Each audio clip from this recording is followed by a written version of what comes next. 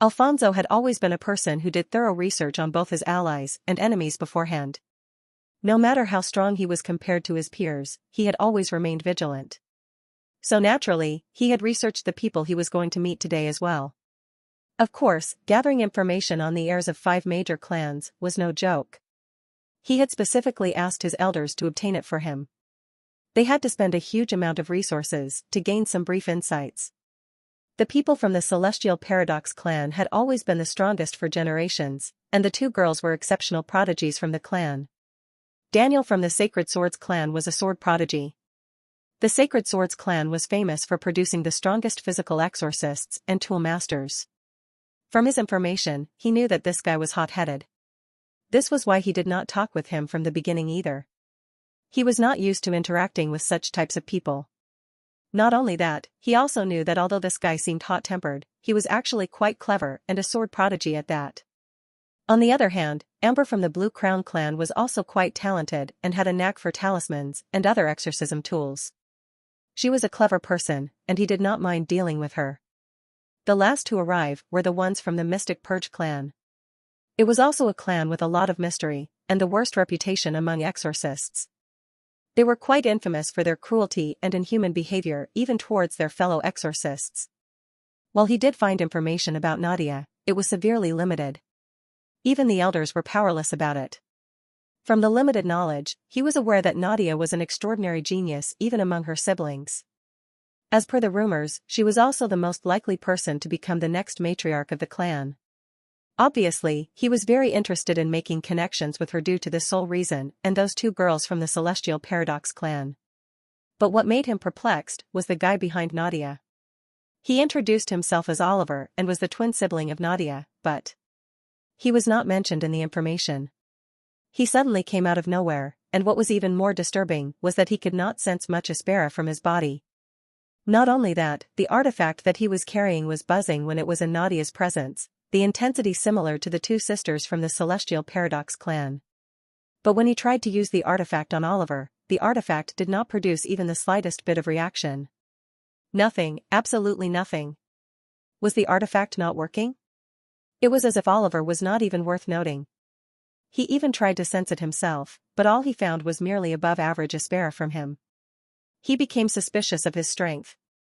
And then, to confirm his suspicions, Oliver just now backed off from a duel as if hesitant to even face off against them. Did he know that he was weak and thus did not want to fight them? If this was indeed the case, then he must be removed first from their group. He had read about it countless times in countless books. Having someone inept in a team was more lethal than being surrounded by a horde of demons. If they were going to familiarize themselves with each other and form a possible group or alliance of sorts, then Oliver should be removed beforehand. The suggestion by Bella was the best way and was at the best time as well. He could not get a better opportunity than this to test out Oliver and his skills. He could confirm his doubts and at the same time show him the difference between them. He did not feel any particular hatred towards him, but he could not afford a weak companion in the future if they were going to be together more. And it was good for Oliver too. His life would be saved from any danger they might be facing in the future. So he cut him off and agreed on his behalf as well. Oliver looked at Alfonso with a dumbfounded expression. He didn't expect this noble-looking guy to be a brute as well. He had always felt that bonding through fighting was not correct. Rather than bonding, in most cases, it was more of a matter of establishing a hierarchy.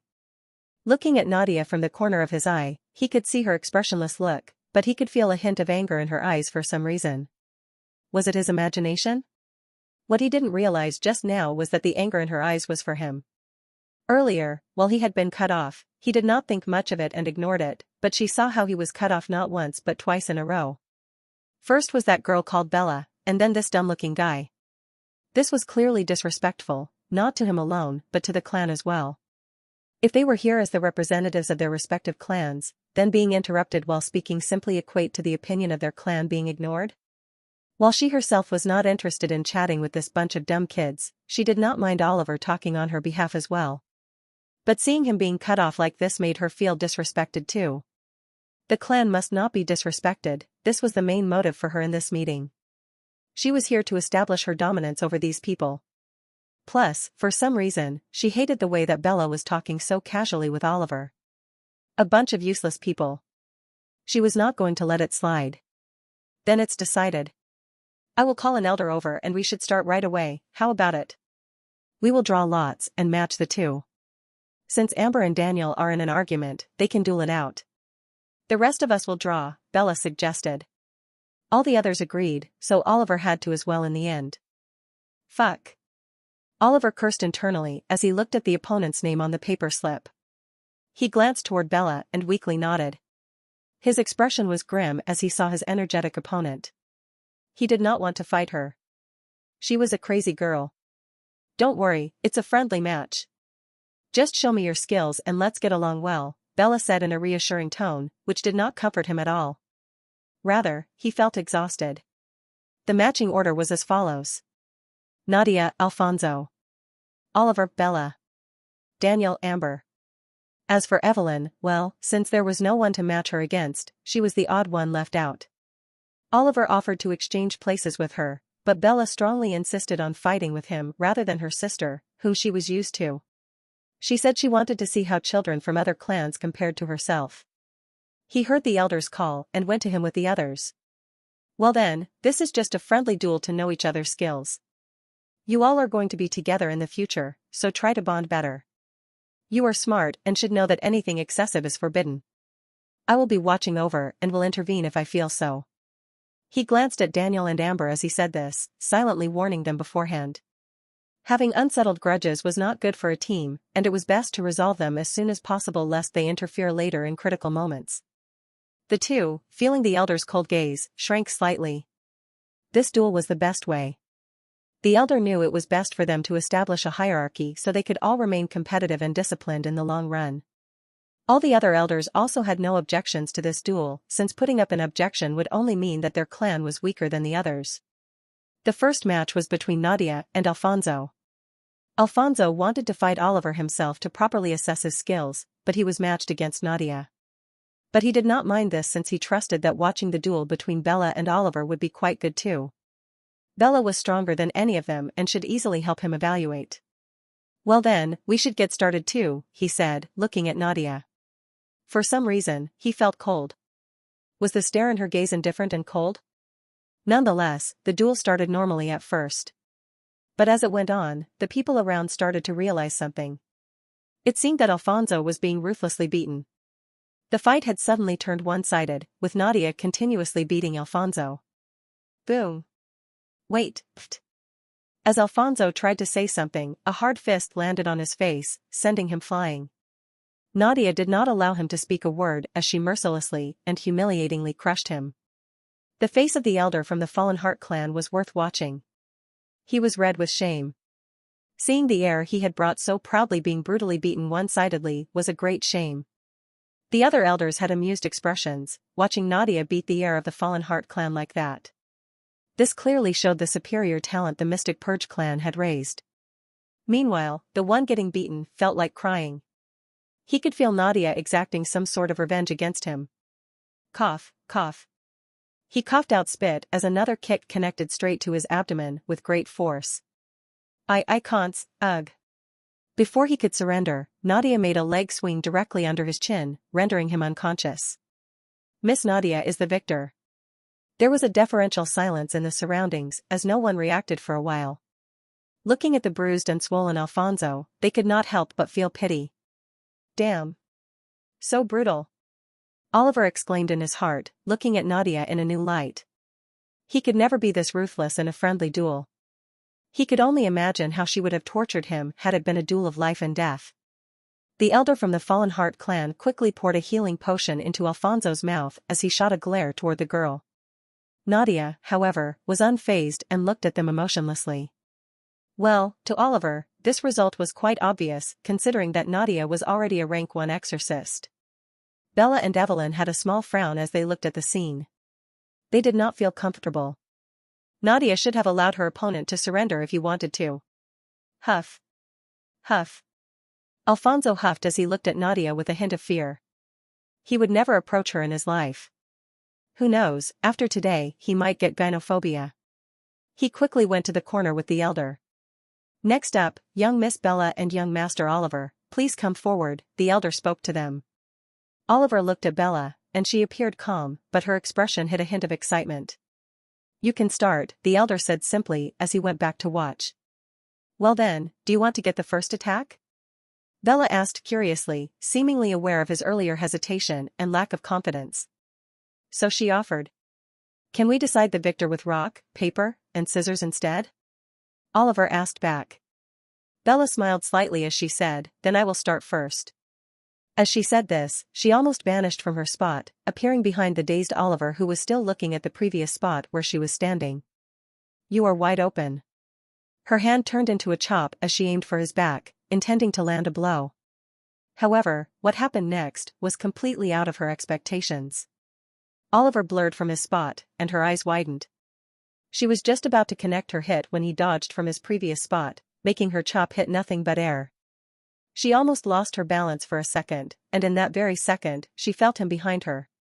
Twisting her body with force, she blocked an incoming fist to her face with a fist of her own. She knew how fast she reacted in that instant. Even a moment's delay would have cost her dearly. She had unconsciously used a great deal of force behind the fist that she used to counter him. It was all due to her instinct warning her of the danger.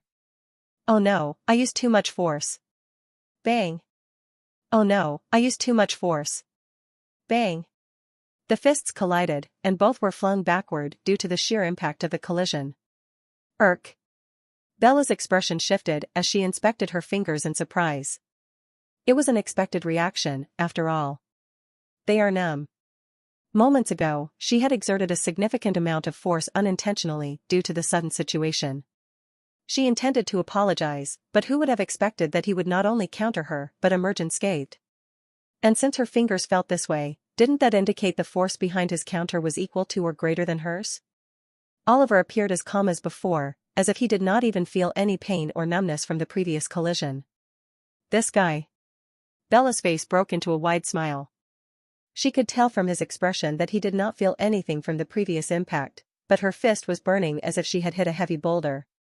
He is not weak at all. She had to admit this one thing. Earlier, when she tried to gauge his strength, his aspera was barely above average, so she had underestimated him a little. Despite being taught not to disrespect her opponents, she still did it inadvertently. And she paid the price. Had he wanted to, he could have easily injured her with her guard lowered. She had not given it her all and held back in case she might injure him accidentally. She had just witnessed his sister's strength, and it was her mistake to underestimate him even after that. Was she becoming arrogant due to her background? She should not forget that the person in front of her was not of any inferior background either. Just in terms of background alone, he was on par with her. She let out a laugh while looking at him. "I am sorry for underestimating you earlier. I will not hold back anymore." Oliver stared at her with calm eyes. He didn't understand why was she apologizing. Bella cracked her knuckles as she rushed forward, but this time with greater speed and strength. Oliver parried her with ease, his eyes showing a calmness like never before. After practicing continuously and having obtained a 10 times stronger aspera talent, he was naturally not worried about being defeated. This was why practicing skills was always important. It was good that he had never slacked off his training just because of the presence of a system. He would never have gained this confidence if he hadn't put in the effort. Strength and achievements you never worked hard for would never give you the confidence a person who toiled to obtain them would have. He knew this very well. Those main protagonists would suffer from an inferiority complex every moment of their life and always be doubtful of themselves just because they knew they never worked hard for their power. He was the same, but he felt that he deserved it after putting in all that effort since the beginning. Bam. Bam. Swish. Oliver repeatedly blocked all of Bella's strikes. He could feel the force behind them, but compared to his level 5 strength, she was definitely lacking. Bella became more and more desperate with each move that was getting blocked by him. She could not understand. She could not understand how she was not able to land even a single hit on him. It felt as if she was hitting a wall. Her hands had a numbness to them that was not there before. She felt that his skin was as tough as metal. Of course, she was not using her aspera since she could tell that Oliver had not used his either. This was frustrating her. Looking at him, he was as calm as water, as if her attacks couldn't even cause a ripple in his emotions. And what infuriated her even more was the fact that he had not attacked her even once. He was simply blocking her swings or dodging. Gritting her teeth, she asked, "Why are you not attacking back?" Oliver blinked. He was busy thinking about her fighting style. From the beginning, he had been observing her stance, trying to decipher the martial arts she was using, but it seemed that he was not skilled enough to do that. The Celestial Paradox clan had great techniques, and Bella's movements were all unpredictable to him. However, when she was close enough, he could still dodge or block her. He had to admit that she was consuming a lot of his energy to keep up. Had he been a normal rank 1 exorcist who had just broken through, he might not have been able to keep up with her. In the novel, it was mentioned that the sister of the main protagonist was very talented as well. She was just later overshadowed by the main protagonist and her achievements, but the fact remained unchanged that she also had the same blood as that of the protagonist running through her veins. Oliver's eyes honed as he saw another punch coming towards him. He dodged, but it turned out that it was a feint attack. He hurriedly turned around and jumped to the side, dodging the kick to his side by a hair's breadth. His left ear felt a ringing sensation as the wind generated by the kick went past him. He looked at the opponent and saw she had a frown on her forehead. He did not indulge her any longer. It was time to finish this. Since he knew if he stalled her any longer, she might truly get pissed off. The only reason he had been delaying this was to get some hints about her martial art technique. He didn't want her to awaken some broken ability in the middle of the fight due to him. Bella looked at him and saw his eyes suddenly turn sharp. She knew that he was going to attack for the first time now. So, instead of rushing at him, she quickly assumed a defensive stance. There was an eerie silence around them except for the rhythmic tapping of Oliver's footsteps as he walked towards her like he was taking a stroll in the park. Tap tap tap. Bella tensed. She was expecting him to surprise her again with his blinding speed. She was keeping an eye on him while also being ready to counter if he sneaked up behind her. Her heart pounded in her chest, the sound almost deafening in the silent arena. The anticipation was like a coiled spring inside her, ready to snap at any moment. She knew better than to underestimate him again, and the stillness around them only heightened the tension. But contrary to her expectations, he did not do that. Rather, he was simply walking up to her. His movements were unhurried, almost casual, yet every step he took seemed to echo with purpose. He appeared to be full of openings that even a kid could attack him, but Bella knew better. He was a walking bait, enticing his opponents to pounce on him only to realize that he was the predator in bait's disguise. Tap tap tap. The distance between them closed, and Bella could see the minute details of his face, the slight narrowing of his eyes, the controlled breath, each signifying an underlying strength. Not to mention, she found his eyes quite beautiful. They looked magical and hypnotic. Oliver was now very close to Bella. The distance between them was minimal. She was still in a defensive stance, not moving an inch. Oliver stretched his hand back, and under Bella's narrowed gaze, at an insane speed, attacked her directly. Bella was amazed at the speed, but she was prepared. Bang! Ugh dash! Bang! Ugh dash, she groaned as she experienced the strength of a 10 times enhanced rank 1 exorcist. Her eyes could not help but widen as she resisted the force behind the blow. Huff. She managed to resist, but her arms felt numb due to the impact. No choice but to use Aspera. She thought as a glint passed through her eyes. Her body started to glow in a white hue as she looked at Oliver with determined eyes. Swish. Oliver suddenly felt a great force striking his back. Gasp. He clutched his back in pain. He didn't see her move behind him. It seemed using Aspera turned her into a completely different person. It was understandable, considering she was never a physical exorcist like he was. Her skills with using Aspera were far superior to ordinary children, so it was not a shock that she was able to corner him. However, Oliver was not weak either.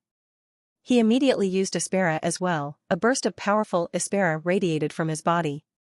It was not particularly tremendous, but it was enough to increase his agility and strength a bit. Bang! Bang!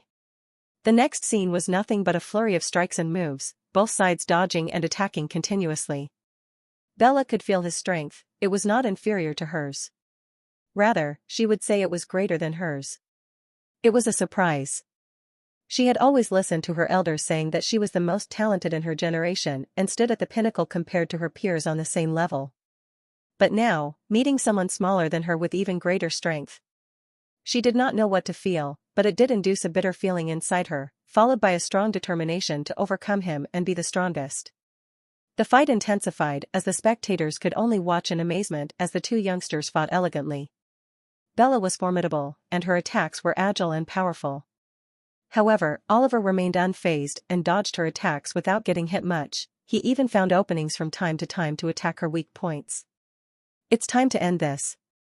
Oliver looked at the slightly panting girl with a smile as she gritted her teeth and flexed her muscles, channeling power in her fist as she again blurred from her spot, only to attack him from the front.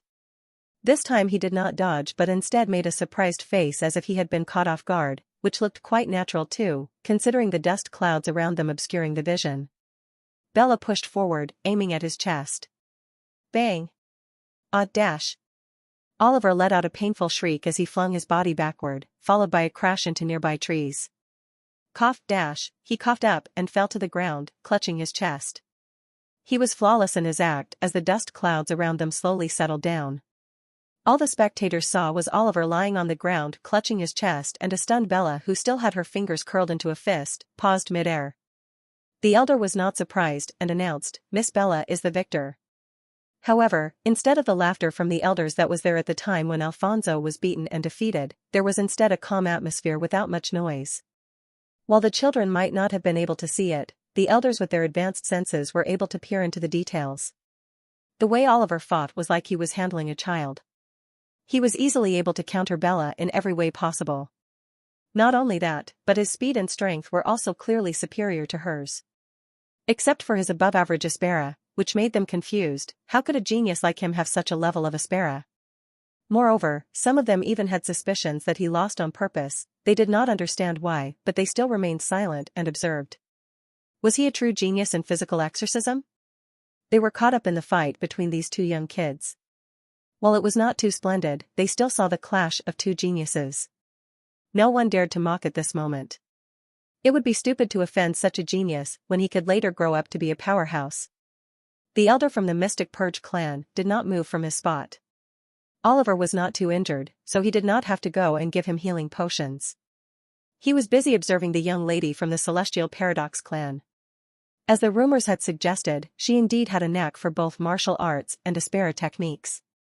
He could see how smoothly aspera was flowing inside her body.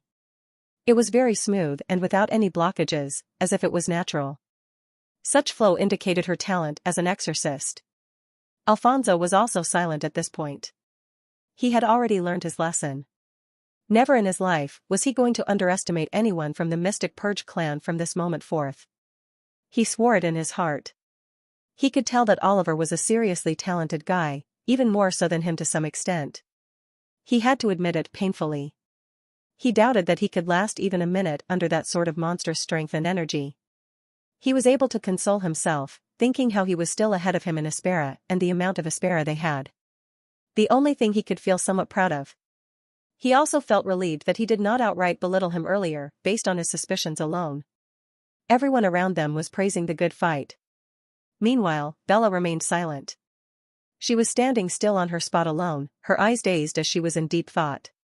The last scene of the fight repeated in her mind.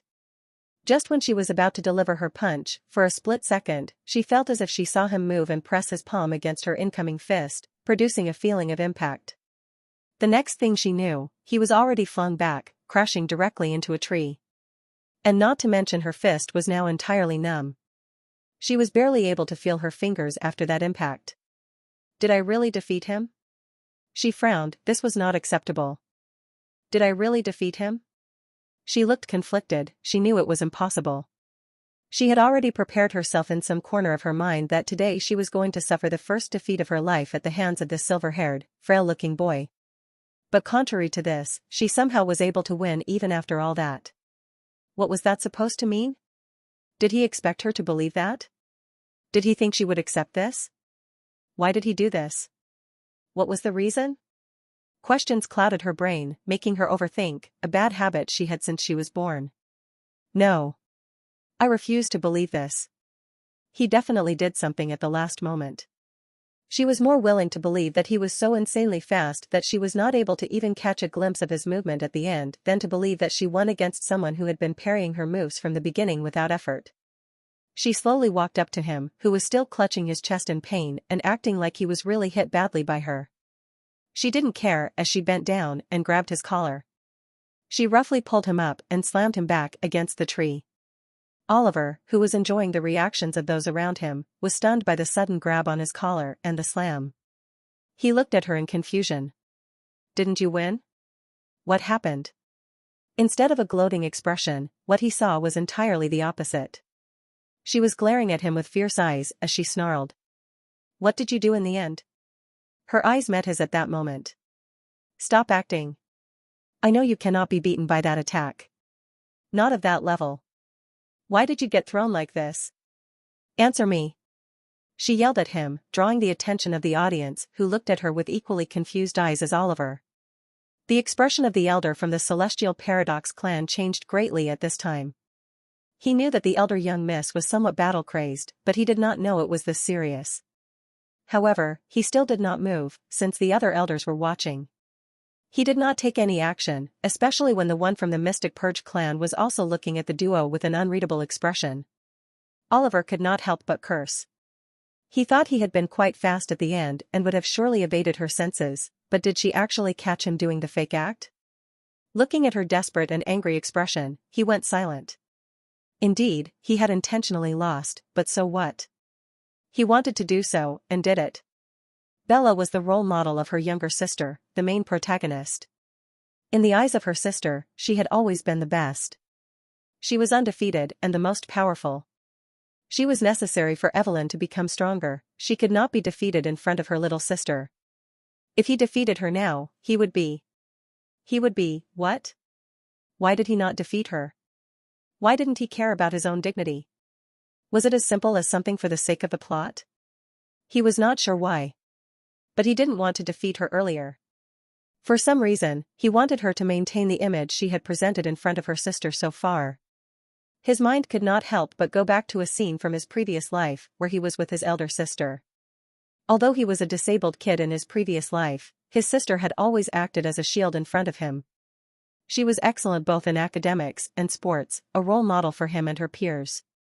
But something tragic happened when she got into an unfortunate accident and lost her ability to walk.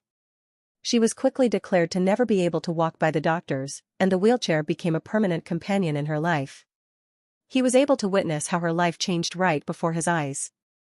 How the always bright and cheerful girl turned into a shadow of her former self.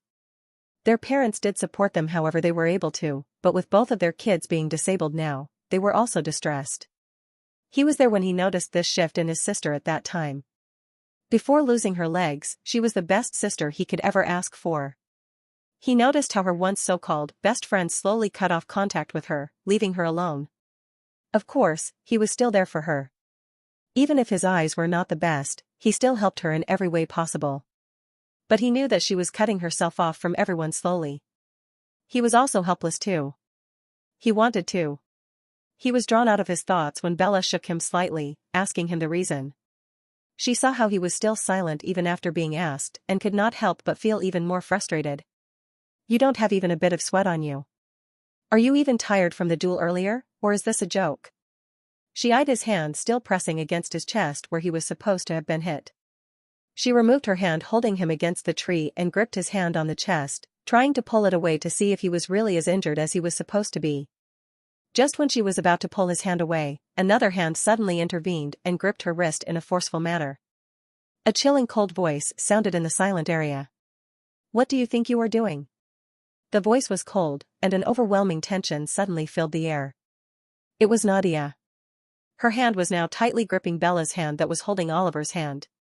At this moment, her eyes were extremely cold, and her facial expressions could not be any more devoid of emotions. Bella felt the tight grip on her hand. The strength behind it was enough to crush the bones of a normal human. Nadia really intended to break her hand. "Sister." Evelyn also went up to Bella and said anxiously. She had never seen her sister lose her composure like this before. To her, Bella had always been a calm and noble person. She was always the first to go to her opponent and see to their injuries after a duel. So, she didn't understand the situation when her sister was trying to bully an already defeated opponent. Bella ignored Evelyn and met Nadia's cold eyes. There was still a trace of unwillingness in her eyes. She wanted to know if Oliver was actually defeated or... The cold voice rang again, but this time, there was a hint of murderous intent in the atmosphere. Move your hand. Move your hand. Nadia's eyes blazed with an intensity that made those around her step back, sensing the storm brewing within her. Even Evelyn felt intimidated by the air. Nadia said again as she forcefully tore Bella's hand that was still gripping Oliver's. She could not express this moment, but when she saw earlier Oliver getting defeated even after hiding that dark power and strength to defeat a minor-level demon, her mood had soured and was a little disdainful as well. She could not believe that he still got defeated by that girl. However, when she saw her moving up to him even after defeating him and roughing him up, her blood started to boil. She could not control the sudden urge in her mind to kill Bella at that moment.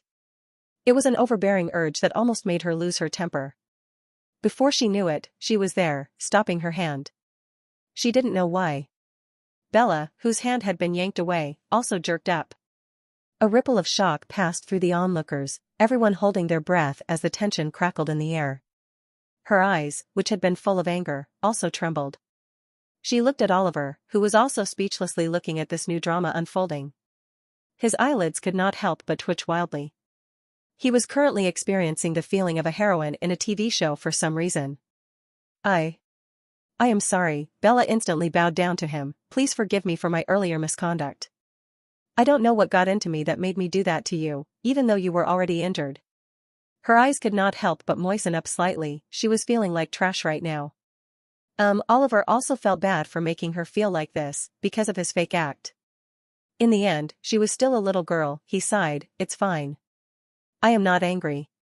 He chuckled softly, instead, I can understand the feeling of not being able to fight to your heart's content with a rival, haha. I apologize for not being up to your expectation, ha ha ha. He lightly waved his hand and diffused the tense atmosphere. Bella also nodded weakly, she was about to cry in front of so many people. If she had done that, she would not have any face left in the future. Her expression was as red as a tomato. While everyone heaved a sigh of relief that the situation did not escalate much, Nadia was still holding on to his kimono. Oliver looked at her with question marks on his face as he whispered. Ahem, thanks, Nadia. Thanks for helping me.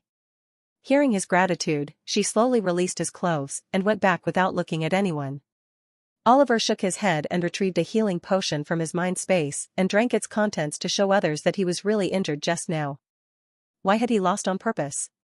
Maybe he just wanted her to maintain an image in front of her sister, or maybe he did not want to get involved in the plot early? It could be anything, but he did what his heart wanted at that moment. Perhaps, in the future, he should not act like this in front of her. The little incident was foiled quickly, and the next duel was between Amber and Daniel, the root cause of everything. The match was intense. Daniel, being the sword prodigy he was, used a variety of sword moves and impressive sword arts as well. Oliver was tempted to get those techniques, but the system did not detect him as a binding character. Well, anyways, he could just get them from the Sacred Sword clan in the future. Amber, on the other hand, was an exorcist specializing in tools and was using all sorts of weird-looking tools Oliver had never ever seen before. Of course, he was interested as they were helping her to stop Daniel very effectively. He might consider buying them from her in the future if the chance arises. The duel was a bit longer, and neither side was winning, both were looking exhausted but still kept their opponent at bay. This was what a duel between the young heirs of 5 major clans should look like ideally, but well, the first duel ended up in crushing defeat of Alfonso and the second one was also quite weird, they still did not know the reason for Bella's sudden outbreak. Seeing the state of the two, the elder finally stepped forward without wasting more of anyone's time and announced in a clear voice. This duel is now being declared as a draw between the two. After the elder's words, both of them collapsed on their spots in exhaustion, they were equally matched with one another. Both had a newfound glint in their eyes. Daniel got up and walked up to Amber as he extended his hand to her.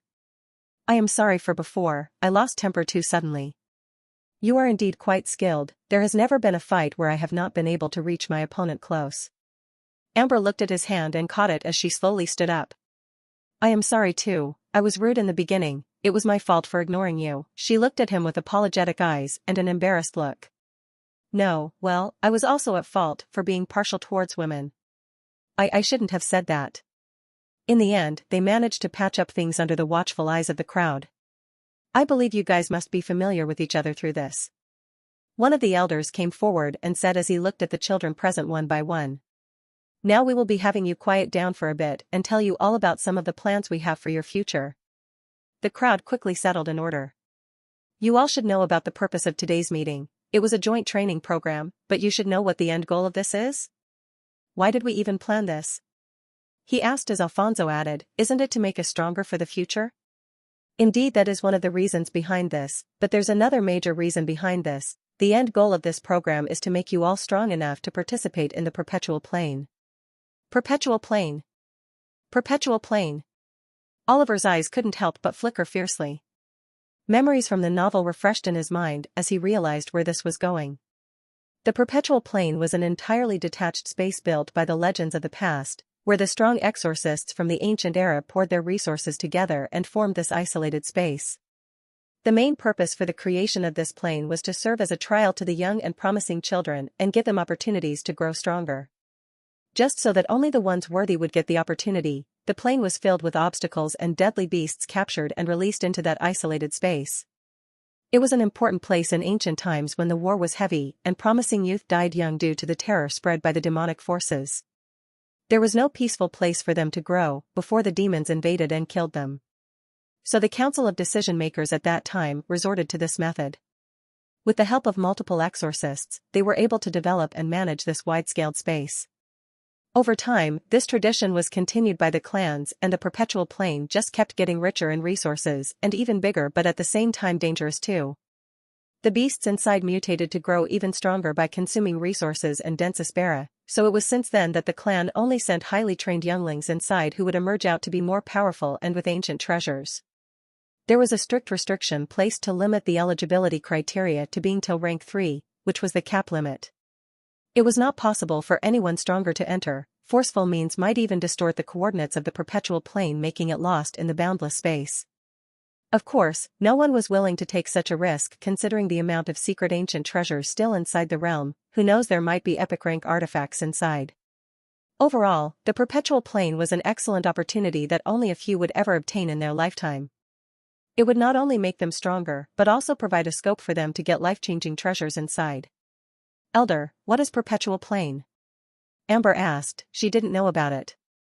The perpetual plane is a secret space that is opened once every century and is a place filled with unknown ancient treasures and dangers from the past. It is a dangerous place, but for someone strong, it's a place filled with opportunities. The elder briefed her about it. Her eyes shone as she heard the words treasures and unknown opportunities. And it was not just her, but the others also had their eyes shining in excitement. After all, who among them was not ambitious enough? They all wanted to become strong and get many treasures. However, one of them had a pale expression at the moment. It was none other than Oliver. His expression was abnormal at the moment and didn't look good. No way, the perpetual plane. In the novel, it was definitely mentioned that only the protagonist and Nadia were able to enter the plane. As for the rest of the heirs, there was not even a mention of them. Oliver panicked now. In the novel, it was around the time when the perpetual plane was opened. However, only Nadia and Evelyn were the ones to actually enter the plane. There was not even a mention of the other heirs at all. Oliver realized he was thinking too much in an instant, so he gradually calmed himself. It was not the time to overthink but instead calmly analyze the situation before him with a clear and sharp mind.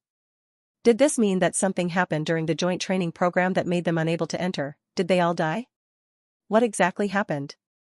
He was not sure, but he could tell that there was definitely something that had happened during the joint training program that rendered everyone except the two unable to enter the perpetual plane.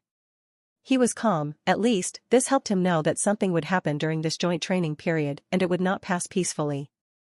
He had to be on guard as well. Elder, what will be doing in this joint training?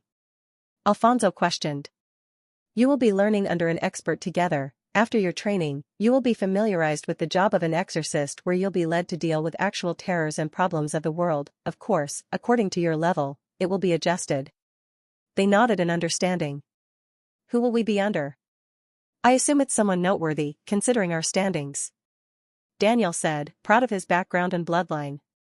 The elder glanced at him. Under the gaze of the elder, he could not help but quieten down and shrink. The expert is a veteran exorcist who retired from the battlefield a long time ago. He is someone who was the bane of demons in his time. he slaughtered countless demons and stood at the front. Now he has been especially invited by the clans to teach you kids, so you better be respectful to him. One of the standing elders cautioned them to not do something disrespectful. The man they had invited was not someone to be taken lightly after all. Who is it? Oliver asked. Dennis Rivera, the elder mentioned his name finally, but all he received were confused looks from the crowd. He sighed. It was a reaction he was already expecting. He didn't expect them to know about every valiant exorcist in the past. While the person they invited was special, there were countless ancient exorcists famous for their exorcism and fame. So it was natural for those with lesser fame to be suppressed in the meantime. Oliver also pursed his lips. He also had no idea who this man was supposed to be. It was most likely a side character since he was not mentioned in the story, or if he was, then it was so insignificant that he didn't bother to remember his name. So, are we going to be meeting him today? No, today was just arranged for you all to be familiar with one another. That's all. We will be leaving after a meeting, so do whatever you want in the meantime. With that, the group of elders left the children alone and went to discuss some important topics that definitely involved the void cloud phenomenon that happened in the Mystic Purge clan. Oliver hung out with the other children as the elders continued their meeting. Everyone discussed the strange phenomenon that had occurred in his clan some time ago. He wanted to avoid talking about the void cloud phenomenon, which had happened a while back. But Amber cornered him and started bugging him about it. Oliver tried to change the subject, but Amber kept nagging him about it. Finally, Oliver told her to leave him alone and walked away. He knew he was not a tolerant person, so before he was further tested, he decided to just walk away and leave the rest to Nadia. He informed the maid that he was going to wander the forest and asked her to let the elder know once he's back and about to leave. It was better to be in this beautiful forest alone and appreciate the surroundings. He had always liked greenery. Even behind his courtyard, there was a place filled with trees that he had made his secret spot of comfort. The forest was silent except for the occasional melodious chirping sounds. He sat against a tree and rested as he enjoyed the shade. Unknowingly, he fell asleep in the calm and peaceful atmosphere. He was in the embrace of nature and surrounded by tall ancient trees. The smell of wooden bark and the gentle rustle of winds against his skin made him particularly relaxed. Some time passed. It was a silent and relaxing sleep, until he felt some sort of uneasiness in his heart as he quickly opened his eyes. He realized that he was no longer in the forest, but instead, he seemed to be in another unfamiliar place. The surroundings had shifted from lush green to barren land filled with dried-out trees, completely opposite the previous lush green scenery. He confusedly looked around. Where was he? He was just taking a relaxing nap for a moment, and the next thing he knew was that he was here. Damn. He cursed under his breath. He couldn't even get a moment's worth of relief. He really could not let his guard down in this world, even in something as peaceful as this forest. This was such a harmless-looking forest, and now this happened. He should have been more careful when the surroundings were this silent. Fuck, but where am I? He looked around and as far as his eyes could travel. All he saw was barren land and dying trees. He still felt it would not be too late before the elders noticed his absence. He had an inkling that he was still in the same forest for some reason. Swish. He heard a whistling sound behind him and turned back only to see something unexpected. Particles made out of light were slowly gathering in one spot as soon as a figure made purely out of bright light emerged or more like formed in front of his eyes. He narrowed his eyes, properly examining this thing. Who are you? He looked at the creature with a humanoid build and undefined features. He wanted to know if the thing ahead understood what he said. He heard a deep voice in his ears as he asked this. It most likely belonged to the thing. I am a spirit. The thing's face started to turn more defined as he further spoke. I am one of the guardians of this forest, a forest spirit. The face of the spirit turned fully clear as an old man's face was formed with a long beard. Why did you bring me here? He suppressed his shock and asked the main thing first. Do you see the barren land in front of you? The old spirit, with a sad look in his eyes, asked. No. The spirit's form flickered for a moment as he looked back at the nonchalant Oliver again. In return, Oliver also glared at the old spirit. His intent was clear. What was the reason he was brought out here and where he was? The old spirit shook his head and answered. This is a separate space that belongs to me exclusively. The scenery in front of your eyes right now is the future of this forest.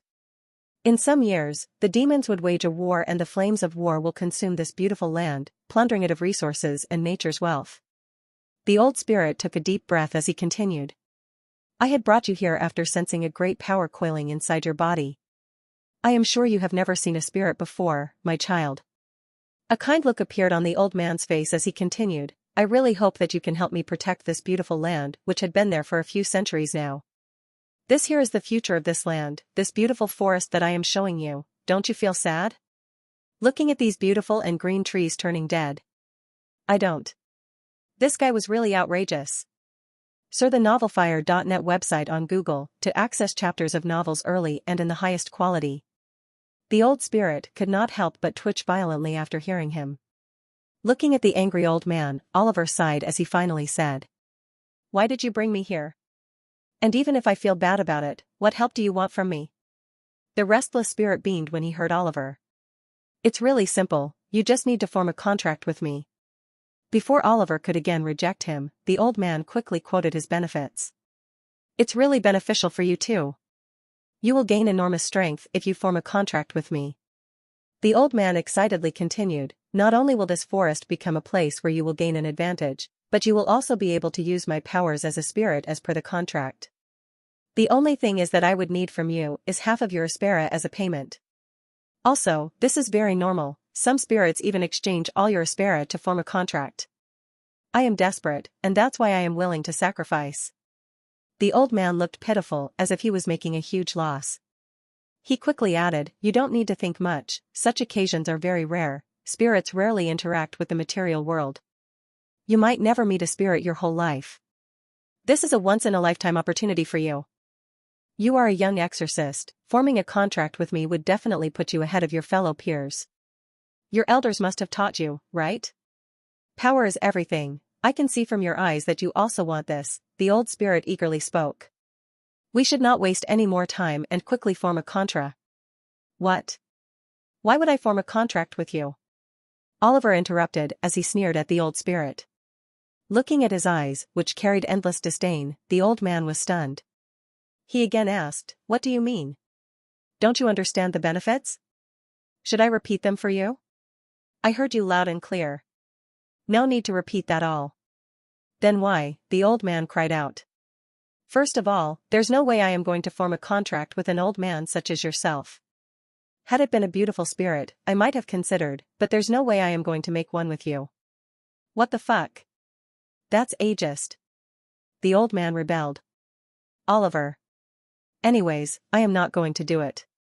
Call me what you want, the second reason is you underestimating for an oblivious fool. What does that mean? The old man frowned. Exactly what it sounds like. You want half of my aspera as payment?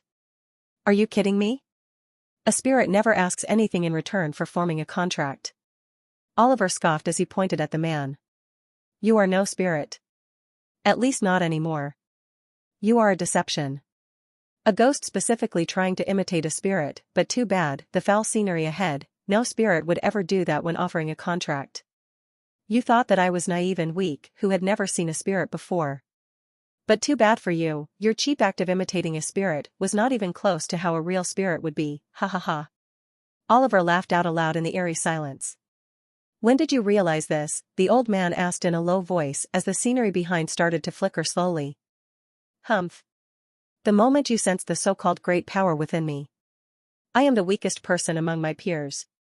I don't know how a demonic being like you entered this forest, but you made a huge mistake targeting this place as this shall be your grave. Listening to Oliver's arrogant words, the old ghost slowly turned angrier. The old ghost's eyes went back to recall how he had ended up in this accursed forest. Underscore underscore underscore underscore underscore underscore underscore underscore underscore underscore underscore underscore underscore underscore. The old ghost was actually not a messy small ghost, but instead a powerful demonic ghost. He had been assigned at the borders to slaughter exorcists, but he was surrounded and gravely wounded by some pesky exorcists. He somehow used every bit of his remaining aspera to escape. However, he could only enter the territory of exorcists due to being surrounded. The exorcists were persistent and followed behind him. They chased after him madly.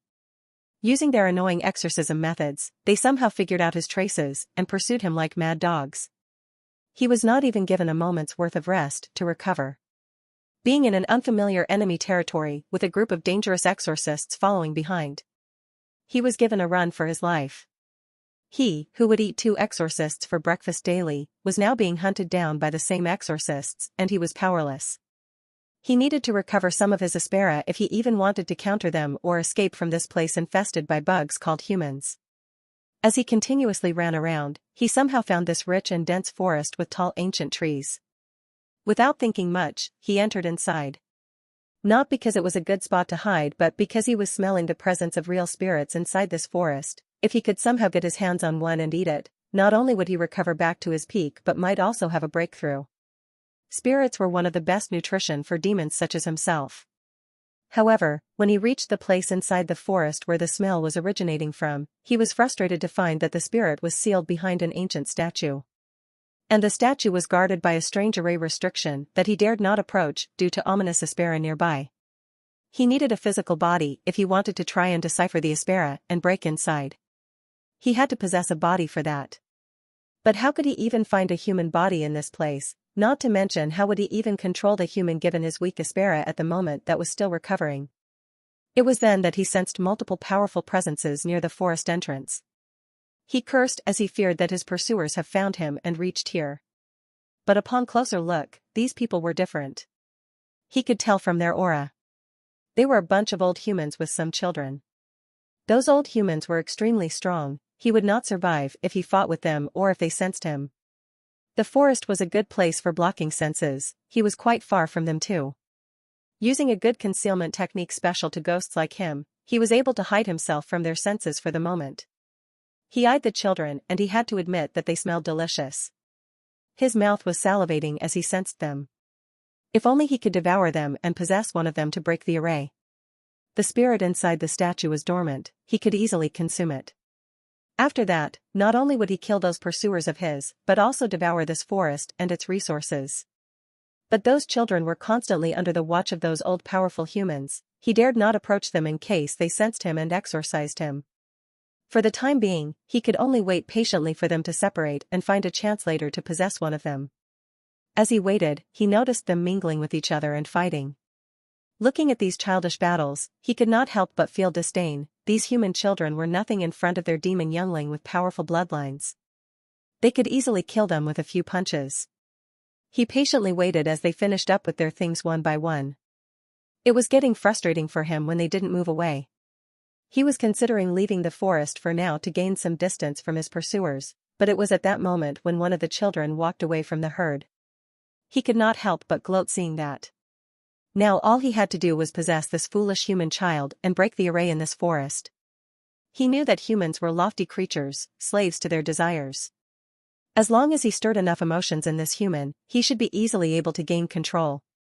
Who knows that the human might even surrender willingly.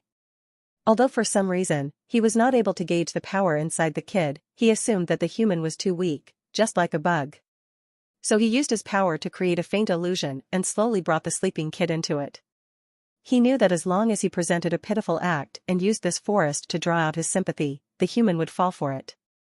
He was aware that spirits were creatures that rarely interacted with these humans, so he doubted that a child would have ever met or seen one.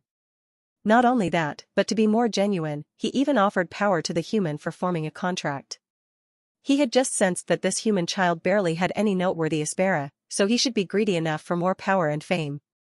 Of course, there was no power since he would be possessing the kid and killing him internally. So, he quickly presented his act to the kid. For some reason, this brat was quite arrogant and was pissing him off from time to time, but he endured it for the sake of devouring him later. He would make sure to give him a painful death at that time. However, even after all that, the human rejected him and his offer. He could not understand why. He asked for an explanation, and upon hearing his first reason, his eyes could not help but turn bloodshot. This brat wanted a beautiful woman instead of an old man to offer him the contract?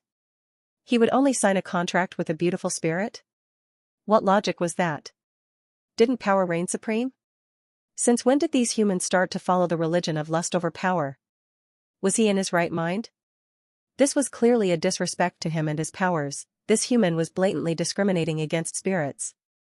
So bold. But after hearing his second reason, he realized that he had been caught. And the reason he was caught was that he mentioned that this human child had a great power within. He could not help but curse. Looks like, in his injured state, he had lost his brain to be caught by a child of bugs. So you knew? Ha ha ha. The old ghost laughed manically. He was truly enraged by this whole situation. No matter what. Today, you will become a sacrifice, the old ghost yelled, his figure turning distorted and blurry in front of Oliver's keen eyes. Whether you want it or not. Your body now belongs to me. The ghost literally screamed as he madly dashed into Oliver's body. In his spiritual form, he entered inside Oliver's body. If the human was not going to comply on his own, then he would use force and turn the human into his vessel. Although he was tired and wounded, he didn't think that a weak bug could resist his power and force. Oliver gasped as he felt the ghost enter into his chest. He felt a chilling cold sensation on his chest as his breathing quickened. However, if one were to notice, his reaction remained passive, and his expression was unreadable at the moment. He did not resist at all and let the ghost enter his body. It was only after a minute when a shriek sounded out inside him. It was a miserable, agonizing shriek of a pig being slaughtered. What is this? This foul thing, how can this be? Why, you are not human. The old ghost, who was trying to forcefully possess Oliver a moment ago, was now viciously struggling as a strange dark reddish energy tried to devour him instead. The energy was foul and corrupted. It was not Aspera, but something even deadlier. Oliver smiled in a saintly way as he innocently asked, "What's the matter? Aren't you going to possess me?" "Shut up. Who are you? You are not human. AAGH. It hurts. It hurts." The old ghost sounded as if he was being tortured alive. His cries were agonizing and painful. Oliver sighed as he took a look inside, and he saw the reason for those shrieks. The abyss energy, which was naturally flowing inside him, had captured the ghost. It was slowly eating away the parts of the ghost, limb from limb, and as a result of being corrupted by this, the old ghost was experiencing the feeling of being skinned alive. A disturbing energy that could corrupt even the demons. The abyss was unfathomable, and the ghost also realized his situation painfully. He had just entered this human in order to possess him, but what he was met with was infinite depth, a true darkness with no seeming end. He traveled as much as he could, but he was unable to move past the darkness. He could not access the core of this human child. It was as if he was sinking into an abyss with no finite end. He felt like drowning, and before he knew it, a sharp pain assaulted his very being.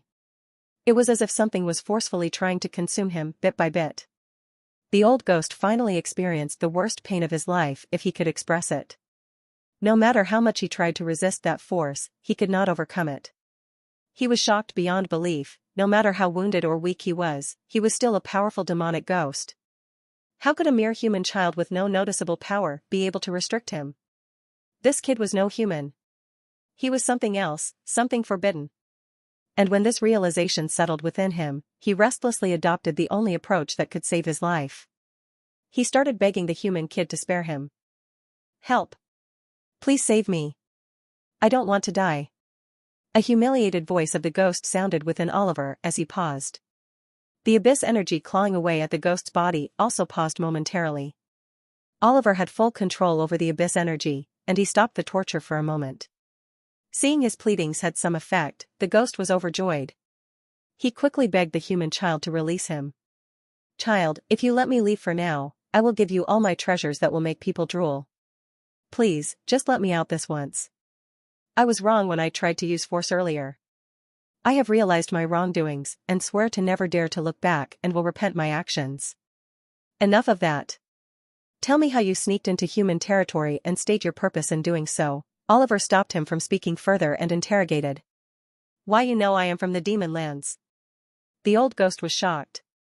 He had not revealed this to the human yet. It was almost impossible for a child like him to know about his real identity. At best, even if he was knowledgeable for his age, he should still not have directly suspected him to belong to the demonic lands. It could also be that he was a leftover remnant of spirit instead of a demonic entity. However, this kid did not even hesitate and pointed out or concluded that he was a demon from the demonic territory. He was in a spiritual form, and it was quite hard to point out differences between him and an actual spirit in general. He could not help but feel it was impossible for a human this young to identify him. He suspected that Oliver was actually carrying a high-rank identification artifact to be able to guess this. So, I have been the fool this whole time. He could not help but regret his lack of foresight ever since he entered the forest. He knew that he was usually not this easy, but perhaps the situation and desperation has led him to become like this. He was very vulnerable and weak at the moment. His defense artifacts were all used up or destroyed by those pesky exorcists, and he didn't even have the time to activate the ones with longer duration. There was so much going on that he had become like this, to get caught by a mere human child. Had he been influenced by the air these humans breathe? He could not help but feel helpless. Before the torment resumed, he explained to the kid his purpose and what had led him to this point. This child was really dangerous. This unknown energy that he had never felt or seen before was making his heart beat faster and faster. He did not dare to lie, fearing the child might even have a lie detector artifact with him. It was better to truly confess everything. He was already on the verge of death, and it was better not to try tricks against this strange kid and the strange corrupted energy he had never seen before. The pain he felt was directly transferred to his very soul. It was nerve-wracking and extremely painful. He thought that even this human child did not realize just how much pain it was. The magnitude was very high. He could not help but groan in a mix of fear and frustration. He had always thought that the demons were the ones who were cruel and sadistic, but now he was having second thoughts. If the child alone was this twisted, he could only imagine how twisted his parents would be. He rarely had such close and long encounters with any humans. Usually the ones he encountered would cower before him in fear before getting killed and devoured by him. His knowledge about humans was limited to the information recorded by others, but what he had always read was humans were emotional fools and could be easily manipulated by their primitive instincts or their feelings. Soon, he finished explaining everything from the start to how he ended up in this forest. Oliver hummed in response after listening to the old ghost's explanations. It did not seem that he was lying either. His eyes glinted with a sharp, calculating look, as if weighing the truth in the ghost's words. The hesitation was brief, but it made the ghost's form tremble in uncertainty. Anyway, he really did not care much whether the ghost had snuck in intentionally or not, or whatever his purpose was. He demanded, "Hand over all the treasures you have on you." The old ghost could not help but curse internally. The treasures he had were very precious, collected over his long life. It provided him some relief that he did not carry all of them with him. As long as he could get back to his home base, he could stock them again. He reluctantly took out a space bracelet from somewhere and held it out in front of him. "Here it is. This is all I have, you can search me." He held out the bracelet and said aloud, fearing that Oliver would not be able to hear him or something else. He wondered how it was going to be taken outside to the strange human kid. However, in the next moment, his questions were answered when the same terrifying energy pulsed upwards and covered the bracelet, slowly making it vanish into nothing but darkness. "All right, now tell me why you were hiding in the forest." Oliver nodded, satisfied with his finds. He would inspect the gains later. "I know there are spirits present in this old forest. You must know of it too, right? Considering you are a demonic ghost yourself. So the reason must have something to do with it too," he added. The old ghost shook his head. He had completely given up any hope by now. He was completely at the whims of this human child. His survival was on the line here. How ironic it was that he was comparing the children of the demon clan just a moment ago to these human brats and was feeling gloating over how powerful they were, but now he was captured by the same human brats. This kid was ruthless and scheming. He wouldn't lack compared to them at all. He was simply a wolf in sheep's clothing. "It is as you say. There is a dormant spirit inside one of the ancient statues, but it is guarded by a powerful array, and I needed a physical body to decipher the array properly." The old ghost's voice trailed off for a moment as he said in a low voice, "If you're willing to lend me your body for a bit, I can break the array for you, then you will be able to act dash." He could not even finish his sentence as the abyss energy clawed at his body once again, making him regret even suggesting that. "I understand I was wrong. I was wrong. Please stop this." He cried out as he kept pleading when the torment stopped. "So, what use do you have for me now?" Oliver questioned in a heavy tone. The old ghost's face could not be any paler at the moment as he anxiously said, "What do you mean? I have given you all of my treasures. You should let me leave. Please."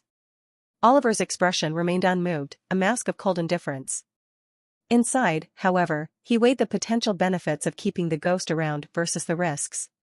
His hand twitched slightly, as if suppressing an urge to further test the ghost's limits. The old ghost knew the chances were slim. He had been stalling for time to gather more and more Aspera to attack this human child. After catching him off guard, he would escape. He had no plans to possess this strange kid anymore, fearing what unknown dangers might be waiting for him inside. Oliver just hummed as he pondered the various uses he might have for this old ghost.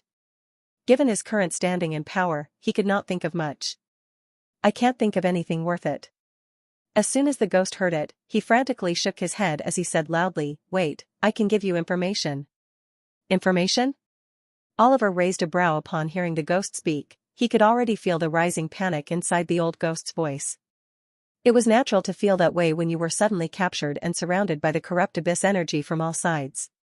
Not knowing when it might attack and eat away your existence. Even the demons would fear being tormented in such a way. Information about the demon territories, the military strategies, and many other things. You humans must want these secrets, right? As long as you are willing to spare my life, I will tell you everything I know. The old ghost was panicking inside. He still had not gathered enough Aspera to launch a surprise attack and escape. He had to stall for time.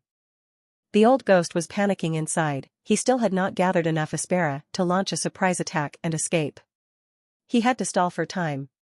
What he had just said meant he was turning traitor to the demon race. But to him, his life mattered the most. He was an intelligent life form. Only great and powerful demons had the privilege of gaining sentience and intellect.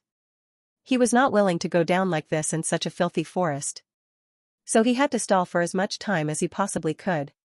He knew that these human exorcists would be willing to pay any price to learn the tactics or attack patterns from the demon territory. Not only that, they would definitely reward this young kid if he went to them with this information. Not only would this kid receive fame, but also fortune. Being human, such things were naturally desired by them since they were born. If he could just take even the slightest advantage of this, he would be able to escape from here. But Oliver's next words made his scalp go numb. Information? I don't need it. What? Are you not aware of how much the humans could benefit if you reveal such information to them? They will even reward you handsomely for this. You will receive fame like no one. Quiet. Oliver bellowed, instantly silencing the ghost. 2 reasons. He started as he went up to a tree, lightly scratching the flaky bark, feeling the rough texture. He said, "There are 2 reasons that I don't need it. I will tell you. The first, I don't like fame. I could become famous if I wanted to right now. The second, I already know everything you want to tell." The old ghost could not help but feel a chill when he heard the second reason. For some reason, he felt that Oliver was not joking with him. No sane human would refuse an offer to obtain secret intel about the demon territory. He had seen many in his lifetime. But how was that even possible? He already knows what he was going to tell him? Was this a bluff? The ghost didn't have the time to think as he felt the corrupted energy rapidly covering him. The torture resumed as he experienced the worst pain of his life in hundreds of years. His eyes burned in agony. He was going to die. Die, AAGH, the ghost cried out as he released a burst of Aspera, intending to harm Oliver. It was the one he had been saving until now. However, something unexpected happened in front of his eyes. The corrupted energy didn't even let the Aspera flow out. It consumed everything, even the Aspera was not spared. The old ghost had never seen something this bizarre in his lifetime. In his final moment, all he heard was Oliver's faint voice as he mocked. "Did you think that I would not know about your little trick? Bold of you to think that you could launch a sneak attack while gathering Aspera inside my own body without my notice. Ha ha ha." The ghost was fully consumed by the abyss energy, no trace of his existence left behind. Oliver felt a stir as the abyss energy seemed more powerful from the currents flowing inside his body. Observing the body analysis panel, he saw the following changes. Name, Oliver Mystic. Race, human. Status, rank 1. Strength, level 5. Aspera, level 4. Abyss energy, level 4. Charisma, level 3. Luck, level 4. His abyss energy had increased. He didn't think that there was actually a way to grow the abyss energy, but it seemed that devouring ghosts had an effect on the increment. Unexpectedly, that old ghost was indeed quite powerful, or else he would not have seen such an increase. He wondered if he was lucky that he found the old ghost in such an injured and sorry state that he was able to devour it. He looked at the storage bracelet in his hand for a while. He could see a dark inscription on its surface. The storage bracelet was secured by a barrier category rune. He would need to find a runesmith or a forger to remove this restriction. Since this rune was clearly the technique of demons, he would need to be careful. He could not easily reveal that he got the storage bracelet from an old ghost. If he did that, this thing would be directly confiscated by the authorities. He would have to be careful in finding a blacksmith who was willing to do that for him, or better, just learn the ropes himself. He didn't like to be dependent on others after all. Oliver shortly returned to the gathering. In the end, he did not get to relax at all. He cursed that dead ghost in his mind and these useless elders who could not sense a demonic ghost being present and hiding inside this big forest. He wondered if they had gone senile. "Hey, Oliver, where did you go?" Bella smiled and asked him politely. She had forgotten the previous incident after gaining his forgiveness. He looked at her before replying, "Nothing, I was just taking a stroll." "Oh. I just asked the elders, and it seems we could begin training soon. We could duel with each other as much as we want during that. I can't wait for it." She chirped excitedly as Oliver let out a wry smile. She was barely 9 years old and was already showing traits of being a battle junkie. He saw Evelyn was also looking at him with an eager look. He could guess the reason as well. She had always looked up to Bella, so since her sister was so excited to spar with him, someone of the same age as her, she was naturally curious about his skills too. Her thinking went along the lines of, since my sister defeated him, I must be able to at least get an upper hand over him, or so. He looked at Nadia, and she averted her gaze, giving him a cold shoulder. This girl. After that, they left one by one, back to their respective clans. While they were in the car, the elder driving suddenly asked him, "What do you think about the older twin from the Celestial Paradox clan?" While they were in the car, the elder driving suddenly asked him, "What do you think about the twins from the Celestial Paradox clan?" Oliver, who was about to doze off, heard him and frowned. Why was he being asked this? They were both talented. The older one is quite powerful for her age, and the younger one, she seemed harmless, but the air around her said otherwise. I personally wouldn't underestimate her either. The elder just hummed as he kept driving. What are your opinions on the Celestial Paradox clan, then? After fighting her, you should have some realizations. Again? What does this old man intend? He answered nonetheless. The clan is a mystery of its own. I would say they are quite enigmatic. The martial arts technique that she was using was really intricate and powerful. I really liked that. So you liked it? Yes, are you going to get it for me? The elder went silent after that and drove in silence until they reached the clan. Underscore.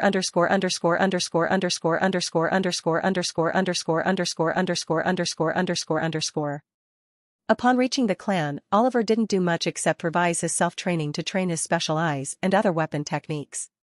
He was interested in the joint training program and how they were going to be trained. It should be challenging nonetheless. There was a limit to how much he could train himself without proper guidance from someone with a great deal of expertise about the field beforehand. It was both time-saving and more efficient. He grinned as he thrust a spear he had bought some time ago in front of him. Well, the maid had purchased it for him. While leaving the forest, the maid was curious about where he had gone off to but did not suspect anything since he returned shortly, perfectly presenting an excuse that he was just there for a stroll. Practicing daily had now become a routine for him. Since he had nothing to do for the time being, he took out the smartphone he had received from Jenna. The clan didn't provide internet facilities to him. Well, in the first place, the connections were made using Aspera signals in this world. The process was not explained in the novel, but it just happened to be done that way. The connectivity and speed were exceptional. Welcome to Exorcist Web. Oliver raised a brow when he saw the interactive design and familiar message. The words shifted and changed into another after the introduction. Please input a command for voice recognition. Oliver had set up voice recognition last time when he got the smartphone. It was necessary to make this more secure. Open, he said in a calm tone. A black scanner suddenly lit on the screen before new words appeared. Voice recognition has been successful. User Oliver confirmed. Proceed with the username? Yes/no. He paused for a moment. Last time, he was in a hurry and just went in without a proper username, but now that he was free and could explore it properly, he decided to have a username. Yes. A small keyboard appeared with an empty name box instantly. He thought for a moment and then went through all sorts of names circulating inside his mind. Winter Dragon. He came up with this name as his alias. From the novel, he knew that the security of the network was very high and his identity would not be revealed at all under normal circumstances, even if he used his real name. But he still felt it was better to use a pseudonym. The username is available. The username has been selected. To change the username, it will cost 10 billion Neden for the first time. The price will increase exponentially with the number of tries. Oliver looked at the text with a nonchalant expression. He felt that they were quite outrageous. After a certain number of tries, it would be impossible to change the username. Profile. Name, Oliver Mystic. Age, 8 years. Race, human. Affiliations, Black Codex Federation. Oliver's eyes narrowed. The information was too precise. It seemed that Jenna had already filled in details on his behalf before she gave the smartphone to him. Or maybe it was something else entirely. However, this was not the end. The loading was still active before he noticed an alphabet appearing at the corner of his profile. It was the alphabet C. He clicked on the alphabet as information popped up next to it. C-tier exorcist account. A C-tier account? Not bad. Oliver nodded to himself. The accounts were divided into different grades, and each grade had different privileges associated with them that were better as the tiers went up. After closing the prompt, he looked at the various other options available to him now. Profile. Exorcist Web. Black Codex Web. Bank. Data. Whoa, just selecting a username enabled so many features compared to before. He exclaimed in a pleasant tone when he noticed the options that were not there before when he accessed it last time. He suspected that it was related to the previous method of selecting a username that he had not done before. Nonetheless, he started to select options to see what exactly they were and their purpose. Bank.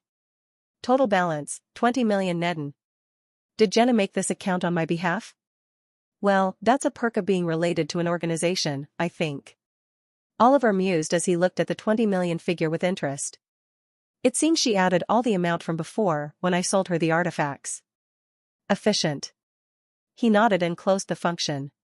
Next, he went up to the Exorcist web to search for stuff that would interest him. He searched up the metals category to see if the material he was looking for was available or not. It's there. He stood up as his eyes widened in shock. He didn't expect to find it so easily. Non-flammable Gialaril. Current price, 4 million Neden.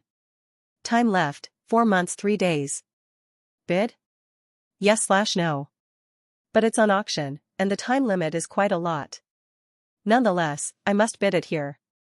If the amount increases more, then I should prepare more funds in advance. He knew that the material was extremely rare and he might even have to go through a lot to obtain it in the future. If he could, he must buy it when it was available. Bid placed. Thank you for participating.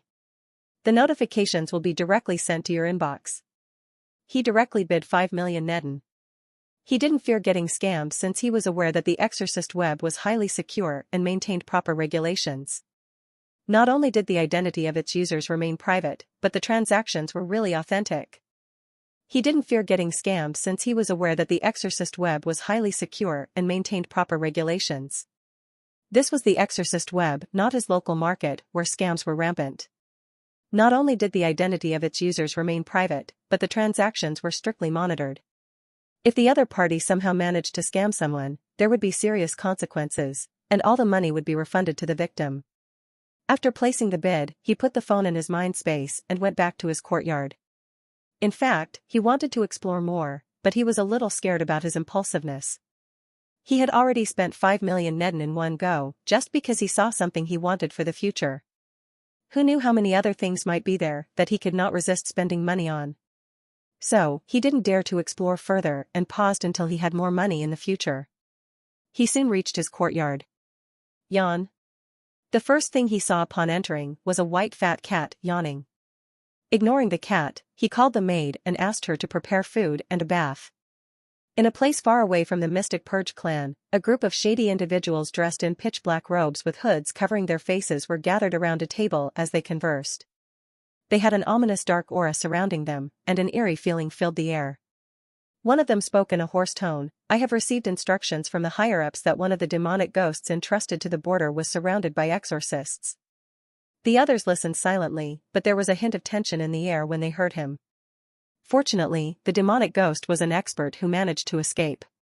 However, he paused as he cast a gaze at all the people present inside the room. It seems that he accidentally entered human territory due to the situation. What? Here of all places? Shocked voices could be heard as the expressions of the individuals who had been silent so far turned grim. One of them immediately questioned, "Is he alive or has he been exorcised already?" There were murmurs in the group as they wondered how the demonic ghost made such a careless move to enter the lion's den. The human territory was the worst place for any demons. There were powerful and dangerous exorcists active throughout the lands, roaming everywhere. One slight mishap would directly lead to a painful exorcism by one such exorcist. The one who had started this all spoke again. "According to the information I received last time, he should still be alive, or maybe not, in the worst case." The others quieted down when the man spoke, waiting for him to explain the purpose of the meeting. If the demonic ghost was not alive, then what was the point of calling this meeting today? They could not help but be confused. However, what matters is not his life, but the thing he has with him. The higher-ups left something very important with him due to some confidential reasons, and we have to get him back if he is still alive. If not, then, the item should be retrieved no matter what. It took a moment for his words to sink in before someone reacted. "What? That's a literal suicide mission." "That's right. We don't even know where he is at the moment." "Not only that, but what if the exorcists have already exorcised him and seized his belongings? Do we have to jump in the middle of those crazy exorcists to get that thing back?" "That's a tough one, but Master, you must have some leads on it, right?" One of them asked in a hesitant tone to the person who had informed them of this suicidal mission. The man looked at his subordinates without saying anything. Feeling an invisible pressure in the air, all of them slowly went silent, one after another, eagerly waiting for his word. "You are correct, I have a way." It was given by the higher-ups. The storage bracelet the old demon ghost was carrying has a location tracking rune embedded inside it. As long as the rune is not discovered, we will be able to find him and retrieve the item. The others eased up a bit after hearing that. It was still a doable task. They only needed to follow the location and get it back safely. "Then, Master, where is it located right now?" "Mystic Purge Clan." The other men present could not help but feel cold after hearing the location. Knowing the location now reverted the situation back, the mission once again turned suicidal. The Mystic Purge Clan was infamously known as the Righteous Slaughterhouse. Both exorcists and demons avoided that place like the plague. Entering that place alone was extremely difficult for them. No, it was close to impossible. Not to mention the crazy-minded people of that clan. If they even get a whiff of them, the torture that awaited them would be unimaginable. "Master, that's..." They could not help but ask hesitantly, looking at their leader. Even he should know about the danger of the Mystic Purge Clan. Although their faces were covered with hoods, all of their expressions were identical at that moment. They heard him speak again, but this time they could hear a hint of solemnness in his tone. "I am aware of what you all are thinking. However, we cannot refuse the order from the higher-ups. They are our gods." His tone turned maniacal in the end as he chanted his beliefs aloud. Yet no one in the room stopped, but rather looked at him with reverent eyes. They were a group of demon heretics, as termed by the exorcist clans, and they worshipped demons religiously as their gods. They were the servants of demons. The demonic heretics often had a belief they should have been born as demons, but instead were born as humans. They hated being humans and aspired to become demons and be recognized as such. While this was a twisted belief and psychotic thinking, they were offered the chance to become the servants of demons and thus turn traitors to their own race. The demonic heretics often had a belief they should have been born as demons, but instead were born as humans. They hated being humans and aspired to become demons and be recognized as such. To them, demons were more of a superior life form than humans were. While this was a twisted belief and psychotic thinking, they were offered the chance to become the servants of demons and thus turn traitors to their own race. The humans who shunned them and isolated them did not deserve them according to them. They were loyal to their demonic masters and helped them annihilate humanity. For a demon, infiltration into a human-populated area was quite difficult due to their differing features. However, these individuals were different. They were humans in the first place and thus served as spies when needed. They spread havoc when ordered and eliminated when told. In exchange for all this, they were rewarded with superior power resembling and exclusive to their demonic owners. Those who performed very well were even promised a chance to become a demon. No one was sure how the process worked, however. But their faith was unshakable. "Master, what is this item that the higher-ups are so desperate to retrieve no matter what?" There was a momentary silence in the room before the man finally answered. "It is an egg belonging to a special disaster beast." "A disaster beast? What? Impossible. How did they find something like that? And oh, the more important question is why did they leave it with the demon ghost if he was going to the borders?" They stood up in shock. The news was too astonishing after all.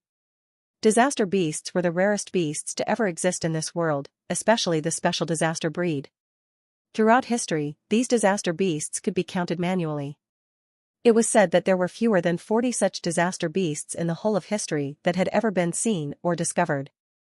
These beasts had always been found or born in extremely harsh environments and were very hard to detect. They were born weak, extremely weak, but their growth rate was almost unbelievable. There was a difference between these disaster beasts and normal beasts. While beasts were born out of an excess of aspera and harsh environments, they were not hard to find. The beasts were basically a product of excess of aspera and the harsh environment they grew up in, slowly shaping their existence. Humans and demons both had them and usually formed contracts with such beasts. Beasts were low in intelligence until contracted most of the time. After forming a familiar contract, these beasts would become loyal familiars to their contractors. The large demonic beast that the elder used to transport children for the demon hunt event was an example for such beasts. There were many uses for beasts, such as for labor, transport, wars, and whatnot. However, disaster beasts were a completely different breed of such beasts. They were ancient and extremely rare. They were named disaster for a reason. They could bring disaster to the world if they were properly cultivated and allowed to grow with their mystical abilities and powers. However, the world was fair, and thus despite giving these disaster beasts unbelievable abilities, they were required to survive until adulthood. Born weak at birth, they were hunted by those around them. It was extremely rare for a disaster beast to grow up to adulthood. They were just like any ordinary beasts until they started to actually grow. It was then that they would start to awaken their true abilities. And because of these reasons, finding just a single one was nigh impossible, not to mention controlling them. The only way to establish control over them was when they were born just from their eggs, at the very first instance. It could be seen how much value this egg had for the demons. Then we really have no option but to do it, but it's still suicide. How can we even enter the Mystic Purge clan without getting detected? One of them said in an agitated tone. Calm down, the boss of the meeting said as he looked at them. From the surveillance so far, I believe that it is in the hands of a casual exorcist from the clan. I don't know how or why, but it looks like that person has not shared the news with the clan. Perhaps greed? Or ignorance? The tracker points to a remote and isolated corner of the clan, so I am sure of it. What we will be doing is simple. We will not be entering the clan, that is close to impossible. Rather, we will keep a watch on the clan and wait until the person leaves the clan. Then we will ambush and retrieve the storage bracelet. What if he leaves the storage bracelet behind before leaving? I doubt the person will do that, given the precious contents inside. But if it comes to that, then we will have only one choice, which will be to infiltrate. What of the demonic ghost? Is he alive or not? I am not sure about that. The rune only detects the location of the storage bracelet and not the owner itself. It could be possible that the ghost has already been exorcised or that he is still hiding, away from the bracelet. Then what should we do about him? For now, nothing. Not until we are given specific orders from above. Our top priority at the moment is to get the storage bracelet back and the egg inside it at any cost. There was again a heavy silence in the room before one of them nodded. Master, if you don't mind me asking, do you happen to know which disaster beast is in the egg? No, I was not told about that. Actually, he knew, but he did not want to tell them. He did not trust them enough even with the binding marks. The disaster beast was a really big deal. If he told them what it actually was, they might become greedy. Even he could not resist himself when he heard whose egg it was suspected to be from the higher-ups, but thanks to his binding mark, he remained faithful to his gods. I understand. I presume we get into action right away. The others also agreed. They had no options on this matter. It was a job that had to be completed one way or another. Indeed. You three will keep an eye on the clan. I will give you the detector to track the location at all times. The rest of you will be on standby and continue with the preparations for the ritual as we have been doing before. Yes, Master. The cloaked men bowed and left the room, leaving the man who was their boss alone. He fell into deep thought. I can't shake off this ominous feeling that something bad is going to happen. No.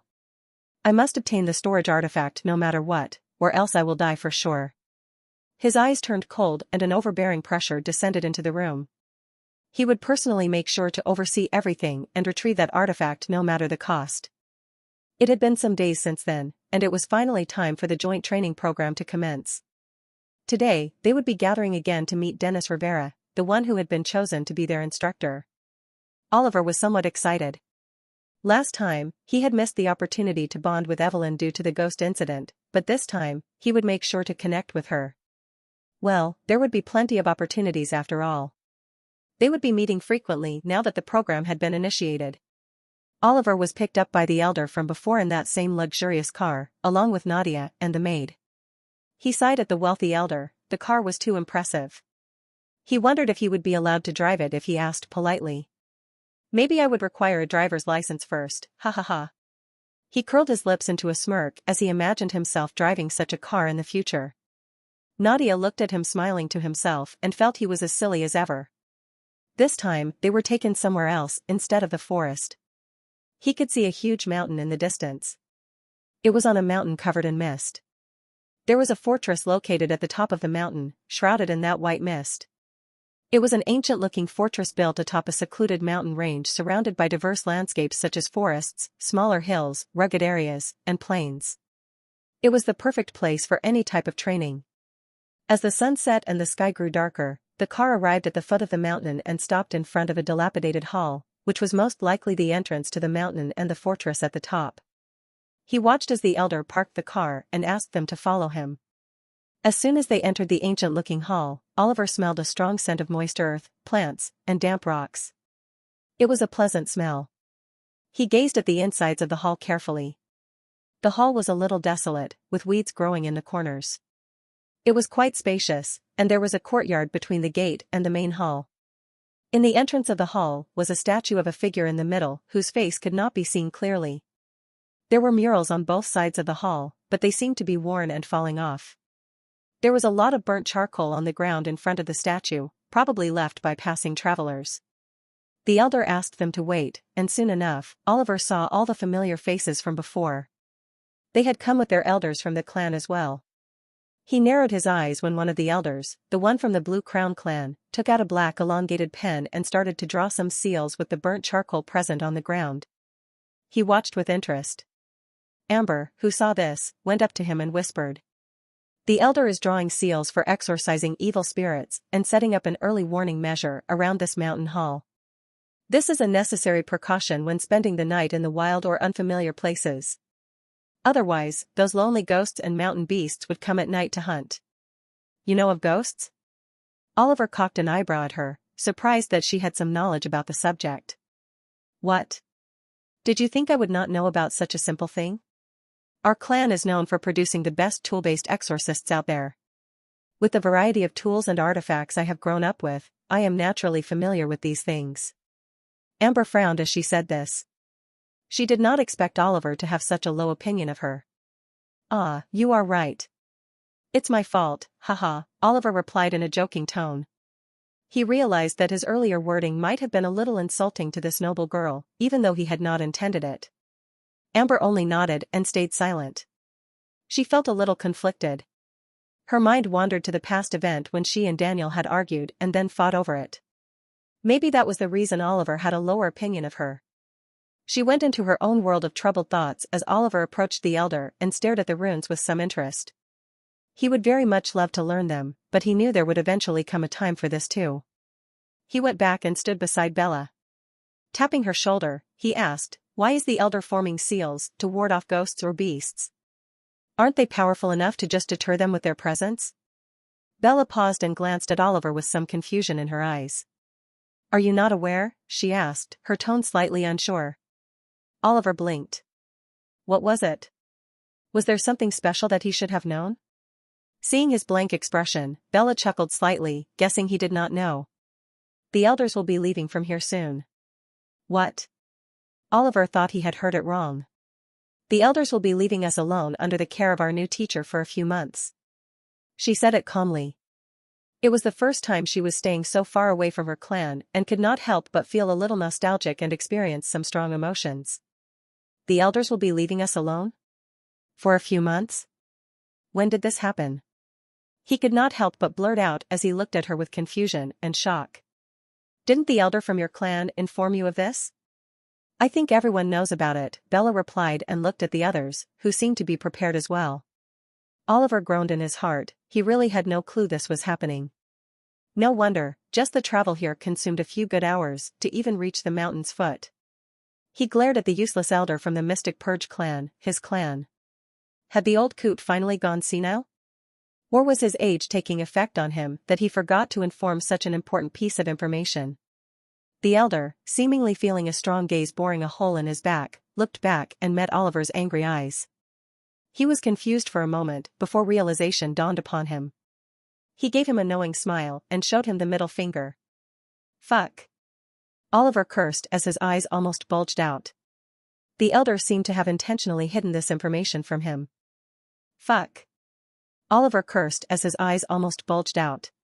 The elder seemed to have intentionally hidden this information from him. It was clear that he was exacting revenge for a last time. Oliver took a deep breath and calmed himself. There was surging hostility in his chest. He really wanted to beat this old bastard at the moment. But looking at the glowing aspera of the other party, he decided not to. "I have some junk food stored inside, so it shouldn't be a problem for a few days. It's not like the new teacher would not give us food. As for clothes, I always keep a few sets of them prepared with me all the time. As for elixirs, fortunately, I had recently purchased a stock using the clan's money, so it's not going to run out anytime soon. I also have a batch of weapons with me as well." Oliver sighed in relief as he rubbed his forehead. "Looking at it from an outer perspective, I am fully equipped and ready to survive in the wilderness, and this is not even the wilderness. So I should not suffer too much." It was just more of a surprise element to say. He calmed down and quickly got into his character again.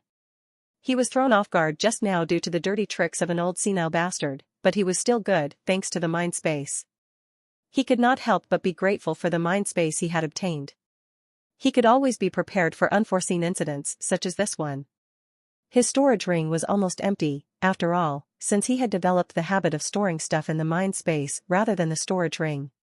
Nonetheless, he made a quick note to himself to later exact revenge on this elder for sure. The elders bickered for a moment, exchanging some insights related to their aspera and progress. Just as the children were waiting eagerly for the elders to finish up their business, a voice interrupted their chatter in the huge hall. "Hello there, are all of you gathered?" The elders paused and looked at the owner of the voice. It was an old man with a hunched back and short height. His face was seriously wrinkled, and he was using a cane to support himself as he walked. "These are all of them," one of the elders pointed at the kids. The hunched old man looked at them and let out a crooked smile as he introduced himself. "Welcome, children. You all can call me Sigfur, and I will be the one looking after your needs while you stay here." His tone was raspy when he spoke, as if he had not cleared his throat in decades. It felt particularly irritating in Oliver's ears. He had great senses, so the voice was quite clear and loud. He unconsciously clenched his fists. The elders nodded. "This here is Sigfur. He was once an important comrade and is also the attendant of your soon-to-be teacher. Make sure to respect him." "Yes, elder." "Greetings, Sir Sigfur. I am Bella." My sister Evelyn and I belong to the Celestial Paradox clan. We will be in your care. Bella came forward and politely bowed to the hunched man in white robes. She was the first to step forward. What a sensible girl, the old man laughed heartily as he patted her head. Soon, she was followed by others as well. Oliver also went up to say his greetings to the old man and helped Nadia with her introduction as well. Maybe it was his imagination, but he felt the old man seemed to be colder to him as compared to others. Well then, say our greetings to their teacher. We will be leaving. For some reason, the elder sounded funny, and the way he emphasized the word teacher was awfully suspicious. Oliver could see Sigfur frowning as well. It seemed that he also suspected something, however, he shifted his focus to the children soon. The elders left one by one, and soon it was only them and Sigfur. Never mind them. Children, follow me. Sigfur motioned for the children to follow him as he left the main hall, taking them to the back exit. Just like that, they reached the base of the mountain. Oliver could see a roughly made path leading toward the top. His heart suddenly started to beat faster as he began to feel what the old man was about to say.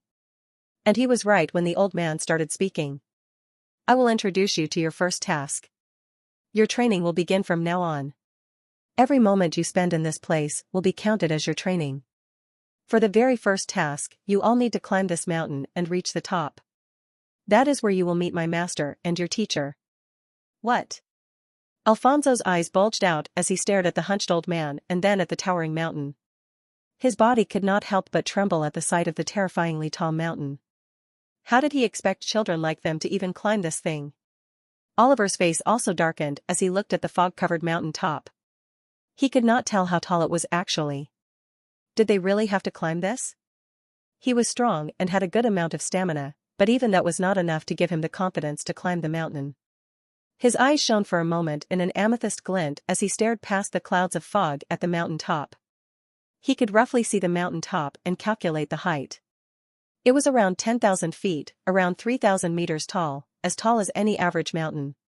To be given a more realistic measurement, it was about 2 million times as wide as a strand of spaghetti. Oliver thought about how long it would even take them to complete half the distance. Oliver sucked in a deep breath, not because of the height of the mountain but because, from the cosmic void gaze, he was able to see a figure standing on the very top of the mountain, at the very edge. And that figure was currently staring directly at them. From the blurry features, he was not able to clearly see their face, but the figure had long hair, so he assumed it was a woman. What was that figure doing there? And who was it? From the indistinct features, he was not able to correctly see their face, but the figure had long hair, so he assumed it was a woman. As far as he could remember, the teacher they were supposed to meet, Dennis Rivera, was a male. So who was she? For a moment, he even felt the woman staring directly into his eyes. Their eyes met for a moment, and Oliver could feel an unseen pressure covering him for some reason. There's no way she can exert her pressure or aspera from that height. Am I being overly sensitive? Oliver had a serious look as he kept watching the woman before she averted her gaze and disappeared into the dense fog. He also stopped looking at the fog and focused on the situation at hand. Are you kidding me? You expect mere children to climb thousands of meters? Not to mention how impossible this is, but it's a waste of our time. How long would it take for us to climb that giant? Sigfur was calm as he observed their dramatic reaction. He huffed, what brats. At your age, I could climb this mountain twice and still fight. He spat near Daniel's foot. You. Daniel was infuriated at how quickly this old man was turning around his attitude. He backed away from the area where the old man had spat, really disgusted by this sort of behavior. Alfonso was even more so. He almost had the urge to puke at this behavior. He had always been a gentleman and behaved properly in the clan. All the people he had ever met were high-class and sophisticated, so seeing such crude behavior gave him shivers. Oliver observed this and felt it was going nowhere. The old man was grumpy and difficult, which he could attribute to old age, and the other party was not any better. They were spoiled children from high and mighty clans. He had to ask on their behalf. Oliver intervened, Sir Sigfur, there must be a catch, if I am not wrong? You are a wise man, and I feel that you are aware of our capabilities better than we are ourselves. With your keen insight and decades of experience, you should have already made a plan for us, isn't that right? He slowly started to coax the old man. He was familiar with such people with inflated ego and pride, who used to think that their younger generation could never be right or never trusted their young ones in matters. While such people were annoying, they were easy to control and manipulate. Humph. You are one clever brat. Sigfur sneered as he looked at the silver-haired boy. For some unknown reason that he could not pinpoint, this kid had been giving him a strange feeling ever since he entered the mountain. It was as if ants were crawling on his back. Nonetheless, he told them in a calm tone, he is right. This mountain is special. The master has covered the entire mountain in a special array. The higher you climb, the more difficult it becomes to progress. Given how weak you pathetic little brats are, I will be kind and generous. You only have to keep climbing the mountain until your being gives out. The place where you give out will determine the best course of training for you. So it's like this. Oliver wiped imaginary sweat as he understood the task. That's right. It's just that. You brats are just exaggerating these little things, the old man snorted. Isn't that because you didn't make yourself clear from the beginning? Both Alfonso and Daniel wanted to argue, but didn't say anything in the end. However, one thing you must note is that the higher you climb, the more benefits you will have during the entire training period. This involves but is not limited to food, clothing, shelter, and other things. Amber frowned when she heard this. She was not too confident in her physical strength. So she asked, can we use tools or artifacts? The old man spared her a glance and said, you can, however, you better not. This is a test to determine your proper level. Using tools or artifacts is a necessary part of an exorcist's life. If you are confident in being able to do better with them, then be my guest. I agree. Bella nodded and secretly gave Oliver a thumbs up. He had handled the situation well. Amber had no intention to listen to them. She was a tool exorcist. Her specialization was that if there were no tools, then there was no her. What are you looking at me for? Start moving. The old man Sigfur yelled at the bunch, making them jerk and start running up the mountain while secretly cursing this old man internally who yelled at them. After all of them had left, his expression softened. He slowly said to himself. They are talented, too talented. I have never seen a bunch as bright as them before. Master will really be happy to see the future generation. I am sure all of you can exceed her expectations and fill that empty hole in Master's heart. The old man looked sad for a moment as he reminisced about the past. The memories he had were not all pleasant, and there was darkness in the distance. He later shook his head to rid himself of such thoughts. Especially those two kids. That boy is too strange, and that girl is like a hidden dragon waiting to be unleashed upon the world. Master should tune them into shape, sharpen their talents. He could not help but remember, but that boy's deep eyes, he was not able to see past them. He felt a sense of threat from that little kid who had not even grown into adulthood.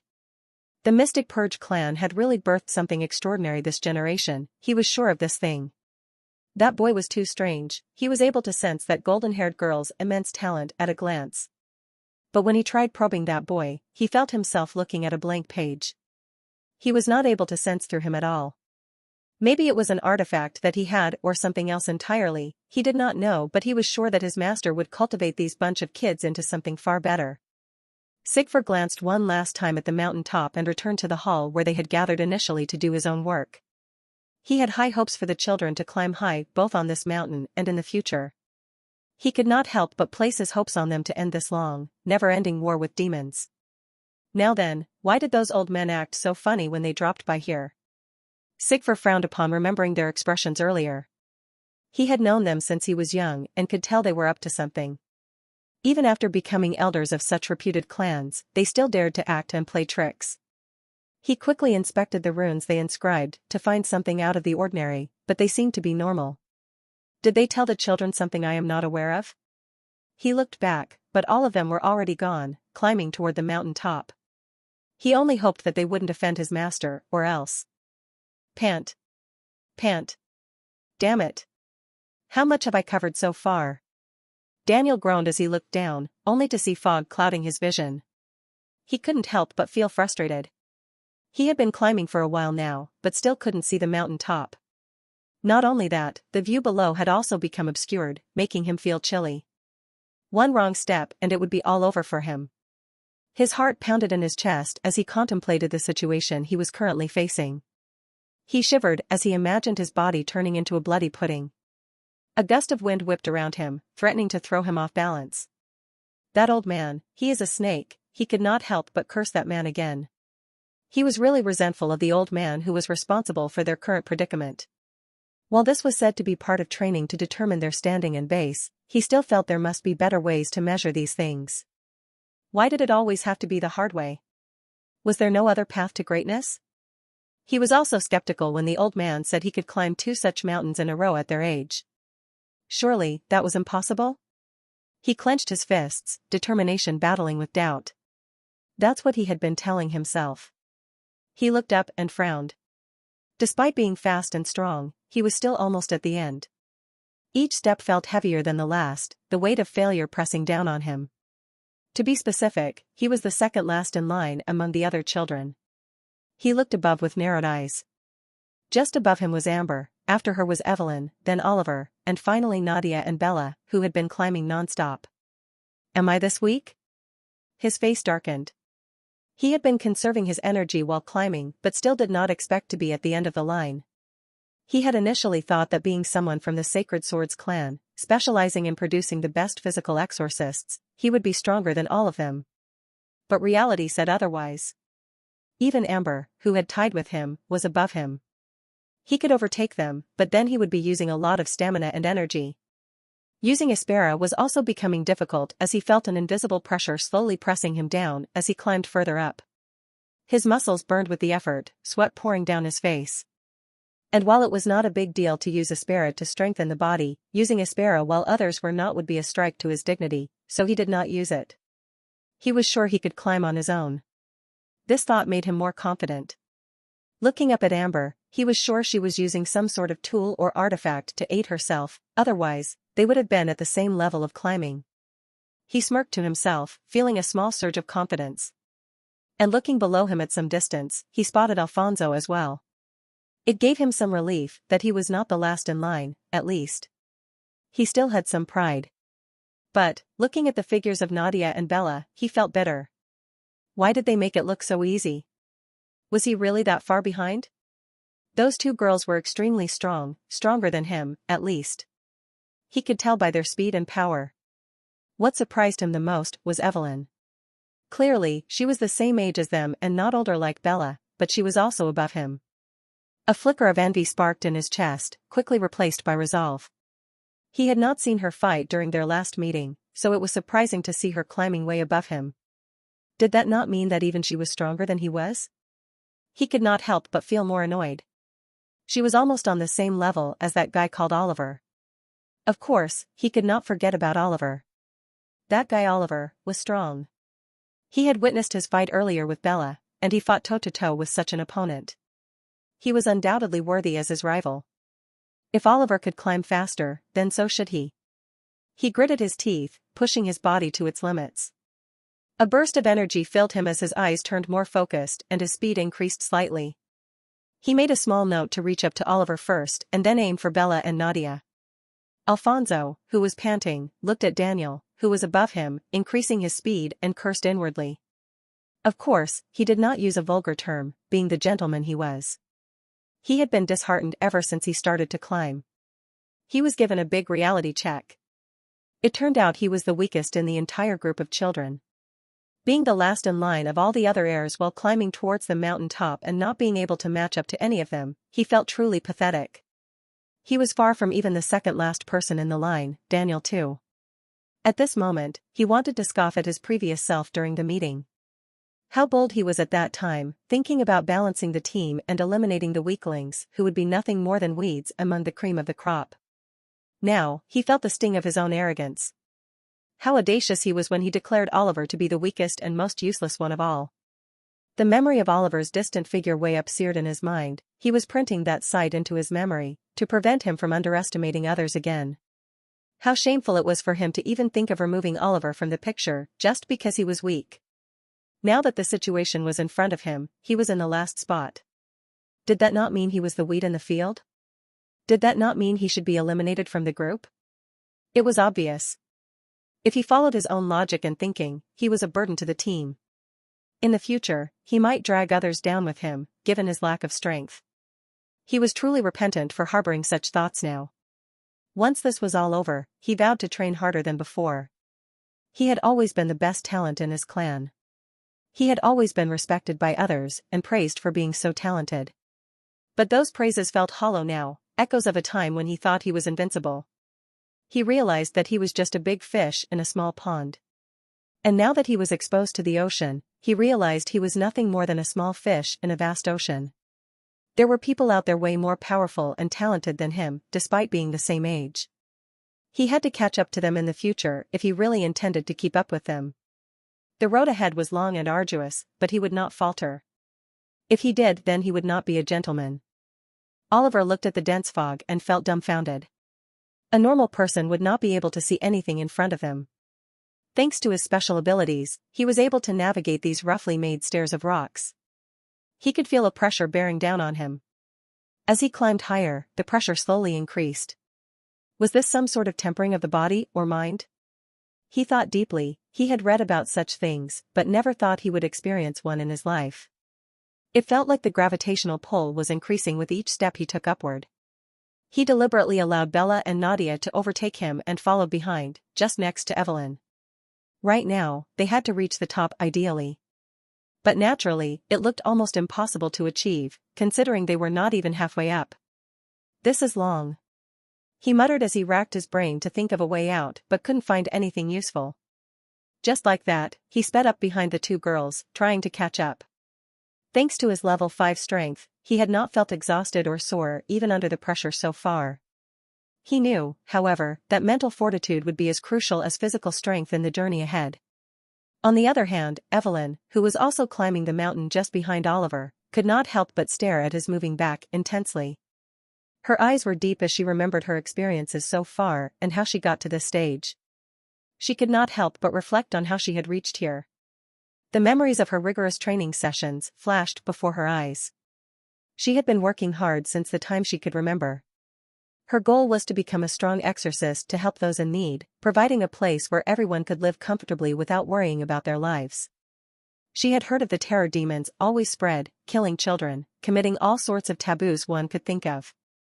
They were the worst beings alive. She disliked them and wanted them to disappear. She wanted every child to live in comfort without worrying about demons, to never live in fear of their lives. She had always wished to see a future where they could live in peace without any wars or bloodshed. Of course, she knew such a thing was impossible as of now. Her parents had taught her from their experiences that being an exorcist was not easy. She didn't believe everything could change on its own. Exorcists are people who live on the boundary between life and death every day. They have hearts of steel and wills of stone. It was only through the great efforts of ancient exorcists that humanity had the peace they were enjoying now. Otherwise, the lands would have long been consumed and destroyed by demons, and humans would have gone extinct. She wanted to be strong and achieve a stage where she could make changes that would bring peace to every part of this world. If people in ancient times could do it, then what was stopping her? Talent? She had it all. Resources? She had them all. Encouragement? She had it. There was nothing she lacked, and thus she devoted herself to following the footsteps of her parents. Her mother was her greatest motivation. In the future she dreamed of, she wanted to be on a level where she could work together with her mother, restoring the peace everyone longed for. Next to her mother was her older sister, whom she admired the most. She was strong, talented, extroverted, and smart, everything a role model could be. Bella was the role model for her. The first step to rising above was to catch up to her sister. If she could not even do that, then how could she dream of helping her clan? She worked harder than anyone, learning from her sister and following her everywhere. If Bella was training, so was she. As Bella grew stronger, the difference always persisted. She often wondered if she would ever be able to close that gap. She could never defeat her sister in a proper duel or basic spar. Her sister always thought 2 steps ahead of her. It was always a surprise when she learned something from her sister's actions. There was a calmness Bella always maintained no matter the situation or the pressure she faced. She had never seen her sister being impulsive despite her craze for strength. Bella was not a muscle-headed maniac. People often misunderstood her as such, but she knew better, observing her daily and practicing with her. She was someone who maintained an equilibrium that seemed almost unattainable. Bella was definitely her role model as well as her rival. She didn't think anyone among her peers could match her sister. That was until they were invited to meet the heirs of the other 5 major clans. Honestly, she was not expecting much other than some formal pleasantries that she was used to when she got to the location. And things were going as she had expected. No one spoke much and just observed the others. There was an eerie atmosphere around the table. Then came the people from the infamous Mystic Purge clan. She was secretly expecting the heirs to be cold and sharp, representing the nature of their clan. However, she was once again taken off guard when she saw the laid-back guy in front of her. He did not look like someone from the deadly Mystic Purge clan. He seemed quite relaxed and normal. His casual demeanor was disarming, a stark contrast to the crazed reputation that followed his clan. She watched as he quickly started the conversation and easily assimilated with others. To some extent, he felt like her sister, extroverted and cheerful. He felt mature for his age to her, the way he talked, the way he carried himself. Not only that, when she observed his features, his face, the one thing that stood out the most to her was his eyes. They were charming, intimidating and mysterious. She could not point it out, but they were captivating. She liked them. She felt depth in those eyes. On the other hand, his twin sister was a more accurate description of someone from the Mystic Purge clan. A word she could describe her with was cold. However, she did not speak to her much. Afterward, things went from a peaceful meeting to slightly aggressive, where they decided to have a duel to familiarize themselves with each other. But she was left behind since the participants were an odd number, so she just observed others. A bit disappointed, but nothing much. She would see how others would do, being the heirs of major clans in the world. She observed each match intently, analyzing strengths and weaknesses, storing away knowledge for future encounters in case it was required. Nadia won one-sidedly. She was strong. But what truly interested her was her sister's match. It was against that silver-haired guy, Oliver. Bella was the oldest among the bunch by age, so it was understandable for her to be the strongest, given her talent. It should have been an easy win. It should have been an easy victory without a doubt. Oliver should not have stood a chance against her sister. To be honest, she was imagining a scenario similar to how Nadia's and Alfonso's match concluded. A one-sided victory where her sister would easily overpower him in a matter of seconds. But what happened next was contrary to her expectations. It was a scene that made her doubt herself and her training she had been undergoing so far. That guy called Oliver was easily able to keep up with her sister's every move. Not only that, as the fight progressed, she was able to notice how her sister was finding it difficult to even land a single blow on him. He was able to parry each and every move. It was almost as if he was predicting her mind and technique. She didn't believe that he had the knowledge of the secret martial arts techniques that they had been using from the Celestial Paradox clan. That was impossible. After all, it was one of the heavily guarded secrets of the clan. So, he was actually able to decipher her moves in that fight alone, in that short period of time. Although he was dodging or parrying by a hair's breadth, it was extraordinarily impressive to her. Her sister, whom she could never stop despite knowing about the martial techniques, was being countered by an unknown guy. She could not even believe it after seeing the fight with her own eyes. She didn't know when, but her hands subconsciously curled into fists. She was finding it hard to understand. Secretly, she was hoping that her sister could at least land a single blow on the guy who was so flexible he could dodge everything thrown at him. She wanted her sister to at least land one attack on him, but why? Was it because she would feel bad that her sister, who was a genius, was losing to this guy? Or was it for her own self-assurance? Was it because she did not want to accept that someone of the same age as her could be on par with her sister while she could not? Was it to satisfy her pride? Would she feel that her achievements up to this point in life would not be worth it and she was a frog at the bottom of a well? She didn't want to accept it, did she? Her ineptitude, that was. She would feel good if Oliver got defeated easily, just like she would when matched against Bella, would she not? She could lie to herself then, saying, look. Even the heirs from other great clans could not stand up to her sister. How could she, then? But as she kept watching the fight go on, and seeing the expression of struggle in her sister's eyes and Oliver's calm demeanor as if he was not bothered in the slightest by the fight, something awakened within her. This guy was strong. Either stronger than her sister or on the same level as her. She felt a strong surge of emotion at this realization. Biting her lip, she pondered what she had been doing so far. Why was she not able to stand on equal grounds with her sister? She herself knew best that she did not lack talent, resources, or anything. Was it because she was slacking off? If so, then why were her dreams so big? Did she not want to provide a comfortable life to others? How could she do that if she slacked off? It would be better to not dream this big when she was not able to put in the effort required for it. She experienced all sorts of emotions in that moment. Grief, for being like this. Envy, for Oliver's calmness and strength. Anger, at herself for being so pitiful to even think about dragging others down instead of moving up herself. For harboring such a toxic mindset. And, some joy? Joy? She felt some sort of happiness as well. Why? Was it because she realized this when she still had the time to change herself? She felt a newfound relief. She was relieved that she was able to understand this in time and have the opportunity to further correct herself in the future. To strive for more in the future, to not think about dragging others down to her level just because she could not reach their level. She wondered what this guy, who was currently fighting, would have done if he was in her shoes. Would he have also thought about wanting to put others down to satisfy his ego? Would he have also harbored this toxic mindset like her if he was in her situation? Or would he have never borne such thoughts in the first place? Maybe he might have gotten more motivated instead of feeling down? She was curious to know, but alas, it was not something that she could know just because she wanted to. Just a small duel between her sister and this guy from the Mystic Purge clan was able to leave her with such insights. Looking at their fight in a new light, she wondered if the reason that this clicked within her was because of Oliver's strength. Why did she think so? Maybe it was because no matter how much she desperately wished for him to get hit even once, he did not. It was as if there was a wide gap between her and his level that could not be breached just because she wished for it to crack.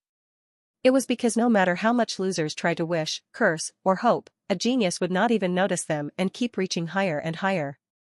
And it would get to the point where the loser would either become numb to the success of the genius, accept the reality, and give up, or become influenced by the genius, trying to follow the same path. Maybe she did become numb when, despite her hopes, Oliver managed to counter her sister's every move repeatedly. Her sister was her role model, but despite seeing her struggle, she did not feel as bad as she thought she would before. Now she felt a surging flame glowing inside her, becoming brighter and brighter. Unknowingly, Oliver had established a place in her mind, serving as a goal that she must obtain. Her sister was her role model, but despite seeing her struggle, she did not feel as bad as she thought she would before.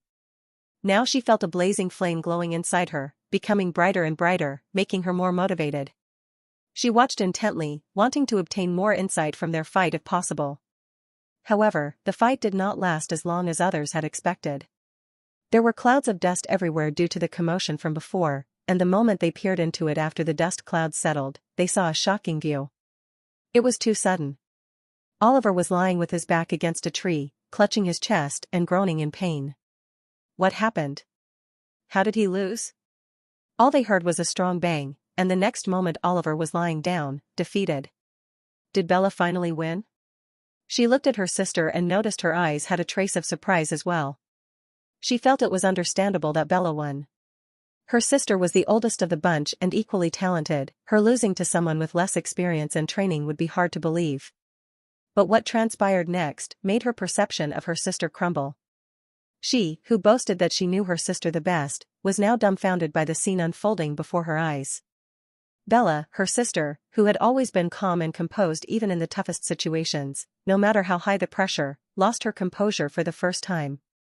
She watched as her sister went up to the guy and grabbed his collar roughly.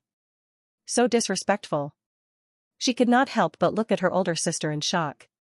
What was she doing in front of so many people and elders? And why was she doing this? She heard her sister yelling at the guy. Purposefully? Intentionally? She heard those words, but couldn't hear the full sentence from afar. Her eyes widened even further when her sister tried to forcefully stop his hand from clutching his injury. She hurriedly went up to her to stop her since the elders were not intervening for some reason. However, before she could, someone else reached him first. It was Nadia. His sister. She could feel a very heavy tension filling the atmosphere at that moment. Her heart palpitated in anxiety when she heard Nadia's cold threat. She could feel the air around them was filled with a strong and dark intent solely aimed at her sister. The smell of gunpowder was evident in this situation, and even the slightest action could lead to an explosion. She could feel the strong aura oozing out of Nadia. It was overwhelming, on par with her sister's aura. Nadia was definitely angry, and she had the right to be. Her sister was being too much at the moment, tormenting her opponent even after winning. This was confusing given her sister's nature. Even though she had not seen it with her own eyes, she put the matter behind her mind and quickly stopped her sister from acting further. She could see a hint of madness in Bella's eyes, as if she was unwilling to accept the outcome. She made a mental note to herself to later question her about it and the duel. After a small incident where her sister almost cried, the event was quickly wrapped up. After reaching back home, back to their clan, she tried asking her sister on multiple occasions about the outcome of the duel and what she was unwilling about, but all those times, her sister either avoided the topic or did not reply to her. It was as if she did not want to talk about it at all. All she heard from her was that there would be more opportunities in the future and that she should be more patient. And it was now when they were meeting again at the base of the mountain shortly after a few days. The elders had left them behind to train under the guidance of a renowned exorcist, a veteran of war. However, to meet their new teacher, they were supposed to climb up a mountain where the higher they climbed, the more pressure it would put on their shoulders to test them if they were worthy enough to reach the top. It was, in a way, tempering their bodies and will with each step. At the top was where their teacher awaited them. Who knows, he might even be monitoring them right as they were climbing slowly, ensuring their safety and assessing their skills and standings. She was able to surpass most of the heirs from other clans, except for the ones from the Mystic Purge clan. No matter how hard she tried to reach up to him, he would maintain a fixed distance between them. It was as if he was deliberately doing this, trying to challenge her or show her who was superior with how easily he was keeping the distance fixed between them. If she moved up 2 stairs, then so would he. It should have been difficult for him too, as he climbed upwards since each stair had an increased amount of pressure, but he was still able to maintain the gap. However, instead of feeling down or angry this time, she was feeling more excited and motivated as she climbed more and more. Her sister and his sister, Bella and Nadia, were competing among themselves at the top. They were quite far from them at the moment. She wondered if all the older sisters were like this. Nevertheless, she could not help but secretly feel that the guy whose back was facing her was a milestone that she must reach and surpass. Oliver, who had been jogging up without knowing anything, could have never expected that Evelyn was thinking this much. In fact, if he was asked, he would say that this matter was not that deep. At least not to him. For some reason, I am feeling a strong gaze on my back for a while. Oliver sweated slightly as he kept walking upwards. He could guess who was behind this intense stare. He was slightly confused as to why she was looking at him. Is she mad that he was ahead of her? Well, it could not be helped. He was planning to surpass all of them at the moment. A few hours later. Pant. Pant. Evelyn was heavily panting, her cheeks flushed red as beads of sweat rolled down her forehead, drenching her youthful face. She staggered and almost fell on the stair she was currently on. It had been hours since then, and they had all climbed quite far and high by now. She was not sure where they were right now, but they had climbed a considerable distance. It had been a long time since she had been using her aspera to strengthen her body internally to help counter the increasing pressure. At this moment, the pressure on her shoulders was at least 10 times stronger than it was initially. It was extremely difficult for her to even take another step upwards. She knew that if she fell now, she would lose all her strength and would not be able to climb any higher. Glancing back, she could see almost all of them had broken down in exhaustion on their respective steps. Alfonso, Daniel, Amber, all of them had stopped climbing further and were lying weakly on their respective stairs, not moving an inch. She gritted her teeth and thought, I cannot move more. I feel like falling down. The help that Elder Sigfer had promised at the beginning of the climb was not here. She could not help but feel a bit concerned for them. The pressure was still pressing onto them, rendering them unable to move up or down. No, they should be fine. This is not a trial of death. I am sure they will intervene if things become excessive for any of them. She calmed down as she thought about this and looked upwards. Her eyes narrowed as she tried to see the figures above. The figures of her sister and Nida were now visible to her clearly. Their speed had slowed down significantly, and they were taking one step at a time. It was clear from their posture that the pressure above was becoming harder for them. However, a lone figure was still climbing nonstop. Her heart fiercely started to beat in excitement as she watched him reach close to the two girls who were above. Tap tap tap. He was climbing up like there was no pressure on him, moving up as if he was climbing a casual stairway. Slowly, she saw him pass the two girls who were equally surprised as she was when they saw him overtaking them. Evelyn smiled, gritted her teeth, and took another step. Boom. The pressure on her shoulders increased significantly, and she could not help but sit down. So this is my limit currently, she thought to herself as she felt the dense pressure. Even using Aspera was now becoming tougher. A sense of suffocation was evident in the air. She leaned against a rock and watched as Nadia also paused at one point. Soon enough, she was followed by Bella, who was just a few steps above her and fell down on that step as well. But Oliver. He was still moving upwards. She could not believe how this guy was doing it. Was the pressure not affecting him at all? Even if it was, he did not seem to be affected much by it for some reason. Oliver kept moving upwards, one stair after another. He went on non-stop. He could feel the immense pressure descending on him. He was using his turbulent Aspera to reinforce his body and move upwards. Coupled with his super strength and on top of that, the reinforcement from Aspera, he was able to keep climbing non-stop. While the pressure was overbearing, there was a strange sensation in his body as he kept moving upwards. His Aspera, although subtly, was becoming more concentrated. This was probably due to the gravitational force pressing them. He noticed Bella and Nadia on his way, but still kept moving upwards. Being the person with tenfold the talent of someone like Nadia, he was naturally able to overtake them. He wanted to know what his limit was compared to others. It was fine if they were suspicious of his strength. He was here to train, so they might as well see his true strength later. It was not like they would become jealous and try to kill him as soon as possible to eliminate some growing threat. Although they were not developed deeply in the novel, he knew they did not have that sort of personality. It was not like he could do much about it, considering he was about to spend months or maybe even years with them. It was better to be like this if they were supposed to be working together as a team in the future at some point. As he kept stepping up, his legs started to wobble slowly.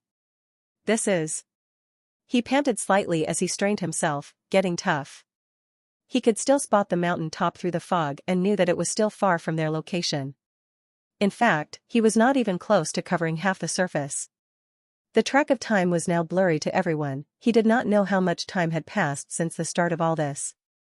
He had been taking breaks from time to time while climbing, however, for the past few hours, he had been going up non-stop. He felt that if he dared to rest for a moment, his body would truly fall down, and he would not be able to continue any longer, both mentally and physically. Looking back, he could not help but narrow his eyes, and now even the figures of Nadia and Bella were distant from where he was. Had it not been for his extraordinary senses and their relative distance, he might have not been able to see their shadows at all either. It seems this is as far as I go? He thought to himself internally, wondering how strong he would have to be to even close half the distance. In the end, he decided to climb one more step, a last step, and then stop. That was as far as he could muster up his will. Click. He placed his foot on the next stair and instantly felt an even stronger pressure than before raining down on him, threatening him to stop climbing. The sound of rocky stairs grinding against his feet was as clear as day in his ears. He persisted, slowly climbed over, and instantly crashed to the ground. He reacted in time and quickly leaned against the rock to prevent any damage to himself. He had reached his limit too. He sighed as he looked at the dense white fog surrounding him. He could not keep using cosmic void gaze, they were extremely draining. Not to mention, he was already mentally exhausted, unable to even try using it. All he could see was white fog filling his vision. Now, who will get us out of here? Hey! Is anyone there? Daniel yelled at the white fog around him. He had been here for some significant amount of time now. He could no longer spot Nadia, Oliver, Evelyn, Bella at all. It was either that they had gone way above, or the fog had become dense with time. Ugh. I am getting annoyed by all this.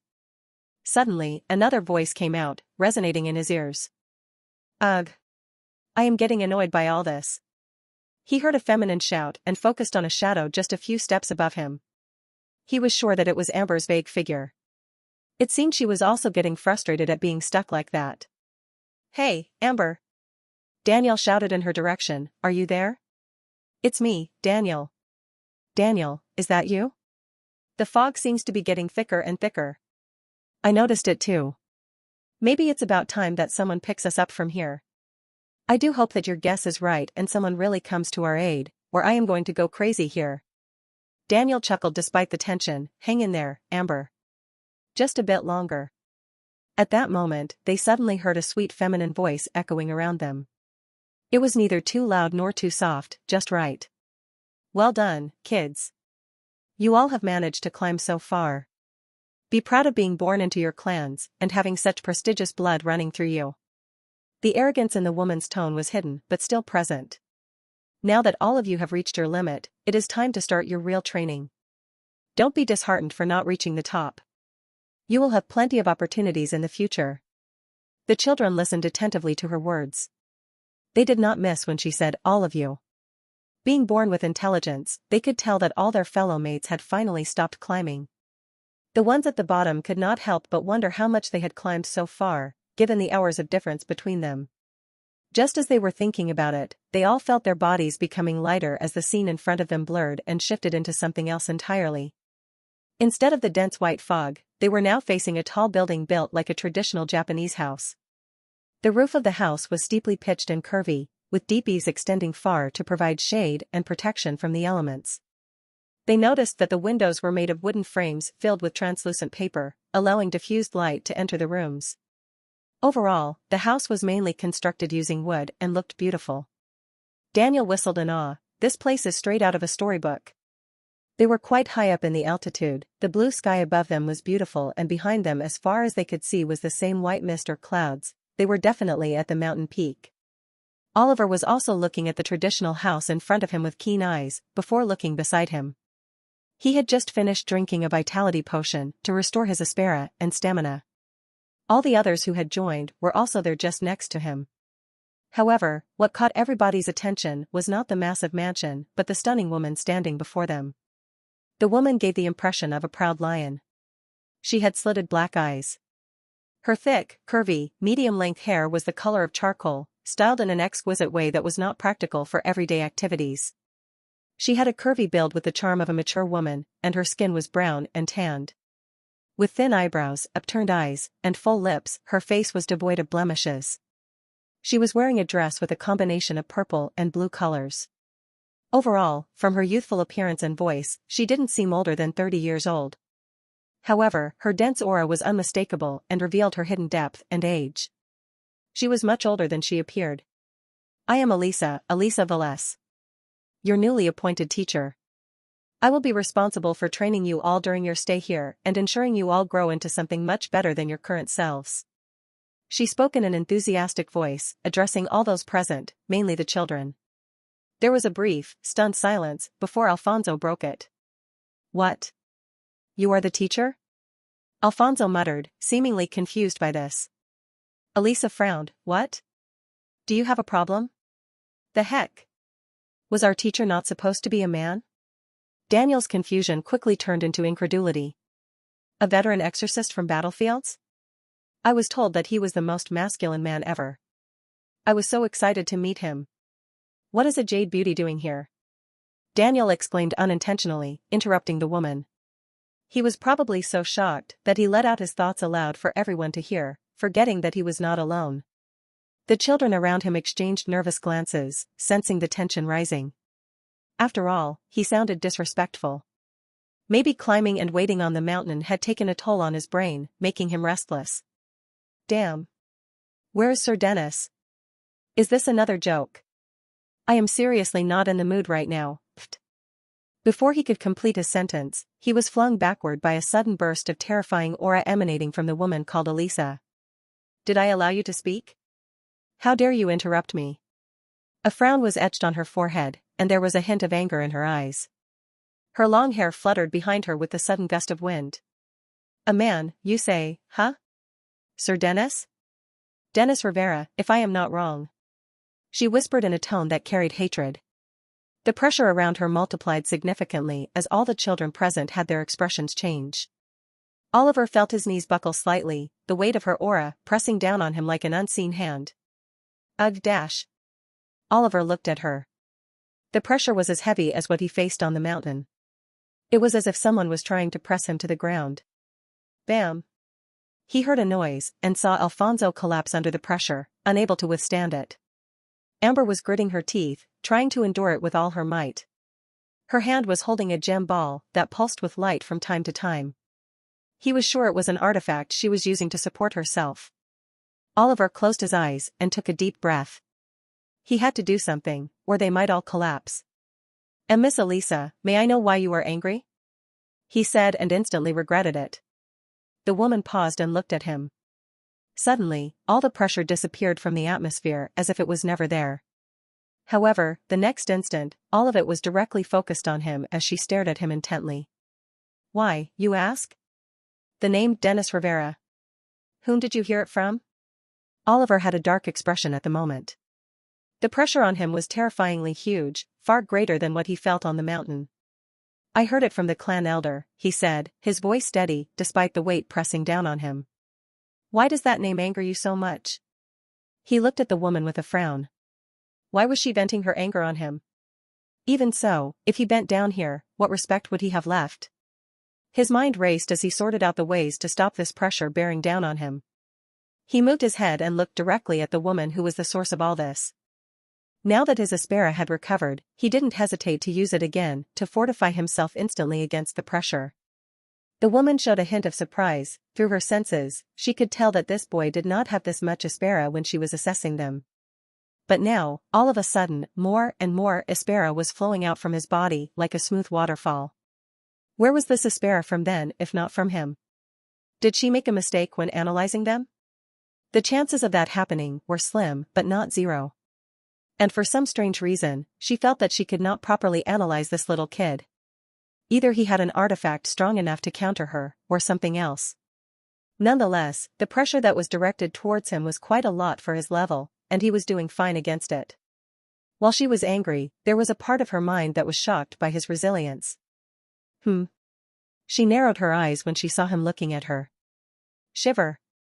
Suddenly, a cold chill went up her spine as she instinctively put her hand in front of her, preparing to block an incoming strike.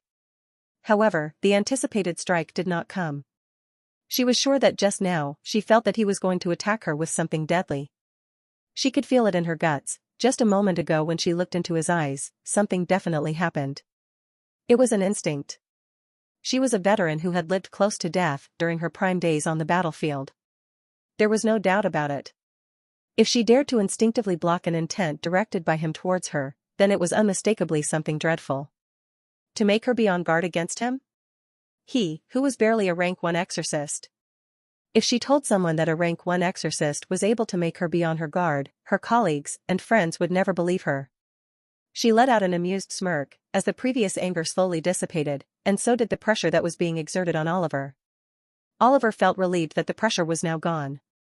He was really pissed off at her for suddenly targeting him when he did not even do anything to her. The only thing he did was to defuse the situation before tensions escalated. Just now, he had to use suppressed, enshrouding of death, on her, to bring her back to her senses. What sort of teacher was she? If she was able to lose her temper over a verbal thing, then she was not sane at all. Leaving children like them with her was madness. Looking at the angry expression Oliver was making, Elisa could not help but laugh. Now, I apologize for my outburst.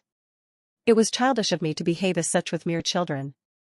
I am sure you guys are the clueless bunch here, she softly smiled at him as she added, in fact, it should be those bunch of old men who instigated this whole thing now that I think about it. My gosh, such scheming people to use children as bait, just to get at me. And here I was thinking why they left so suddenly without meeting me personally. I thought at that time they might have clan duties, but now I am sure why they were in a hurry to leave, or escape. Oliver heard this, but still did not feel any better. It could not change that she did behave rudely with him alone. Perhaps sensing his emotions and train of thought, she said, "All right, don't be like that. I did apologize already, no? I will give you a gift, so let's forget about it." Hearing her mention gift made his ears perk up. Well, if the gift was worth it, then he was willing to let it off. You are not joking, are you? He looked at her suspiciously. Despite being old, Oliver never had a decent experience with aged people of this world. One might think you mature as you age, but all the old people were behaving this way. Of course, I never go back on my words, she trailed off as she looked at his suspicious stare. You don't believe my words, do you? Oliver did not say anything and just went back. He would see if she would keep her word in the future or not. Miss Allison, well, but what happened? Why were you so angry just now? Bella asked in a curious and alert tone. Just now, they were almost crushed by her pressure alone. Allison's face twitched for a second before she shook her head. Forget it, it's a long story. I will tell you some other time. For now, we should proceed further. Oh. Bella didn't pursue the matter anymore. She could see Allison was uncomfortable with this. So, let's start from the beginning. From now on, I will be your teacher, so refer to me as such, or you can call me master too, just like Sigfur if you want. Allison went back to her composed expression as she continued.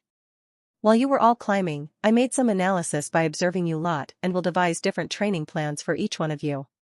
Not only that, I have recorded the steps you have climbed. She clapped her hands, and a blackboard emerged out of nowhere and started floating to her right.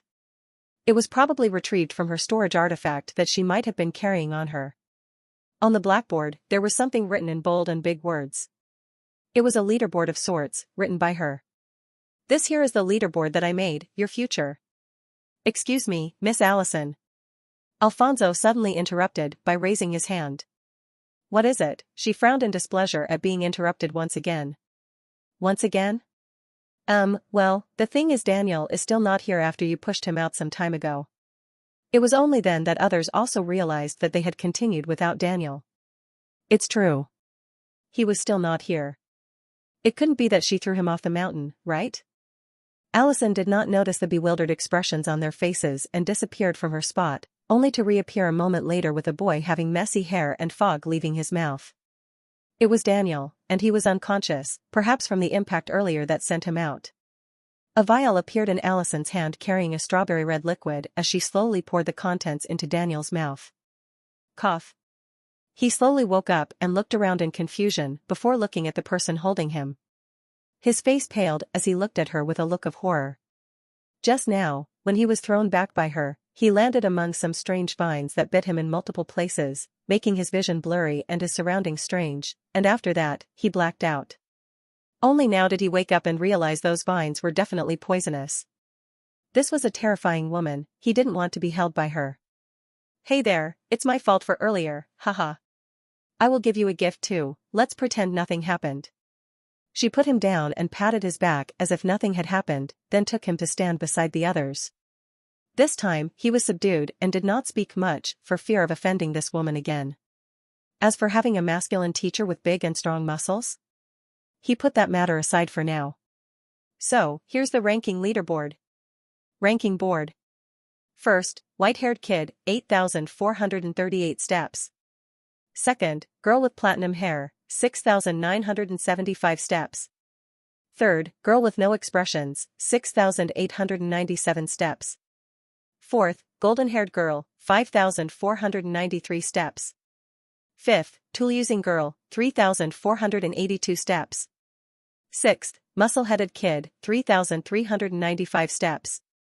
Seventh, weak-looking kid, 2,987 steps. They looked at the peculiar nicknames they had been assigned by their new teacher and could not help but have blank expressions. Huh? What's with the look? Did you not understand something this simple? She looked at them confusedly. Miss Allison, I demand that you change my name. Alfonso raised his hand again and complained, why am I the only one written with such a demeaning name? That's because you were the last and weakest of the bunch. I don't know your names either. So on that note, start introducing yourselves one by one. The others remained silent unlike him, their eyes were fixated on the first rank, that was now assigned to Oliver. All of them had a strong expression in their eyes. Especially Bella, whose eyes were burning with determination and spirit, she was burning this sight in her memory, she could not believe that there was such wide gap between her and him. He was younger than her, and despite this was able to cross her with such a huge gap, she was really unwilling. She remembered the scene of her duel with him and how effortlessly he had dodged each one of her strikes. Oliver was definitely a guy with many secrets. She was equally curious about what was he hiding and how strong was he actually, his powers, his aspera, his rank as an exorcist. She wanted to know them and compare. I will defeat you sooner or later, she thought with an intense glint passing through her eyes. Oliver suddenly felt goosebumps crawling all over his skin as he looked around. He noticed Nadia staring at him with her usual cold eyes. He could guess that she was probably wondering how he managed to overtake her by such a margin. He smiled wryly. This result made him aware of his current standing. It was neither good nor bad. Decent at most in his opinion. He felt he could do more if he used abyss energy as well. Such was the case with Daniel and Amber as well. Despite getting thrown off, he still felt that Oliver was indeed a worthy opponent. Not to mention, it was definitely a surprise for him. He had expected Bella to top the rankings considering how she defeated Oliver in their duel, but it was opposite now. He clutched the handle of his sword hard. He would really like to test Oliver's sword skills too and see if he was better than him in that aspect or not. If he was, then. An unreadable glint flashed past his dark eyes. Amber, on the other hand, was also looking at the board with narrowed eyes. She had expected this result. That's right, to her this was not an unexpected result unlike others who were predicting Bella to rank at top. While others might not have thought or noticed, she did see it during his fight with Bella. Her entire focus was on Oliver, more specifically his nonchalant expression during the whole fight. It did not look to her that he was struggling a bit at all. If anything, he had a calculating look in his eyes at that time. She had seen that sort of look many times, so she was familiar with it. It was a look she often had when analyzing her tools or artifacts, determining their structure or use. Perhaps this was also why she had been more interested in talking with him since the beginning. She could feel that he and her were similar to some degree. Alfonso wanted to argue more but could not. He remembered what happened to Daniel and shut his mouth. He was having a hard time swallowing such humiliation for the first time ever. If he spoke more, then he would only look like a loser having hard time accepting his position. After everyone introduced themselves, the teacher nodded and pointed towards the house in the back. Since all of you are tired now, I will start the proper training from tomorrow. For now, all of you can choose a room on the first floor for yourself. As for Oliver and Daniel, I will prepare gifts for you boys later. She said this as she left in a hurry. Well, fuck. She finally left. Daniel fell to his knees as he happily shouted. He was really relieved now. Damn, where did you even fly to? Oliver could not help but ask curiously, making Daniel shudder. Forget it. He didn't elaborate and simply walked up to the huge mansion or dormitory for them. We should also quickly get ourselves a room too and rest. Bella asked the others, and they too soon entered the house. Oliver picked a room in the farthest corner possible to avoid being near any of them. The others saw this and did not intrude or take a room close to him. It was basic courtesy that since the other party did not want to share too much space, they should not insist either. They all had their pride to uphold as well. The day was uneventful as all of them rested in their rooms and set up their belongings. The whole house had polished wooden flooring and looked quite simple and peaceful inside. Oliver was feeling nostalgic. His home was also like this, so it gave him a familiar feeling. The next day, all of them gathered in the huge room on the ground floor, just close to the entrance. Allison was sitting before them with her legs crossed as she scrutinized each one of them intently. Let us begin now. First of all, I noticed that some of you have yet to awaken your elements, while some of you have done this already. So for those who have not yet awakened their element, we will be doing that first, she said and added. The first course of training will involve honing your elemental aspera and the associated manipulation training over your element. There was a hint of excitement in their eyes when they heard this. They were going to witness the process of others awakening their element. They were really curious about what element their peers were about to awaken. This here is a vial carrying Honorable Star's essence, the very thing that will serve as a catalyst to help you awaken your element. She instructed as she got up from the chair she was sitting on. Her hand was suddenly carrying a vial containing a greenish-colored glowing liquid, which was most likely the Honorable Star's essence. This is Honorable Star's essence, and it will act as a catalyst to stir your aspera and awaken an attribute to it. Know that the attribute could be purely random or might not match with your parents either. Although that happening is rare, it is not impossible. There have been several cases where individuals awaken very different elements in contrast to their parents' elements. However, usually, it is the same element. She paused before continuing. You all might be aware of this potion to some extent. Know that this is a priceless thing and not anyone can get their hands on this. You all are fortunate and thus were able to get this chance so easily. However, the common exorcist out there might need to pour their life savings just to get one if they had the connections to buy one. She gazed at the 3 kids who were going to awaken their elements and told them. Alright, come forward when I call your name. I will provide you with 1 bottle of Honorable Star's essence and help you awaken an element. Those who have already awakened, stand to the side and watch quietly.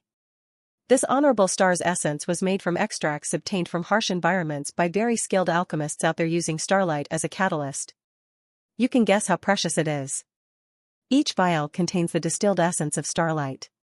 She looked at their fascinated expressions and further said, it's a coveted treasure that even myself had to wait to obtain one. Be grateful to your clans for arranging them for you lot. Now, come one by one, Alfonso. She gazed at the properly dressed kid with neatly combed hair. You come first. Alfonso realized that he was the first one. He did not hesitate and walked up to her. He was also curious about what element he was going to awaken. He did have some hypotheses in his mind that predicted what element he might awaken but was not too sure. Those assumptions of his were solely based on what elements his parents and grandparents had. If it was going to be a random element, then his guesses would be useless. I am ready, Teacher Allison. He was eager to awaken a new element. Drink this and sit down in front of me. Also, keep yourself focused during this whole time. Yes, ma'am. He politely nodded and gracefully sat on the straw mat with his legs folded. He slowly started to gulp down the potion that was given to him. A burst of energy followed after it inside his body, and he closed his eyes and directed his focus to channeling the overflowing power inside. As the essence coursed through him, Alfonso felt a surge of warmth in his core and focused all his concentration on the awakening process. Everyone watched with anticipation. Oliver glanced at Evelyn and Bella beside him and Daniel next to them. It seemed only they had awakened their elements beforehand. The rest, Amber, Alfonso, and Nadia, would be undergoing this ritual or process of sorts to awaken their elements. He felt lucky to not hastily try to bind the target to Evelyn. He had to find an opportunity to get in physical contact with her too for some moments. He observed the change in Alfonso's reactions and remembered his own past experience. By now, he should have awakened the element already. He had earlier offered Nadia the Honorable Star's essence that he had received from the Black Codex Federation. However, at that time, she had refused his reasons due to her personal conflicts and dignity. She would have long awakened a water element had she drunk that Honorable Star's essence he had given her in the past. But this was also not a problem now since she no longer had any reason to refuse such a potion from the teacher they had now. He could not help but feel a bit glad since Nadia was now going to awaken an element too. He was also going to reap the benefits now, since awakening an element was a major thing. What Allison had not told them was that there was a chance of failure as well, to be not able to awaken anything. But she did not tell them for obvious reasons. Each one of them present here had extraordinary backgrounds and bloodlines. There was no chance that they were not going to awaken anything at all. Had he already targeted Evelyn earlier, he would have missed this good opportunity. One thing he was feeling curious about was what reward he was about to obtain. He felt a bit perplexed since what would be tenfold of an elemental attribute? Wouldn't that also be an element itself? Or maybe it was more of a thing related to manipulation and mastery? Unlikely, but possible nonetheless. Oliver heard Alfonso release a grunt as he exhaled and opened his eyes. I succeeded. Teacher, I have awakened an element. He excitedly said to her. Show it then, Allison calmly said. Yes, here it is. With a triumphant grin, Alfonso demonstrated his newfound element with excitement. He concentrated as a huge gust of wind started blowing out from the direction of his stretched out hand.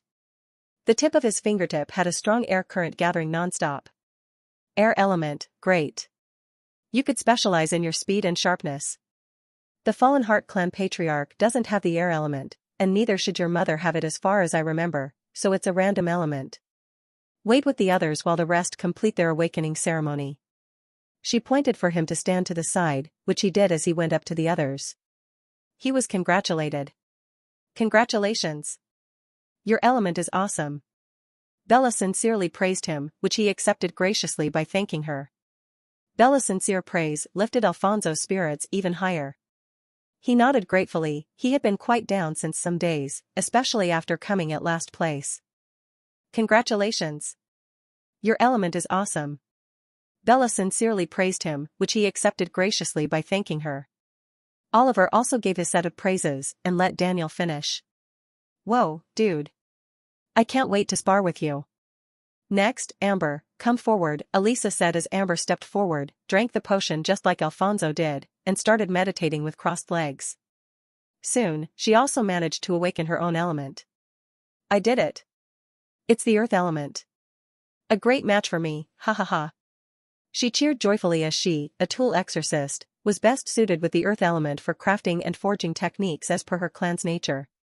Earth element is indeed suitable for you. Get in line now. We will prepare for it accordingly. Again, she was cheered up by Bella and Evelyn.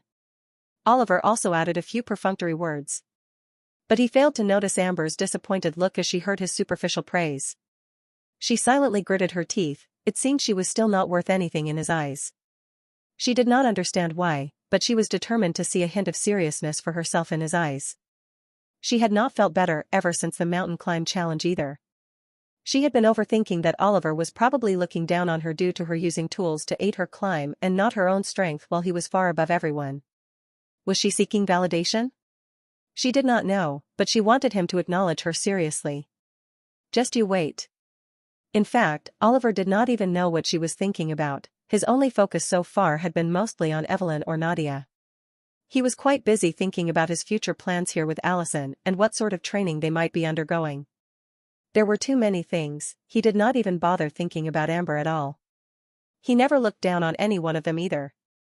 It was something she was making up on her own and deceiving herself with it. She did not realize this, and neither did Oliver, who was now intently looking at Nadia, whose turn was next. Next, Nadia, come here and repeat what others did, Allison said as she handed her the Honorable Star's essence. Nadia narrowed her eyes. She remembered the seaweed green-colored potion. It was the exact same thing Oliver had wanted to give her when he visited her last time in her courtyard. At that time, she did think it was a rare potion given its glow and shine, but she could have never expected him to get his hands on an essence as rare as this one. She had some questions in her mind as to how he got his hands on something like this and stuff, but she was too cold to ask him face to face. She could only remain curious. She could not help but feel her heart pumping faster. He wanted to give her such a precious potion at that time even after knowing its benefits and uses? She did not know why, but her throat felt as if there was a lump in it. She could not turn her head and look at him for some reason. No, I must not think about such trivial things. I need to grow stronger. Her eyes turned sharp as she gracefully sat down, opened the vial, and slowly drank its contents with a slow and steady gulp. Oliver noticed everyone's attention was focused on her, so he nudged Daniel slightly. What is it? Daniel asked curiously. This was the first time that Oliver spoke to him. I have got nature's call incoming, so I need to leave momentarily. The teacher is busy right now, so if she asks, tell her this.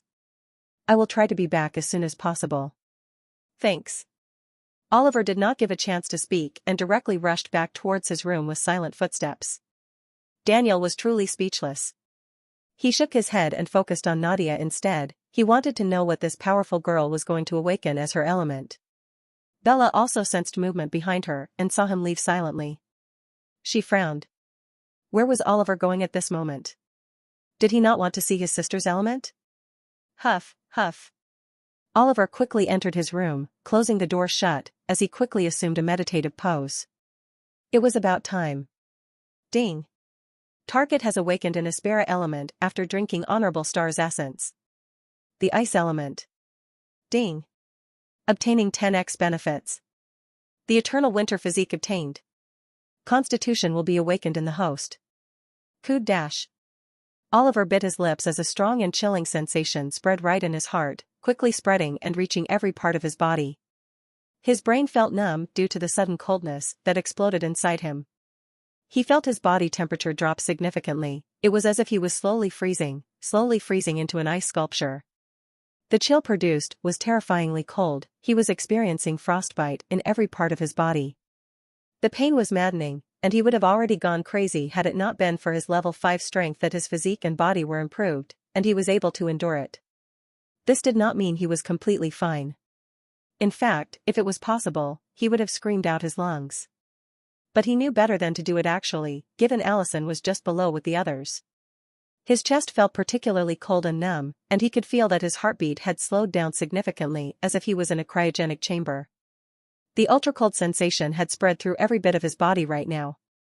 The freezing sensation was literally penetrating into his skin, inflicting a painful experience. But Oliver remained steadfast and endured all of it slowly. He could feel it calming down and a new icy cold sensation flowing through his body.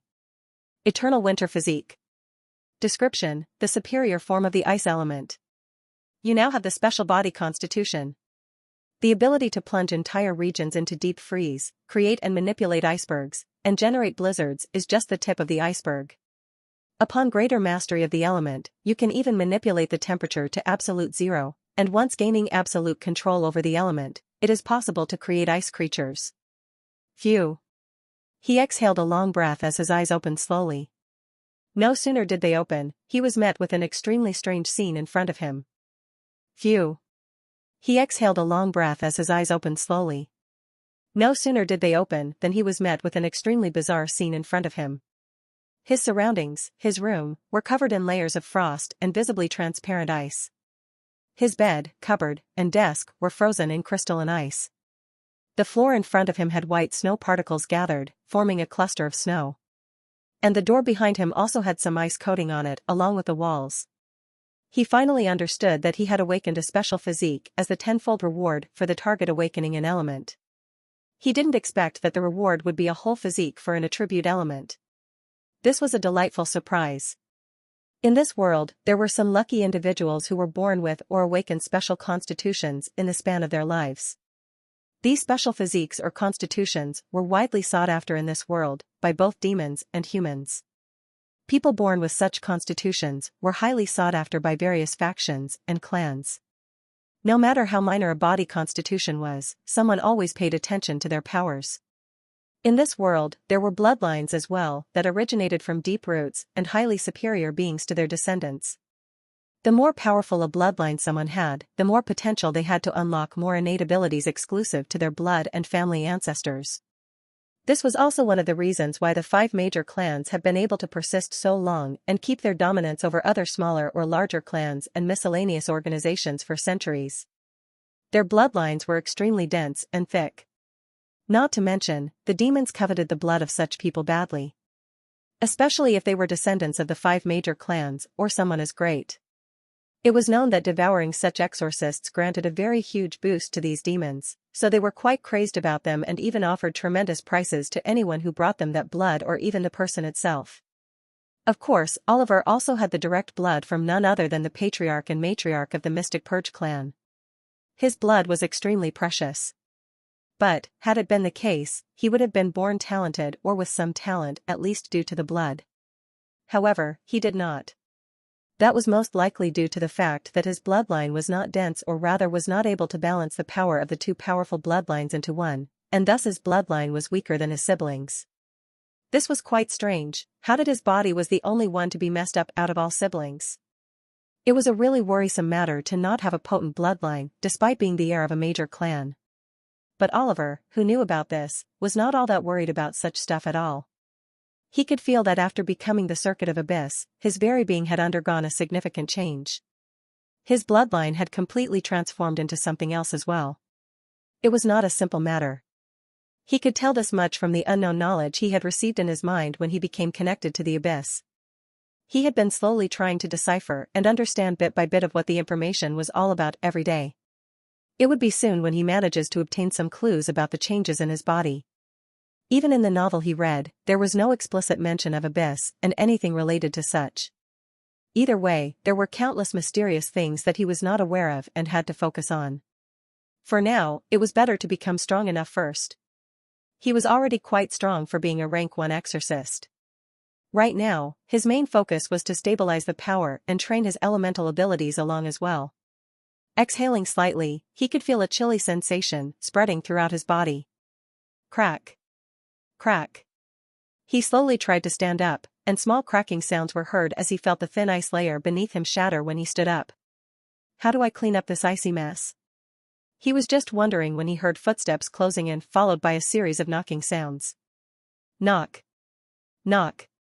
Oliver, are you fine? Teacher Allison is almost finished with awakening Nadia's element. You are going to miss it. He heard the feminine soft voice and instantly recognized the owner. It was Bella. She was here to get him?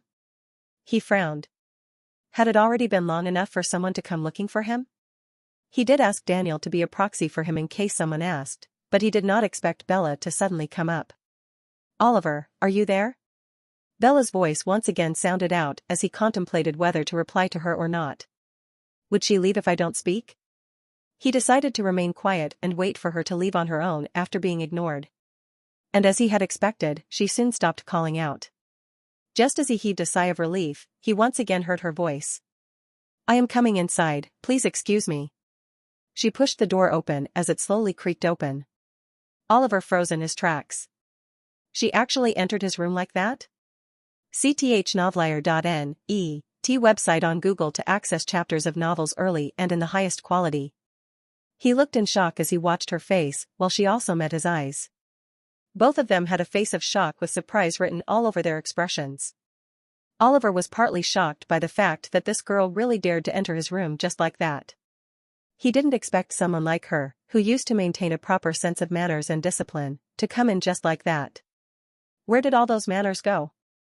Isn't it common sense not to enter someone's room if they are not there? Why did she enter then? And not to mention, these doors seriously require locks. He looked at the wooden door in frustration. There was no lock there. How would they maintain their privacy like this? Not to mention, Bella literally brute-forced the door. There was still a thin layer of ice covering the door, but she had just opened it, directly ripping off the ice sticking to the door frame.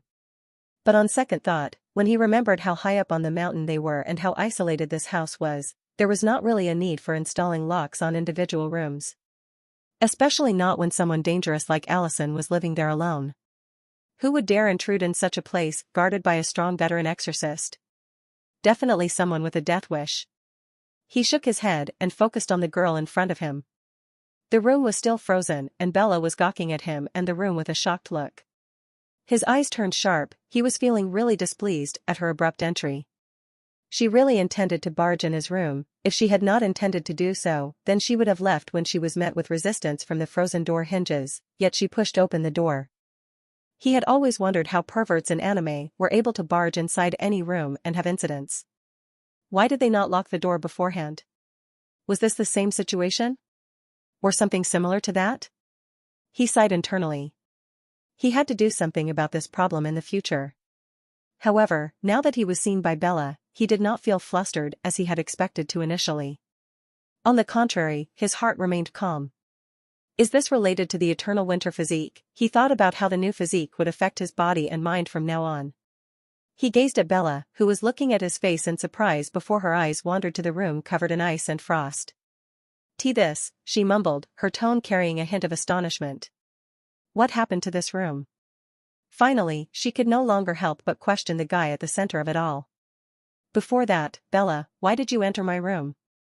Oliver replied to her with a question rather than an answer. It was an age-old mind tactic where to divert someone's attention from a particular topic, the party would answer with a question rather than a reply. And it was effective as Bella flinched when she remembered this discourtesy of hers. She spoke, I am sorry, I saw that you were not there and your sister was about to awaken her element for the first time. I did not want you to miss such a precious moment, and you were not coming back, so I was worried if you were in some situation. She paused as she met his eyes with a hint of seriousness. It was true when she said that she came here because of this. But when she did not receive any response, she could not control her curiosity to see what he was doing to miss such a moment and entered his room like that. She was aware of how disrespectful this action was, for her to barge into someone else's room. But she really could not control her curiosity and wanted to know what he was up to. Oliver looked at her determined eyes and was speechless. Any onlooker would think that he had done something wrong if they did not know the situation beforehand. He forced himself not to facepalm. So much for being a sophisticated heir of major clans. Fine, leave now. I will come later. He shook his head and asked her to leave. He had to remove the icy layer. But she stopped. She wanted to say something but in the end did not speak. Well, come quickly. Nadia is stabilizing the element, so it should not be too late. Saying so, she silently closed the door and left. She knew that she should not pry too much into his matters. She could already feel that Oliver did look disappointed. The scene of the room flashed through her mind. When she opened the door, she clearly felt the chilly temperature in the room. It was very cold, and she could feel it on her skin. It was as if the room was experiencing a different season, a cold winter. She wanted to know what that was. Even his skin had frost coverings on it as if someone had frozen him, but she did not ask him. Everyone had their own secrets, and it was probably his secret. If he did not feel comfortable sharing it, then she should not interfere. What is happening? Where is the composure that I had been maintaining so far? I had been losing control of myself more often nowadays. In the end, she returned downstairs. Oliver looked at the ice coatings and stretched out his hand. With just his will alone, the ice and frost in the room started to quiver before cracking and popping sounds started to echo in the room. Crunch! Like glass shattering, all the icy layers broke into thin and small pieces. His finger moved and made an upward motion as a strong current of aspera released from the tip of his finger. The countless shattered small ice pieces started to float above the ground, as they suddenly started to gather at a single point. Crackle! Crackle! More and more ice pieces followed and started to merge together before a small ice sphere started to take shape. It was a small transparent crystalline ice ball. Oliver beckoned the ice ball toward himself. The floating crystal sphere levitated towards him before landing in his hand. He felt the freezing temperature on his skin as he held the ice ball. Tap tap tap. He moved towards the only window in the room and opened the sash using the handles. He held out the crystal ice ball. In the very next instant, the ball of ice started to churn and deform before turning into cold water and flowing down his palm. He already had some mastery over the water element, which was his first awakened element, so it was not a big deal that he was able to convert ice back to water. After making sure that everything was normal, he went downstairs as well, where he saw Nadia almost finished doing everything. He reached just in time. She opened her eyes and looked around. Their eyes met as Oliver gave her a thumbs up. She stood up and looked at Allison. So which is it? She questioned in interest. Ice element. That's a great one. A hybrid element is often more powerful in both offense and defense compared to basic elements. Her eyes lit up when she said this. She looked around. It is no secret, and you all don't need to make such faces. Accept the truth. She said as she side-glanced at Alfonso and Amber, who were making difficult faces. She smiled as she further added. However, it all comes down to the person themselves. With enough mastery, even the least offensive element could turn into a deadly weapon if sharpened enough. Be hardworking and don't be disappointed. Hearing this, their expressions eased up slightly, albeit slightly stiff nonetheless. Now that you all have managed to awaken your elements, it is time to start for real. Now that you all have managed to awaken your elements, it is time to start for real. The first phase of your training will focus on your elements. This will be to improve your elemental mastery over your awakened element. Allison got up from the chair she was sitting on and said, "Follow me." The children followed her as she led them outside the huge house, heading towards a small stone platform. Oliver noticed a huge array carved on the ground with many complex runic symbols drawn on its surface. Just looking at those symbols made his mind blurred. Get on the array, we are moving to our first location, Allison said in a plain tone as everyone gathered inside the array. Allison moved her hand in a strange gesture before a gentle light enveloped all of them. Oliver felt his head shaking and a sudden urge to vomit. Everything looked blurry, and his head felt nauseous. Ugh! He heard Daniel almost puke but in the end, controlled himself. All of them showed unpleasant expressions as they stabilized themselves by sitting down. Oops!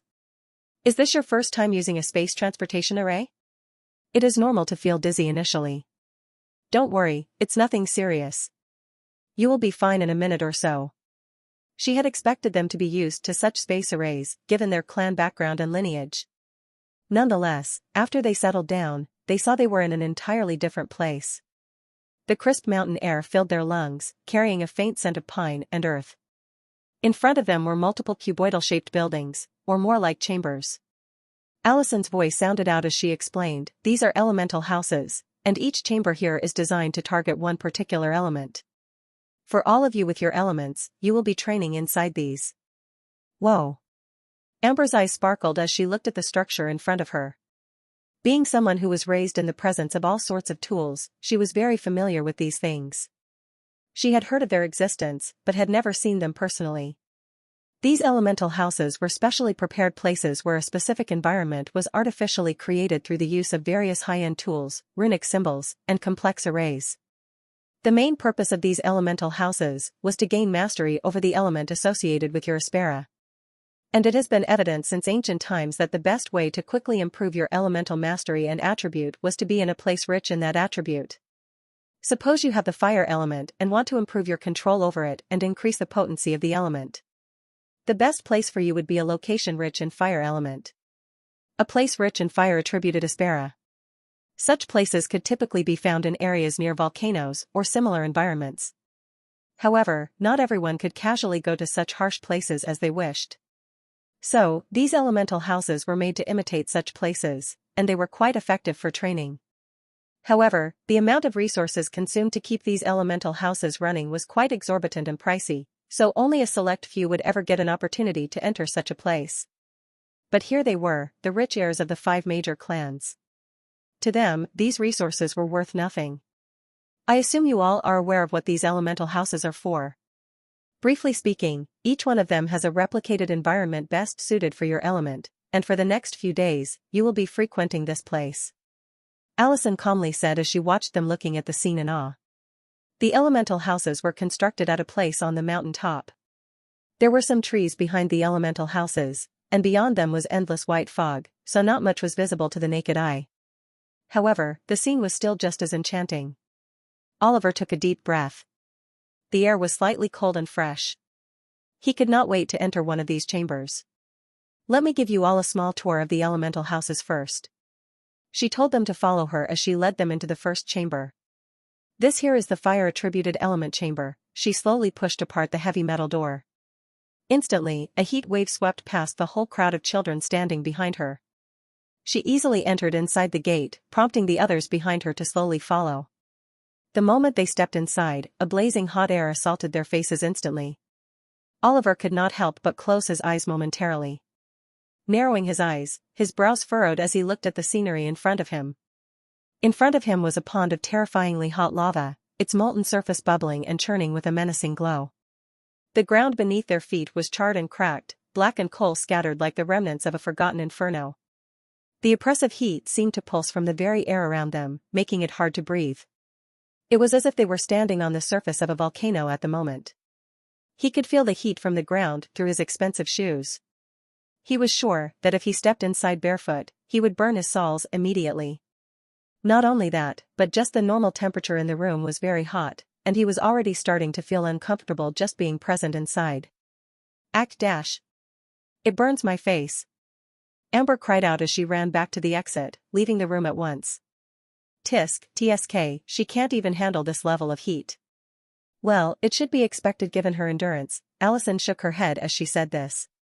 Alfonso heaved a heavy sigh, wiping off the sweat that streamed down his face like a river. Each breath felt like inhaling fire, his lungs protesting against the scorching air. His clothes clung to his skin, drenched in sweat, as he desperately tried to find some relief from the relentless heat.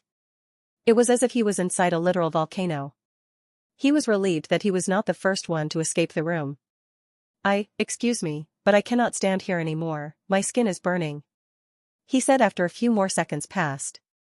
In the end, Alfonso also spoke up. He could not tolerate it either. Excuse me, but I cannot stand here anymore, my skin is burning," Alfonso said after a few more seconds passed by. He couldn't shake off the burning sensation on his skin. He glanced at the others, seeking reassurance, but found only shared discomfort etched on their faces.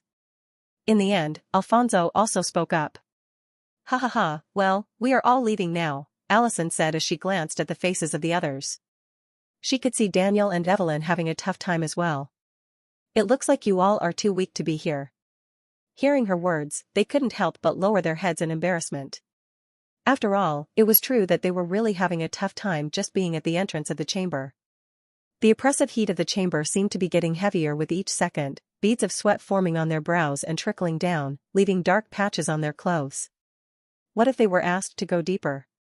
They really had no endurance. You all don't need to make such faces. It's natural that you would feel such difficulty being in an environment that does not align with your element. But still, I want you all to at least be able to hold your ground even if the situation is not in your favor in the future. This is just the beginning, and most people are like this initially. Allison said in a soft voice as she asked them to leave one by one. Remember, true strength isn't just about thriving in comfort, it's about enduring through the challenges, she added, her voice firm yet encouraging. She did notice one thing, however. And that was Oliver's resistance. She could see all the other children were drenched in sweat and had terrible expressions. But he remained unbothered. She could not see a drop of sweat on him amidst the furnace-like heat, his eyes steady and breaths even, contrasting starkly with the others' evident struggles. Is he more resistant to the fire element? What's his element? She wondered this as she looked at the others. Even Nadia had a frown on her face while leaving. She had awakened the ice element, so naturally, she was in a place polar opposite to her inherent attribute. She was at a natural disadvantage there. She decided to ask them their elements once they were out. If her guess was correct, then Oliver might have an element close to the fire element or aligning with the fire element family branch. How could she know that after obtaining a special physique, his body constitution had changed a lot? With the eternal winter physique, even in disadvantageous surroundings, he would still be resistant to a very high degree. His natural body temperature alone was now way lower than a normal human would have in the first place.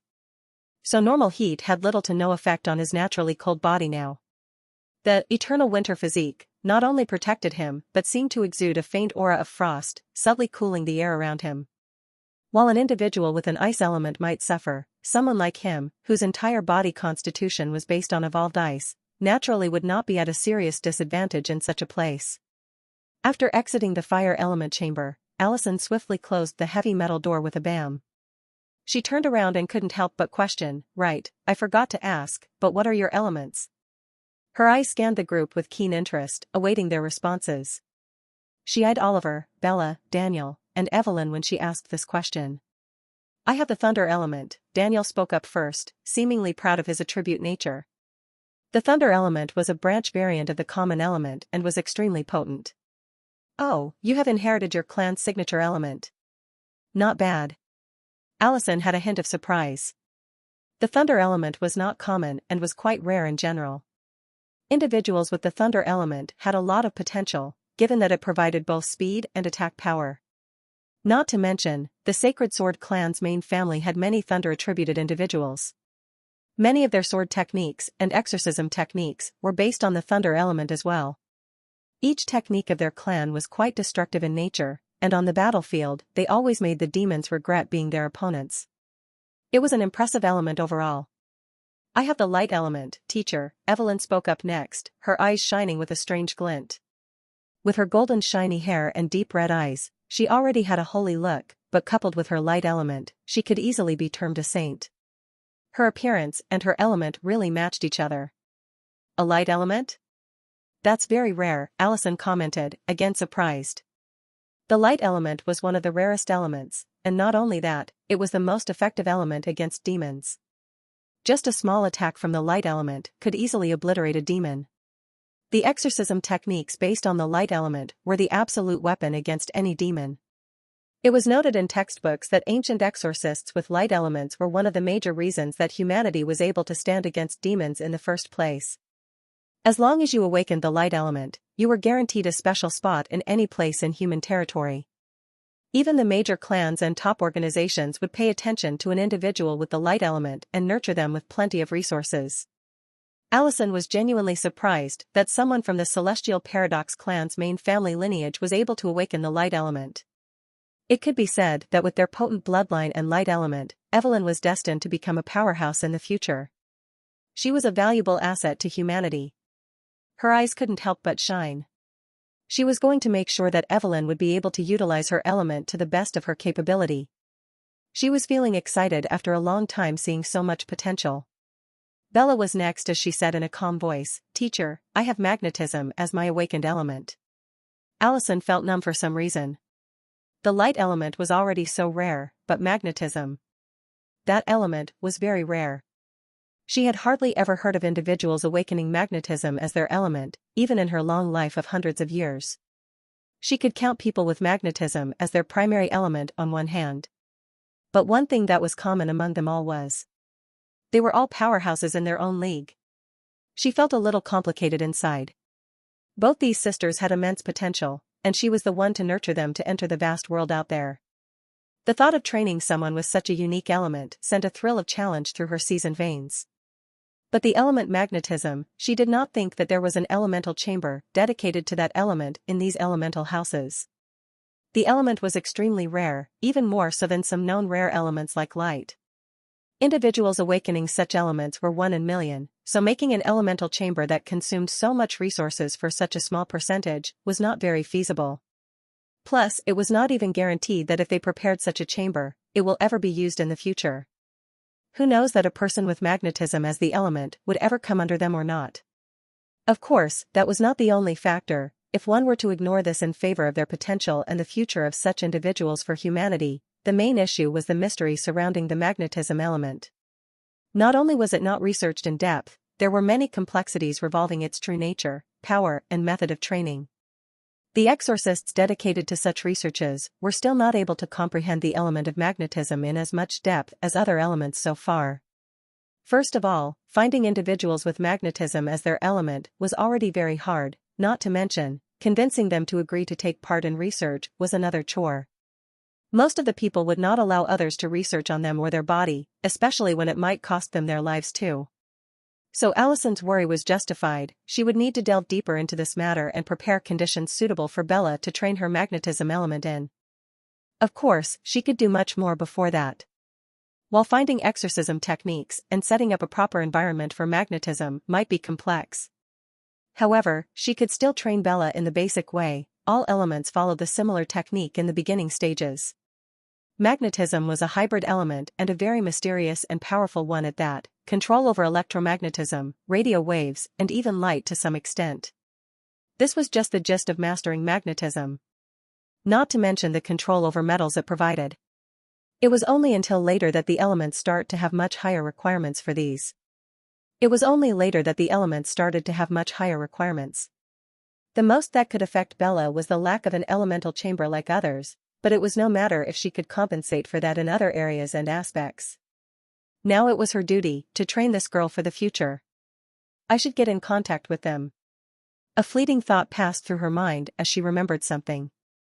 She calmed down as she looked at Oliver and asked, "What about you?" She was curious about it. This was the main reason why she even asked them in the first place.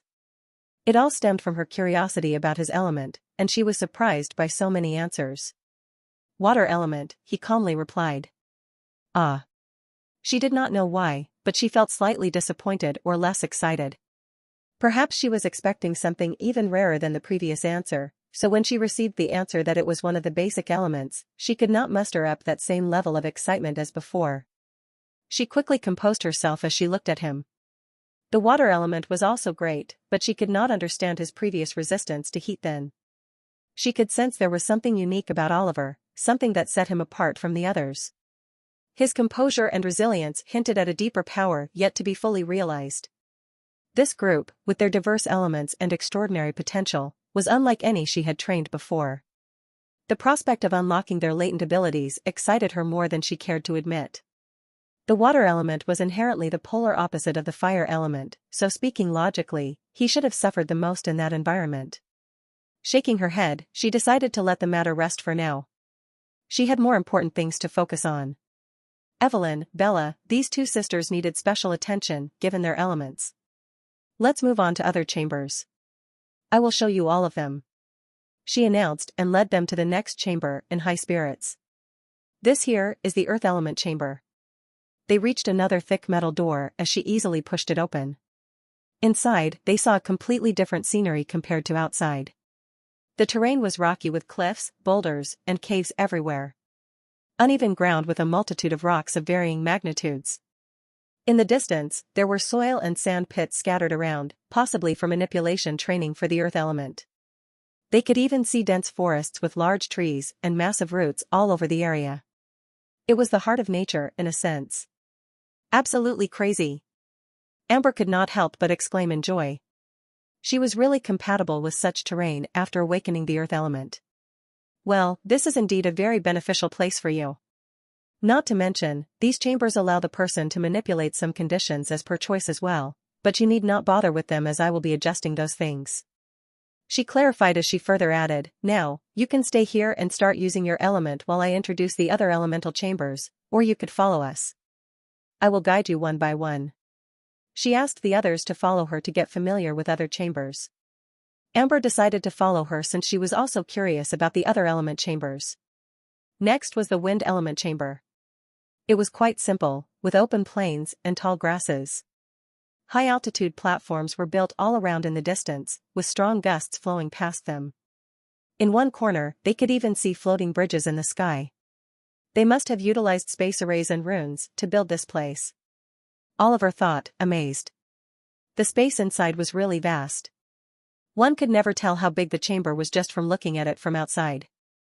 The difference was very huge. Just from being present near the entrance of the room, they could feel the turbulent and cold winds messing up their hair. The wind was already quite fast at the entrance, much less in the deeper area of the room where it was akin to a windy tornado.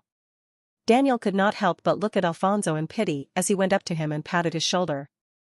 It's hard out there, man. Don't get blown away. Alfonso's face turned ugly when he heard Daniel's remark as he casually swatted away his hand from his shoulder. Humph, he scoffed. This is nothing for me. Wind is my domain from now onwards, and this is just the beginning. His words, though confident, couldn't hide the slight tremor in his voice. Although he said it, looking at the sharp wind currents and the terrifying speed, he could not help but fall into doubt. What if he really gets blown away? That would be a terrible outcome. Daniel smiled slyly as he went back. He wanted to get a reaction out of Alfonso, and he did. Next, they went up to the water element chamber. The first thing that came to their mind when the door to the chamber opened was blue. The surroundings, as far as the eye could see, were filled with the color blue. There were vast lakes with varying depths, waterfalls with strong water currents and flow, and artificial rivers and streams flowing all around in the distance, each connected to the other, forming an interconnected network. The noise of water falling was quite loud in the room. It was as if they were standing near a dam. Oliver could not help but reach near a lake. It was a clear, transparent lake. The water was light blue and very clean. He was able to see inside the lake clearly. Underneath, he saw aquatic plants growing at the bottom of the lake, at the bed. The aquatic plants swayed gently with the currents, creating a serene underwater ballet. Not to mention. Is that an underwater cave?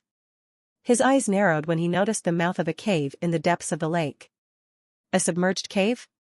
Is this also related to this chamber? He pondered before quickly going back to the group as they were already leaving.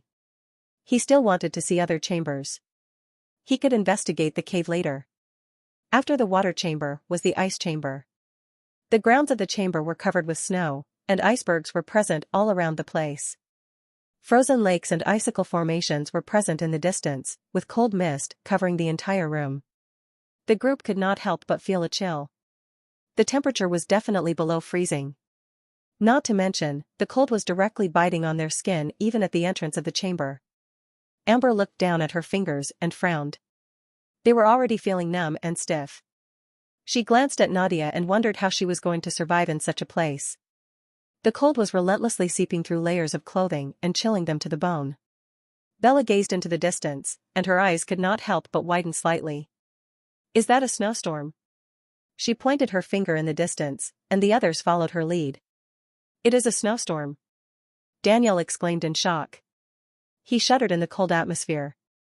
The chamber was just as deadly as the fire chamber, maybe even more so since they did not see a firestorm. Nadia, if you are going to stay here, I advise you not to enter deep until I allow you to. It is seriously dangerous in there, so refrain from having even the thought about it until you have enough control over the ice element, she warned her. She was already aware that Nadia was not interested in following the group to see other chambers, so she issued her a warning beforehand. The safety of her students was paramount, and she wouldn't allow reckless behavior. I will come here later to issue you further instructions, so if you want to train until then, you can experiment. Allison turned her head towards Oliver, who looked quite comfortable, despite the chilling temperature. Also, Oliver, you have the water element, right? So you can also come here to train. It would be beneficial for you to focus on this as well. Same goes for you too, Nadia, you can also use the water chamber to practice control. Ice is a hybrid element from water family. Yes, Teacher Oliver nodded. He was feeling quite comfortable in this atmosphere. He could feel his body adapting to this place as if it was his home. Just being here alone was making him feel changes. The eternal winter physique was absorbing the ice-attributed aspera from the surroundings already. He could feel the energy invigorating his body, strengthening him from within. He would visit this chamber more often in the future to train his physique here. After that, they left to move on to the next chamber. Nadia naturally stayed behind in the ice element chamber, not interested in seeing other chambers, and directly started training. Next was the thunder element chamber. This. Snap. Bang. As soon as Allison opened the thick chamber door, a roaring sound of lightning rang in their ears. The sound was thunderous and terrifyingly loud. The group instinctively flinched at the intensity. As soon as the environment came into view of the group, they saw a dark stormy sky with black clouds covering the entirety of the sky. The air felt charged, almost as if the storm itself was alive and pulsating with energy. Constant lightning coursed through those thick clouds, occasionally raining down on the ground. Each bolt seemed to crackle with a life of its own, splitting the darkness with blinding light. In the distance, there were metal rods rooted into the ground and conductive surfaces spread like sheets in various areas. They covered the floor like patches, and electric current was constantly rampaging through those sheets. The ground itself seemed to tremble with each flash of lightning, proving to the raw power within the chamber. The wind was stormy under those dark clouds, and everything was just very destructive in the chamber in general. This is not a torture chamber, right? Oliver paused as he glanced at Daniel, who was dazedly looking at the thunder in the sky. His eyes held a hint of pity when he thought about the little boy that was going to be electrocuted very soon.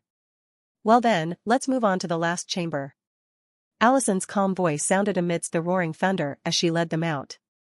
Daniel remained back inside the chamber, too excited to care about other things anymore. Allison did issue him a strict warning as well, to not venture deep into the chamber early on or he would suffer severe consequences. It was finally the last chamber that Allison was going to show them. This here is the chamber of the light element. It was made after extensive research on the element and it consumes way more resources than any other chamber so far. She briefly introduced the chamber and its history. Her voice held a note of pride as she spoke, indicating the significance of this particular chamber. The history was simple. Humanity had always considered individuals with the light element to be divine missionaries sent from the heavens to aid them in their war against demonic beings and entities. The light was seen as a symbol of hope and purity, a beacon in the darkness. Exorcists did not believe in such superstitious rumors, but there were many organizations and clans dedicated to worshipping light element users as their holy beings or messengers of heaven. These groups would go to great lengths to protect and venerate those with the light element, often forming entire communities around their presence. These were so-called fanatics, all controlled by a single big organization in the novel, which was revealed much later. This organization operated from the shadows, pulling strings and manipulating events to maintain their power and influence over the centuries. Even he as the reader did not have much information about that part. He was not able to read the novel to that extent, so he was just as clueless as others. But he knew that the organization behind it was just as powerful as the Black Codex Federation or even more so. These elemental chambers were specially requested to be added by such people, donating their research and resources to nurture individuals with the light element. Swish! Allison opened the metallic door to the chamber and instantly a bright light enveloped the field of vision of the group. Swish! Narrowing his eyes, Oliver observed the interior of the chamber of light. It was a bright, open space with varying light intensities. The room was filled with bright light of varying intensities, illuminating every corner of the room. There was not an inch of darkness anywhere. There were multiple reflective surfaces, like mirrors and crystals etched all around the room. The group was able to see their reflections at almost all the places instantly. In the distance, there were pillars emitting beams of light and rainbows. There was an unmistakable warmth in the room, and the group was able to relax under such warmth. It was a calm place with a bright atmosphere. If he was not mistaken, those lights emerging from the pillars were not ordinary by any means. He could sense a huge amount of Aspera concentrated over those tip points. He dared not use cosmic void gaze, or he was sure he would be flashed right in the eyes.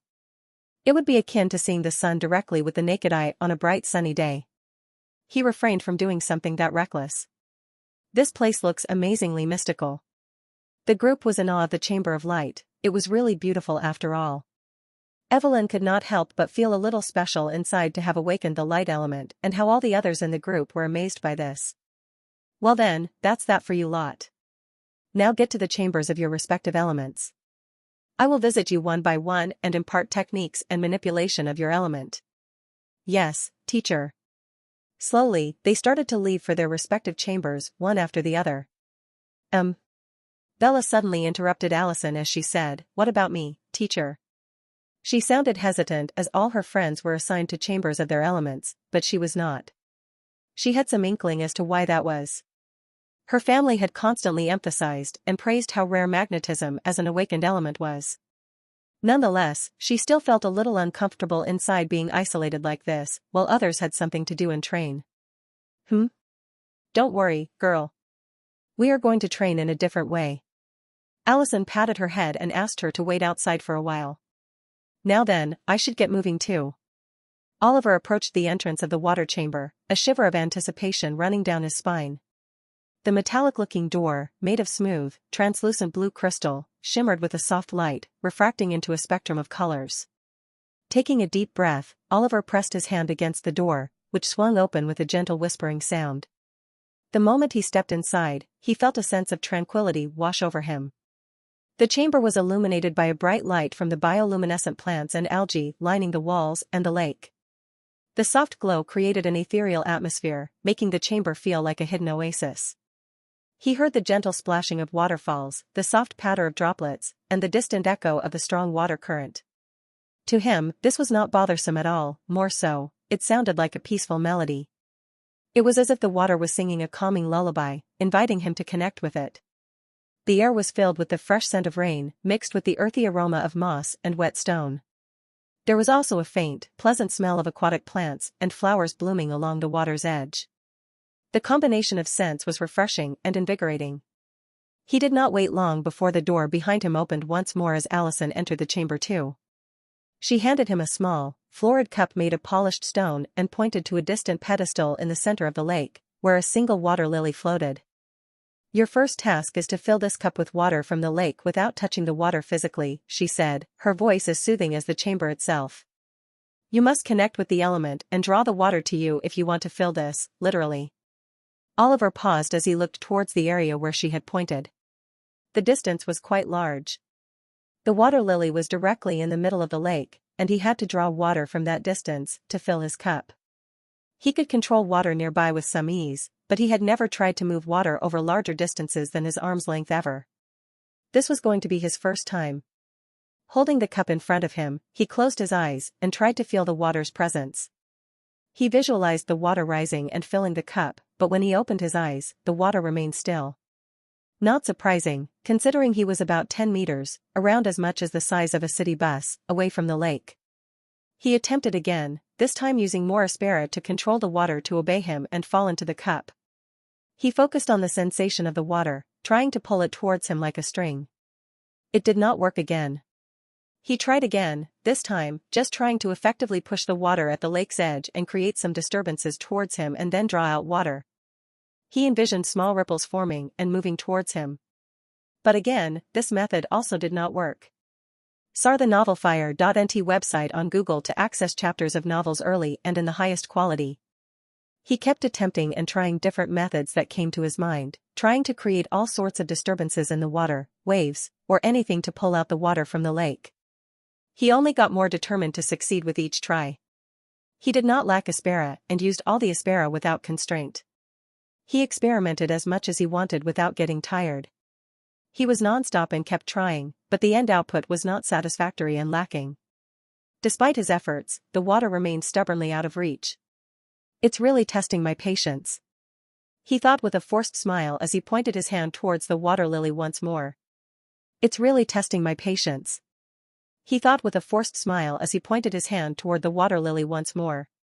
The water in the lake remained stubbornly still, defying his attempts to draw it toward him. Frustration simmered within him. How could he have so much aspera and still fail to control the water? He tightened his focus, trying to force the water to obey, but it only seemed to resist more. Was his technique the problem then? He could not feel that it was the case. He had been doing as per the instructions and his instincts. If the technique was really the problem, then he would not have been able to even cause the slightest changes or fluctuations in the water in the first place, much less move anything. But since that was not the case, then he was sure it was not that the technique he was using to be changed. He'd been at this task for what felt like hours, with no success. The more he focused on trying to force the water to move, the less responsive it seemed. He pondered. Was the approach correct? Should he try something different? A devious idea came to his mind at the moment. Should I just go and fill the cup with water from the lake? But in the next moment, he laughed it off. This was foolish. Allison would definitely not believe till he showed her a practical demonstration in front of her own eyes. Not to mention, it was also his loss if tried to fool her. In the future, he would have to rely on himself only after all. It had been some time since he was busy with this task without any outcome. He heard the sound of doors moving and Allison entering. His concentration wavered, and he felt the cool dampness of the chamber starting to seep into his bones. Creak. The creak of the door broke his concentration, and he glanced up to see Allison entering. Her calm presence reminded him to take a breath. Allison approached him, her eyes looking in the still empty cup with a hint of curiosity. "Show me what you've been doing," she asked gently. Oliver nodded, demonstrating his methods with a practiced but wary hand. Allison watched, her brow furrowing slightly, and then she placed a gentle hand on his shoulder to stop him. She was quite surprised internally, given how many methods he had already shown her and used before her coming back. He must have consumed a lot of aspera and was still able to keep going without a break. Did he drink a potion, she wondered, as this was the only reasonable explanation for his stamina so far. You're trying to control the water too forcefully, she observed. Water is fluid and adaptable. It responds best to harmony and flow. Feel its rhythm, become one with its movement. Let it come to you naturally. Give your mind some rest and think about what I said. Oliver sighed. Was he really forceful? She might have seen something that he had missed. He closed his eyes and focused on the cool, tranquil aura around him. While Oliver was alone in the water chamber, his friends in the nearby chambers were undergoing their own training. In the high plateau wind chamber, Alfonso struggled to control the powerful gusts of wind. His task was to create a gentle breeze to move a feather from one side of the chamber to a specific point located far away amidst the raging winds. However, each attempt resulted in either too much force, sending the feather flying uncontrollably, or too little, leaving it motionless. Allison's advice echoed in his mind: become one with the wind's natural flow. Don't resist it. Allison had given him the advice to become one with the wind's natural flow and not resist it, which he seemed to be doing. Sweat trickled down Alfonso's temple as he tried again, inhaling deeply and exhaling with a soft, controlled breath. The feather fluttered, then slowly drifted toward its target, carried by a breeze as gentle as a sigh. Meanwhile, Amber was deep in the rocky formations and underground tunnels, struggling to shape a small boulder into a smooth sphere. Her initial efforts resulted in jagged, uneven shapes, her annoyance growing with each failure. Her efforts seemed to crumble literally. She was also prohibited from using any tools to aid herself, which made her quite annoyed. To her, tools were something akin to a body part of hers. Allison had told her to connect with the earth's patience and persistence, to mold it with steady hands and a calm mind. She sat down, closing her eyes and placing her hands on the boulder. Slowly, she let the earth's steady energy flow through her, her movements becoming more deliberate and patient. Gradually, the boulder began to take a smoother shape. In the stormy thunder chamber, Daniel's task was to summon a controlled bolt of lightning to strike a designated target. His struggles were intense. The lightning often veered off course or dissipated too quickly. Sometimes, he would even almost bolt himself. He was overexcited to control lightning, after all. His excitement often resulted in wild, uncontrolled bursts of energy, which resulted in the above outcomes. Allison had to remind him to harness his emotions, to channel his intense energy into focused power rather than letting it scatter. According to her, it was not good to go against their inherent personality. Daniel was an aggressive and hot-headed boy, his nature was like that. So doing something that went against that nature of his was a waste of power, according to her. She believed that it was instead better to use those intense emotions and energy for something more productive. That was to convert the intensity into power. Given that his awakened element was thunder, an already raging and turbulent attribute, she felt it was better that he use his over-the-top energy and transfer that to his manipulation of his element. Allison had told him to harness his emotions, to channel his intense energy into focused power rather than letting it scatter. And this was the most difficult thing for Daniel. While it might sound advantageous that he could use his intense energy and emotions without restraining himself, to do that, he needed just as much focus and concentration. He was required to have a calm mind to be able to achieve that. He had to achieve this through concentration, which was contrary to his hot-blooded nature. He clenched his fists, feeling the crackling energy within him. With a deep breath, he focused, letting his emotions fuel the lightning. A bolt shot forth, striking the target dead center, and Daniel grinned, his eyes alight with triumph. Easy peasy. In the glacial cavern in the ice chamber, Nadia had to create in detailed ice sculpture using her abilities. Her initial attempts were crude, with the ice either shattering or forming into unrecognizable shapes. Allison's advice was clear: shape the ice with delicate finesse, not brute force. Allison had taught her the importance of precision and control, to shape the ice with delicate finesse rather than brute force, which she seemed to be doing. However, something that separated Nadia from others was her persistence and lack of interest in anything other than power and strength. She was relentless, like an emotionless doll set to work tirelessly and infinitely. She would take feedback from her mentor and incorporate the teachings into her technique seamlessly. She would fail, take input, repeat, and keep training, using ice to form a finely sculpted structure. It was as if someone did not tell her to stop. She would keep on going until she fainted, so Allison had to ask her to pause in between. Allison was particularly impressed with Nadia's tenacity and aspera. So far, only Oliver and the two sisters had proven to be capable of having as much aspera as her. As for the sisters, in the sunlit light chamber, Evelyn's task was to manipulate light beams to create a specific pattern on a wall. Her initial attempts resulted in scattered, unfocused light that failed to form the desired shapes. Allison guided her to focus her inner light, to control its intensity and direction with clarity and intent. Evelyn closed her eyes, centering herself. She imagined the pattern clearly, feeling the light within her pulse in response.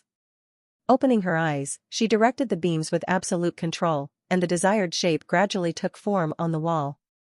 Allison transported them all back to the dormitory using the array. As the day drew to a close, the group reconvened in the dormitory, exhaustion etched on their faces. Back in the cozy dormitory, Oliver joined his friends as they unwound from the day's events. All of them had exhaustion written on their faces at the moment. Allison had promised them a meal, and they gathered around the large wooden dining table, anticipation mingling with their fatigue as they waited for her. Haha, then did you know, I used too much force and almost burnt my whole arm. The thunderbolts are no joke, very sharp and precise.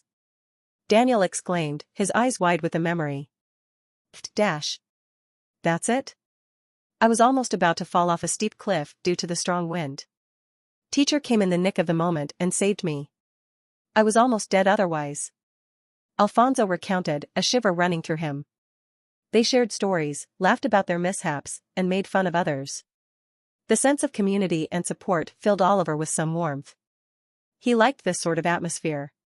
All right. The food is ready, you lot. Let's have a blast. A cheerful voice belonging to Allison sounded as she entered the dining area with a steel pot in her hands. Suddenly, Oliver had an ominous feeling when he observed the brownish fumes wafting from the steel container. Don't tell me this is one of those scenarios where the teacher would force us to eat her trash cooking? His stomach churned at the sight, and he instinctively took a step back, eyes widening in disbelief. A look of horror flashed past his eyes when Allison put down the contained on the table for them to see. And he was right. The pot was nothing but a brown mess of something between liquid and solid, something unidentifiable entirely. Huh? What's this? Daniel, who was sitting a bit far, came over curiously. The pungent smell hit him, and he recoiled, pinching his nose as nausea overtook him. What the fuck is this? He instantly pinched his nose with his fingers, closing the entrance before he inhaled any more of the smell, and puked on the table. His face turned green, and he staggered back, desperately trying to hold his breath. The stench was overwhelming, invading his senses with an intensity that left him dizzy. He looked at the brown content with a disgusted gaze, before his eyes wandered to the others sitting on the table, and he could see they all mirrored a similar expression to his.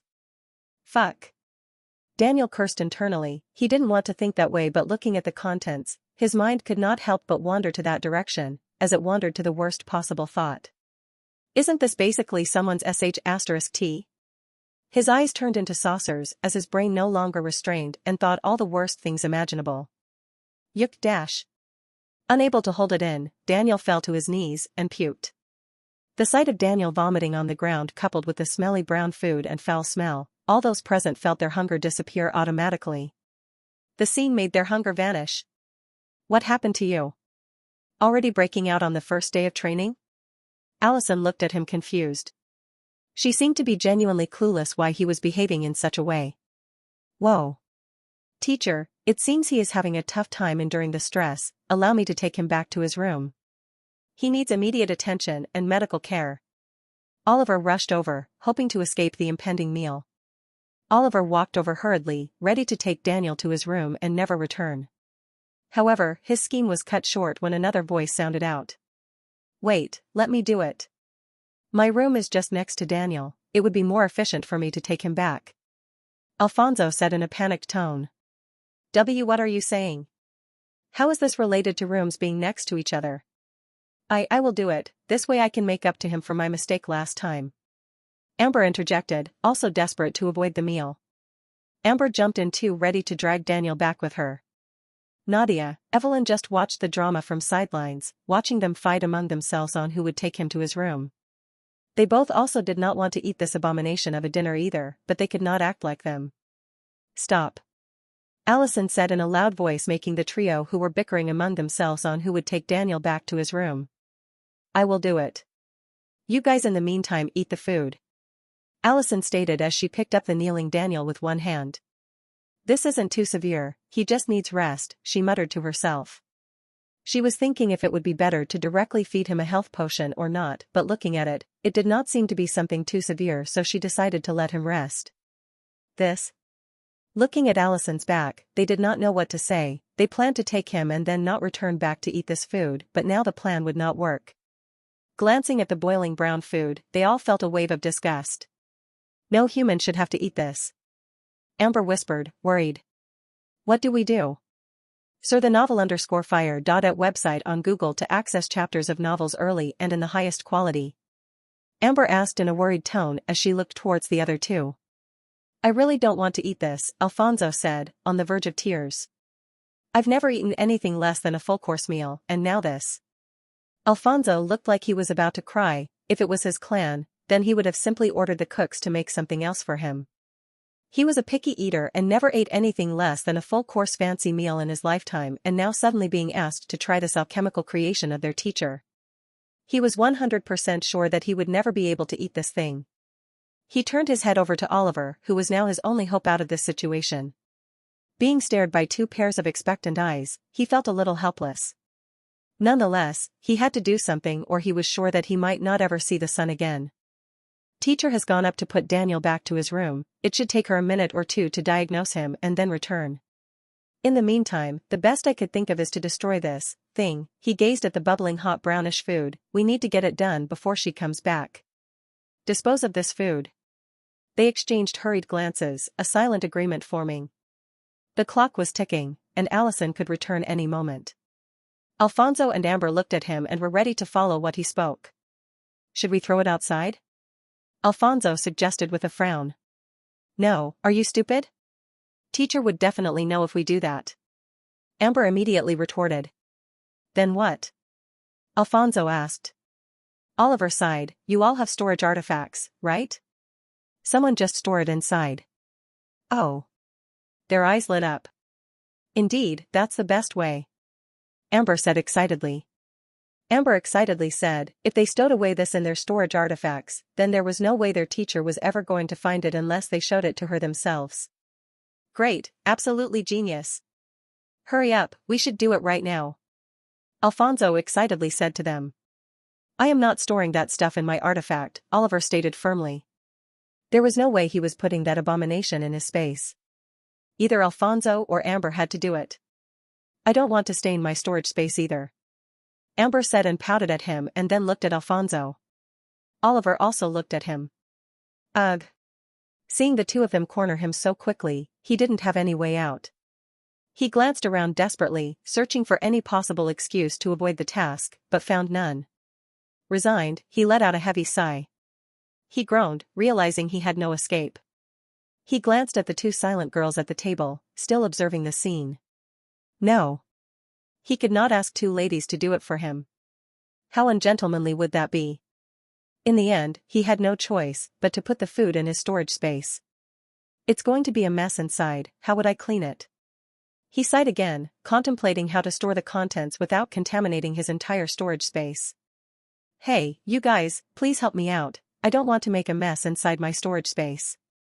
You should know that there are potions and pills inside, if this toxic liquid touched those things, I would never be able to consume them. He asked in a bit tone to the two in front of him. Well. Oliver and Amber exchanged glances, realizing Alfonso had a point. Sacrificing his valuable items just to avoid eating the food wasn't fair. They could not sacrifice his stuff just for this. Not only would it be too selfish on their behalf, but also a huge waste of such precious resources. I have an idea. Suddenly a voice sounded out, making both Alfonso and Amber startle from their deep thoughts as they pondered about what should be done. They turned their heads towards the source of the voice and looked with wide eyes. They looked with widened eyes towards the person who said it out, unable to help but feel a little emotional when they saw him speak again. It was Oliver who once again had an idea about the situation. He was really their go-to problem solver, who once again had an idea. Both of them felt a surge of gratitude that he was present today with them, or else they might have seriously offended Allison already. Oliver was the linchpin in their plan to avoid eating the alchemical disaster masquerading as dinner. No one wanted to risk their lives with that concoction. They needed to dispose of it discreetly, without arousing Allison's suspicion or causing a mess in their storage artifacts. So getting rid of this thing was important for them, and they had to do it cleanly so they don't make Allison suspicious of them and their activities, but also not start a mess in their storage artifacts either. Time was of the essence. They had to act before their mentor returned from settling Daniel upstairs. The two couldn't help but silently curse Daniel's luck in avoiding this mess, due to his condition. The two could not help but silently curse Daniel about how lucky he was to escape this whole situation just because of his condition. I have an idea. Oliver said as he glanced towards Nadia, who met his gaze. However, I would need some help. Nadia met his gaze, a flicker of confusion crossing her otherwise emotionless stare. Just hurry up. The teacher would be down any moment now. Amber urged. Alright, I will use my element and concentrate this food in a cluster, and then Nadia, could you freeze it for me? This way, Alfonso should be able to store it successfully in his storage artifact without messing around. When they heard this, all of them had a hint of realization. Indeed, that was definitely possible. All three of them turned their heads to the only girl with the ice element. Nadia frowned, but on second thought, if she did not help then. She glanced at the food and decided to just aid them for the time being. Deciding it was better to help than to face the consequences, she nodded. Oliver quickly got to work. In fact, he could do both these things himself quickly, considering he had the control over both water element and ice element. Even though he had not trained the ice element much, he was confident in freezing some liquid on his own without any external help. But they did not need to know about this, at least not right now. He had just awakened his ice element and had not trained at all in that element either. Plus, awakening two elements, despite being under 10 years of age, was an inhumane achievement in this world. According to the laws and principles of the world, a human would not be able to awaken more than one element after drinking Honorable Star's essence, not until their bodies fully assimilated the awakened element they primarily had awakened. If there were no such restrictions around, what was stopping the major clans to drown their heirs in Honorable Star's essence since birth and let them awaken all elements in the world? Not only the humans' affinity to a particular element mattered, but also how well they would be able to manage the power of more than one element inside their bodies. A child's body was considered not strong enough to coordinate two elements internally, so no matter what, no exorcist was stupid enough to do this stunt, especially when the child could just die due to imbalance of elements in the body. If someone did not have the affinity with a particular element, then no matter how many vials of essence they devoured, they would not be able to awaken that element. Similarly, the stronger the element someone primarily awakens, the lesser their chances get to awaken more potent elements in the future. It was believed by the expert exorcists specialized in this field that a stronger primary element establishes a hardcore dominance inside the body of the individual, and further does not allow other weaker elements to exist. Suppose someone managed to awaken a powerful hybrid element like the thunder element that Daniel had awakened, then their chances would be lesser as compared to Alfonso, someone who had awakened wind element to hope to awaken a second element. This was why that individuals with multiple elements were not common. He felt it was better to have some secret cards exclusive to his knowledge only. Oliver got to work, stretching out his hand towards the food. He closed his eyes and focused. The rhythm of the water resonated within him as the liquid inside the steel contained stirred, slowly moving into circles as a small vortex formed at the center and in front of everyone's eyes. The liquid gathered and concentrated into a liquid ball. It was a brown-colored ball of floating liquid. "Nadia!" he called out to her. Nadia looked at the spherical ball and her eyes narrowed. His control over water element was surprisingly good. She could tell she would require a lot of concentration to be able to maintain the shape for a long time using liquid ice. Nonetheless, she pointed her finger towards the floating liquid ball as frost started covering the liquid, slowly freezing the entire ball until it turned into a crystalline ball of brown ice. "It's done." Oliver caught the ball in his hand midair before it crashed into the ground and threw it towards Alfonso, who caught it in the end moment with some fumbling. "So cold." Alfonso winced, quickly storing the ball in his ring. He looked at Oliver in surprise. The ice was unnaturally cold. It was weird, the ice was chilling cold, way colder than some normal ice, yet he was fine and he had such a reaction. Was he that weak compared to Oliver? He almost believed that he might have gotten a frostbite had he held the ball longer. "Finally, it's disposed of." Amber chuckled as she slumped down at her chair. She was already very tired, and now after this stunt, she did not even have the energy to bother around anymore. Simply too exhausted. It looked like she would be sleeping empty stomach. She regretted not storing some food supplies before leaving the clan. Her eyes trailed to Oliver, who was wiping his hands with a towel. She wondered if he had any arrangements or if he would be sleeping hungry too. Before she could ask if he had any food, footsteps echoed from the staircase. Allison was coming down. They quickly settled back into their seats as Allison entered shortly. She noticed the empty steel container and raised a brow as she looked at the group. "You guys already finished it?" she questioned. "Ah. Teacher, it was a decent meal. We were so hungry that we ate it all."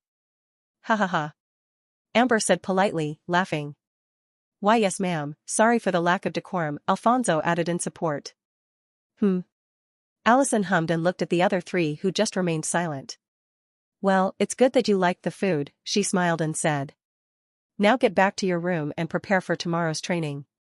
With that, she left the room, leaving the group in silence.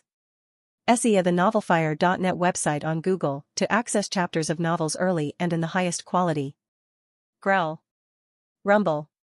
A rumbling noise of stomachs sounded in the silence. It was true that all of them were hungry. But now what? Ahem, does anyone know how to cook? Alfonso questioned. "My sister does." Evelyn spoke, but Bella was not there at the moment, so it was not helpful. "Are you kidding me? How do you expect literal kids like us to know how to cook?" Amber frowned, crossing her arms against her chest. "Well, Bella does, but she is not here, haha." Alfonso laughed lightly, but he was really hungry. Oliver sighed as he looked at them. "I can cook." "Really?" Alfonso's expression changed as his face lit up in delight. He stared at Oliver with anticipation. Amber also stared at him with surprise. She did not expect him of all people to be familiar with such a skill. "Can you please make us something?" Alfonso blushed a little. "Sorry, if I sound weird." He knew that Oliver was equally tired as them, but he could not help but ask in hope. He did not want to sleep hungry. He was exceptionally courteous when he asked. "Cook with what?" Do you have the ingredients? Oliver questioned, looking at Alfonso as if he were a clown. How did he expect to make food without ingredients? Ah.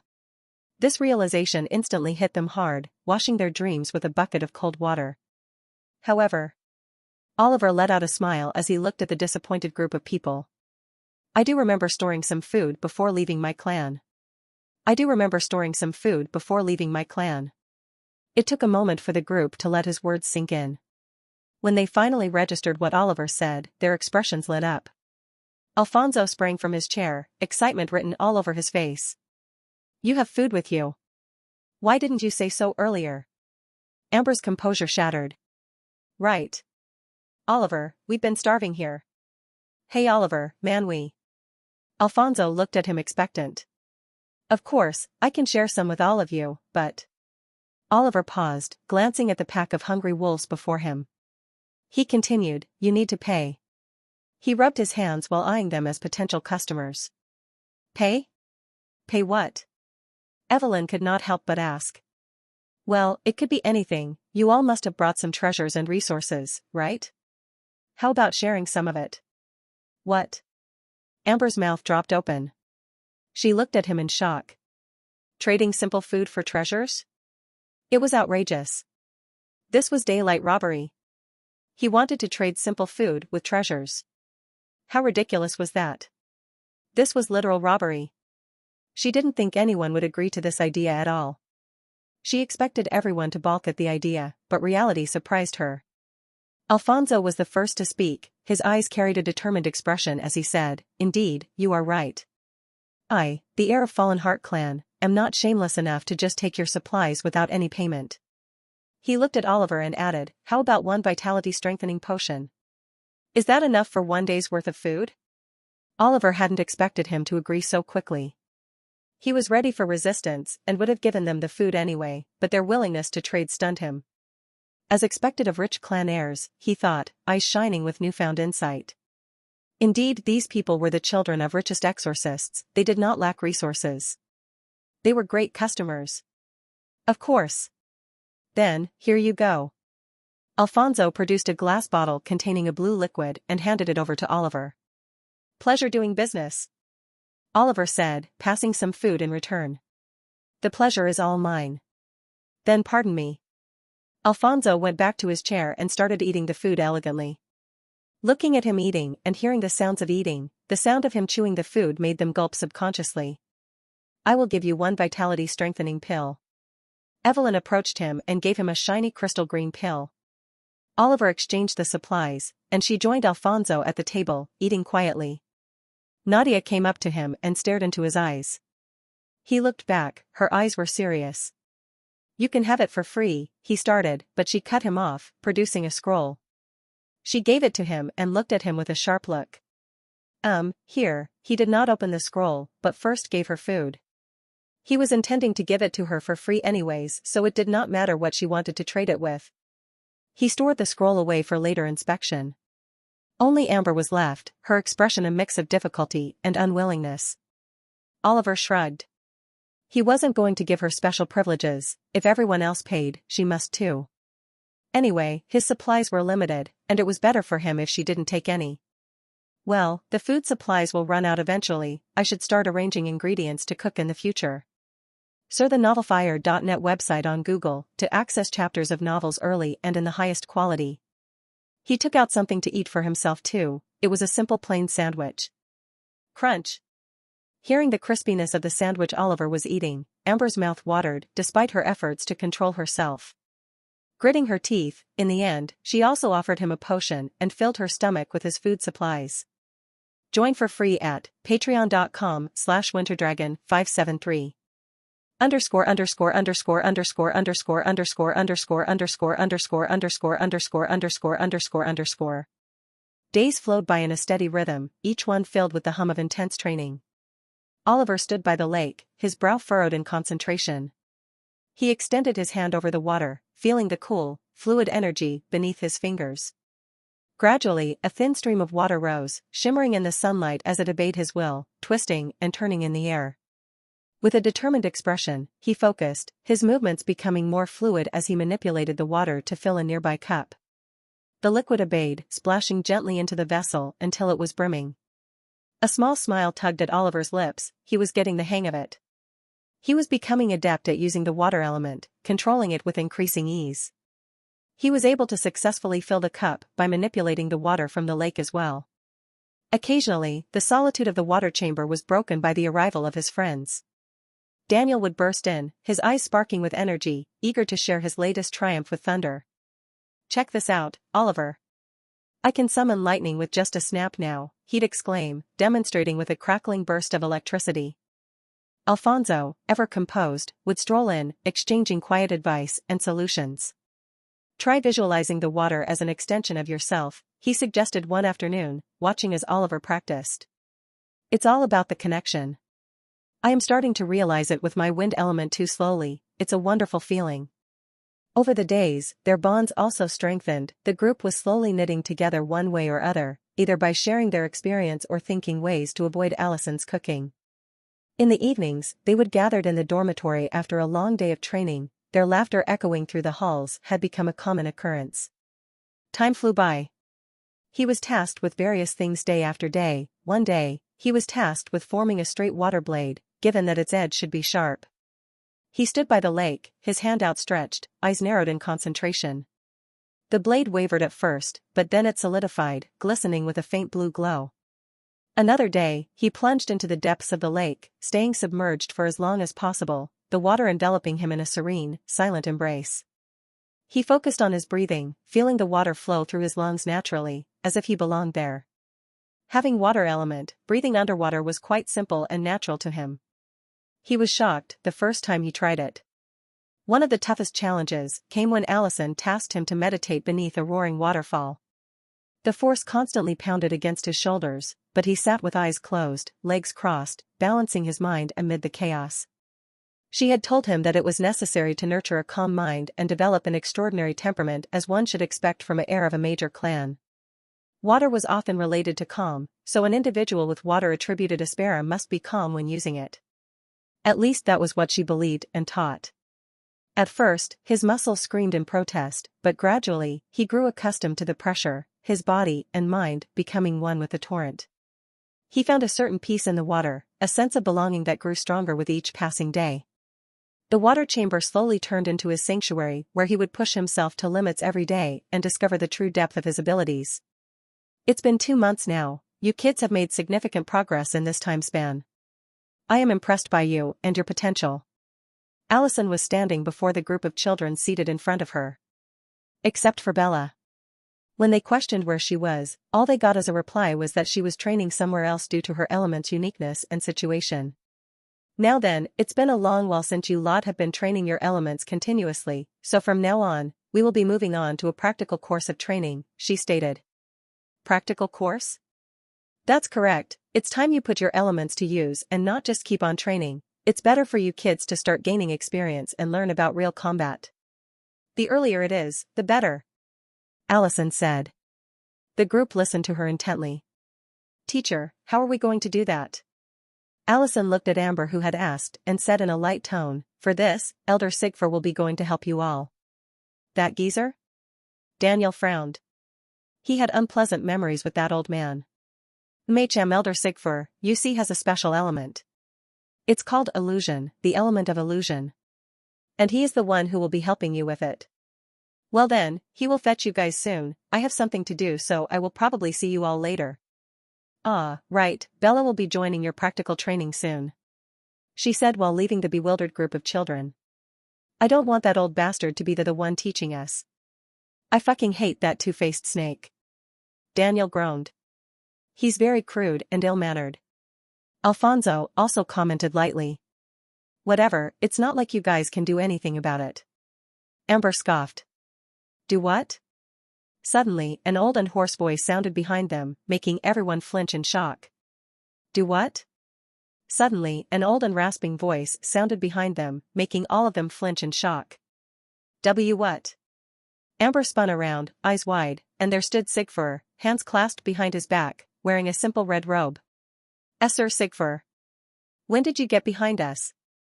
All of them looked at him in shock, they did not sense him approaching at all. I just arrived, he said, his tone flat. Oh. Hearing this, all of them heaved a sigh of relief. If Sigfur had overheard Daniel, they all knew there would be consequences. Anyways, follow me, I will take you to your new training area. Sigfur said as he clicked his tongue and left, with the group following behind him. They followed him to an array formation.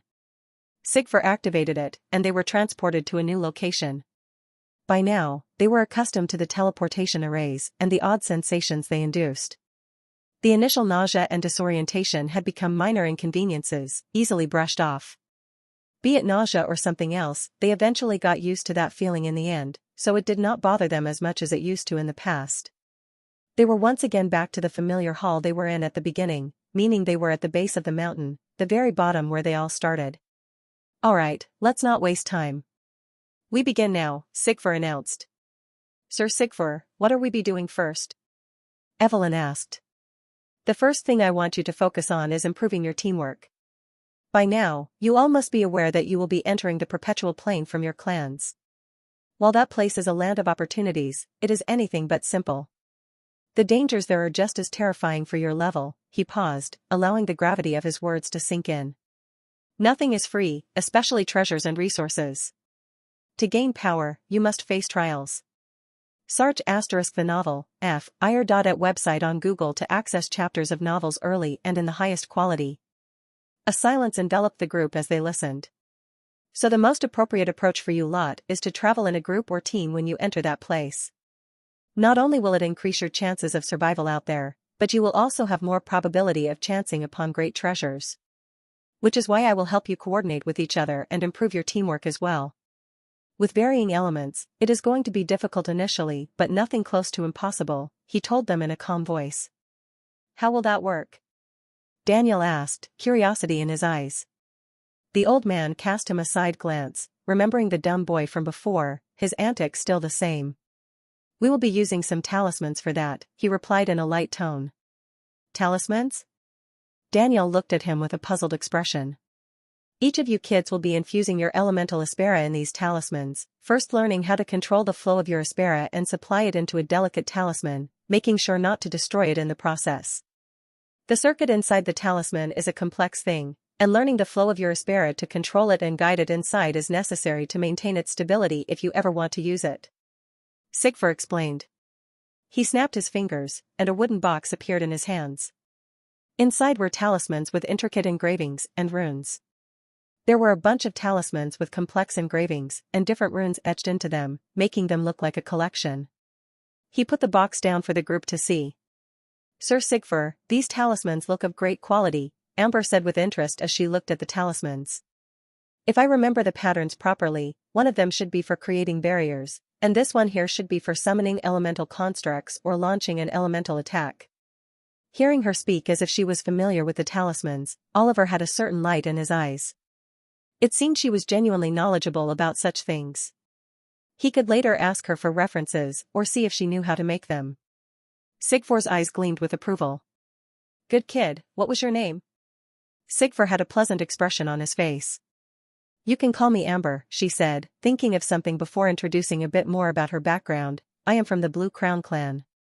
No wonder. Now I see why you are aware of this stuff.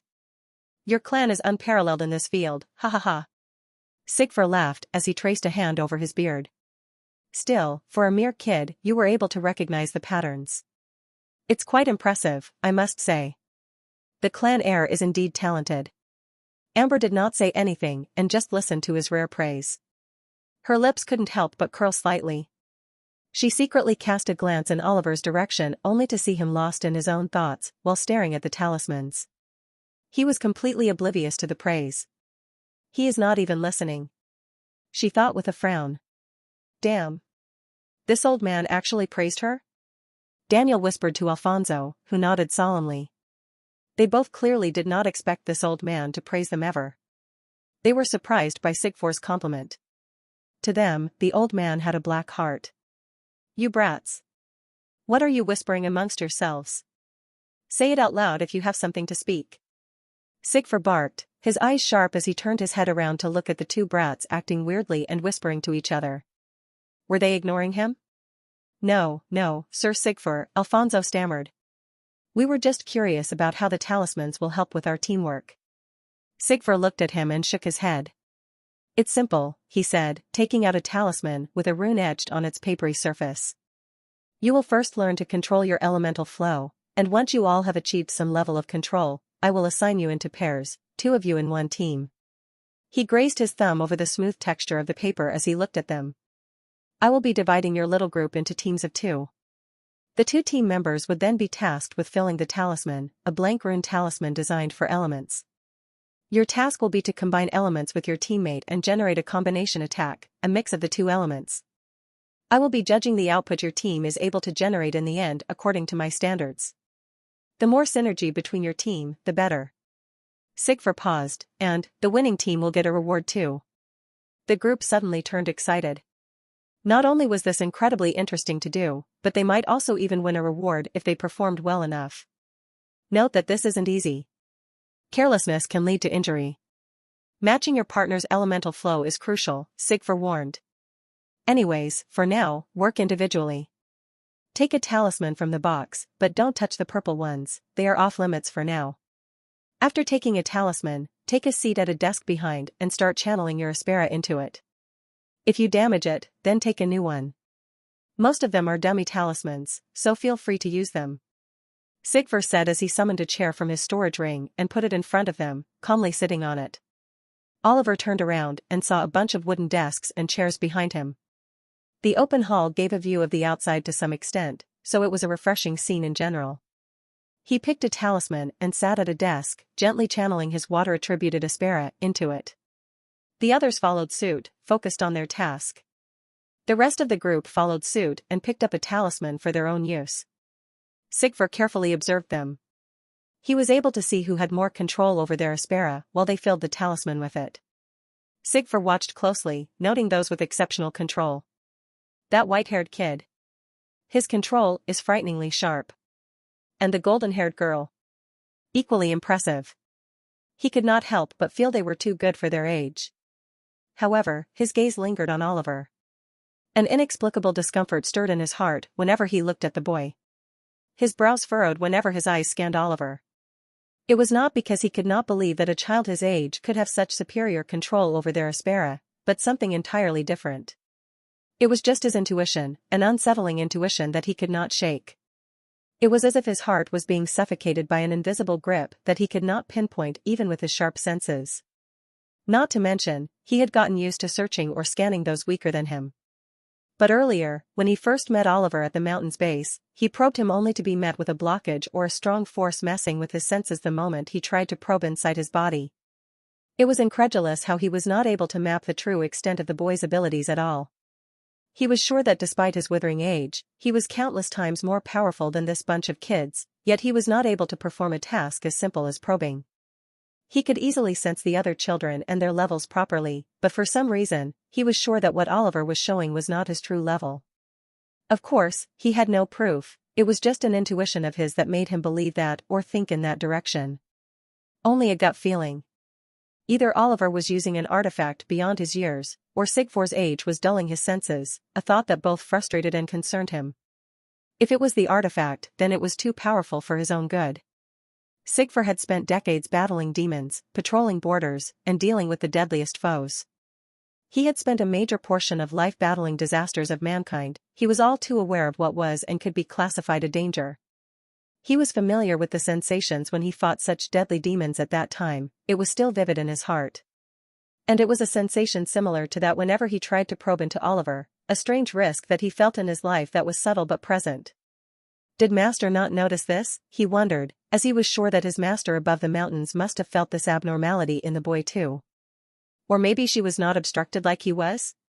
He might have to ask her about it later, to confirm his rising doubts and suspicions. For now, he had to focus on training these kids and preparing them for a future covered with darkness. It took some days, but the group slowly got used to controlling their Aspera flow in the end. The kids would often fail in their attempts, sometimes destroying the talisman, blasting it, or just doing something silly at the end step and having to do it all again. All of them were seriously dedicated and never gave up trying. Alright, now I will split you all into groups of 2. The serious things would start from now onwards. Try to compliment your teammate.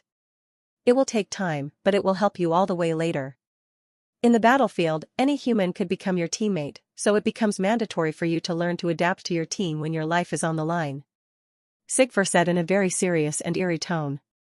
Oliver knew about this. In the battlefield against demons, any human you find becomes your ally automatically in the fight. The more allies you have on the field, the better your chances of survival. So, here's the matchup. Daniel goes with Nadia. Alfonso will go with Amber. And lastly, Evelyn goes with Oliver. He said sternly. There was a momentary silence after Sigfur announced the lineup before Daniel could not help but burst out. What sort of terrible lineup is this? He looked with widened eyes around before his eyes landed on the emotionless girl.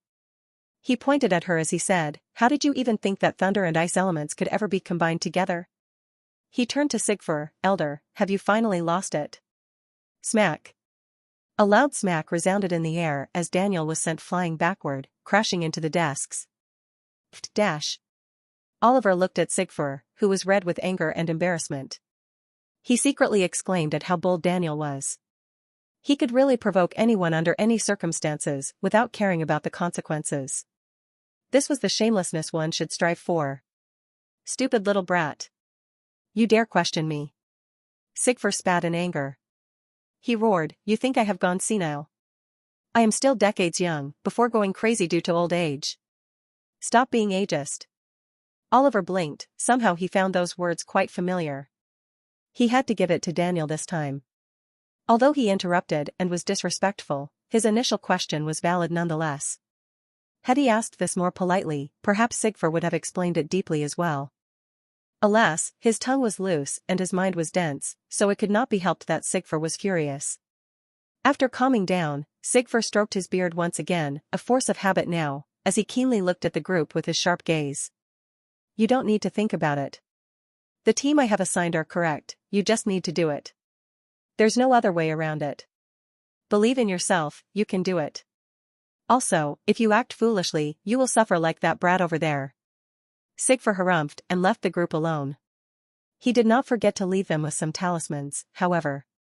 These talismans were the real deal, waiting to be filled with the aspera of an elemental attribute. Well. Oliver looked at the lying Daniel and then at Nadia. He should be waking up in a few minutes. You can think of what to do. Nadia had a cold look in her eyes as she gazed at the lying black-haired boy. She hated weaklings like him the most. She preferred to do it alone, not with anyone. She was more than capable of doing it. Her eyes turned frosty. This was all slowly turning pointless. She would rather have it that she was sent back to the ice chamber to hone her element more, or just back to her clan. But she did not want to be the first to complain or else. She cast a glance towards Oliver, who had his back facing her as he was walking up to Evelyn. She did not want him to have any thoughts. Not only was she older than him, but also stronger. She could not act like that. She felt a pang of hatred toward the old man for not pairing her with him instead. Water and ice elements were alike, they were basically one element. The ice element was a hybrid element of the water element family. She was 100% sure that her compatibility with his element and his compatibility with her element was better than anyone present here in this group with them. She was confident that as long as Oliver followed her lead, she could easily generate a very deadly attack. Using his element to enhance her own element's offensiveness, she could easily overpower everyone present with minimal difficulty. But they were not paired together. She turned around and left as well. Hey, Evelyn. Oliver reached out to the girl standing next to the pile of talismans, looking at him. We're teamed up, she smiled. Yes. Combining our elements for an attack will be challenging, Oliver admitted, considering how the light element wasn't inherently offensive. His water element didn't seem a perfect match. The light element was basically not an offensive element by its nature. At least not until the bearer of the element developed it later into killing arts. For now, Evelyn was not in that league, so her light element was basically quite docile in nature, with healing capabilities, blinding effects, defense, and all. Stuff like that with his water element, he was not sure what to make of it. Nonetheless, his main goal was not to win the challenge set by Elder Sigfur, but rather to shift his target to Evelyn from Nadia. This was the best opportunity he could have gotten so far. He just needed to be in physical contact with her for some time before the system message appeared. He just needed to somehow get in contact with her. He already had a plan to achieve that. Let's start by coordinating our Aspera. Then we can think about attack combinations. How about it, he suggested. Sounds good. Let's get in tune with our Aspera first, she agreed, picking up a talisman and placing it on the desk. How should we do it? Oliver started as he said, first, we should channel our Aspera into the talisman one by one and see if we can balance it out. If it does not work like that, then we can try it at once. Alright, will you go first? I will supply the talisman with water-attributed Aspera and fill it halfway. The rest will then be for you to fill. Not only that, but since you are going to be the second to fill it, you will need to balance out the already filled Aspera on your own. He added, basically, you will be doing everything in this try individually. All I will be doing is just filling it up with my Aspera. In the next try, I will do it all, and you will just have to fill it with your light-attributed Aspera instead. He finished with his little lecture and looked at her for a response. Evelyn listened to his explanations and nodded, I got it. Then fill it up with your Aspera. I will then maintain the balance afterward. Evelyn listened to his explanations and nodded, I got it. Then fill it up with your Aspera. I will try to maintain the balance afterwards. Oliver nodded back and placed his hand against the smooth surface of the white-colored talisman. Slowly, his hand started to channel his water-attributed Aspera into the paper beneath. A warm current flowed from his hand to the paper talisman as he filled it halfway. After making sure it was filled halfway, he retreated his hand and looked at Evelyn, who was beside him. Noticing his signal, she went up to the talisman and placed her palm above the paper. Closing her eyes, she moved the light-attributed Aspera inside her body into the paper talisman, slowly filling the already half-filled talisman. She could sense the circuits inside the talisman as she filled it with her Aspera.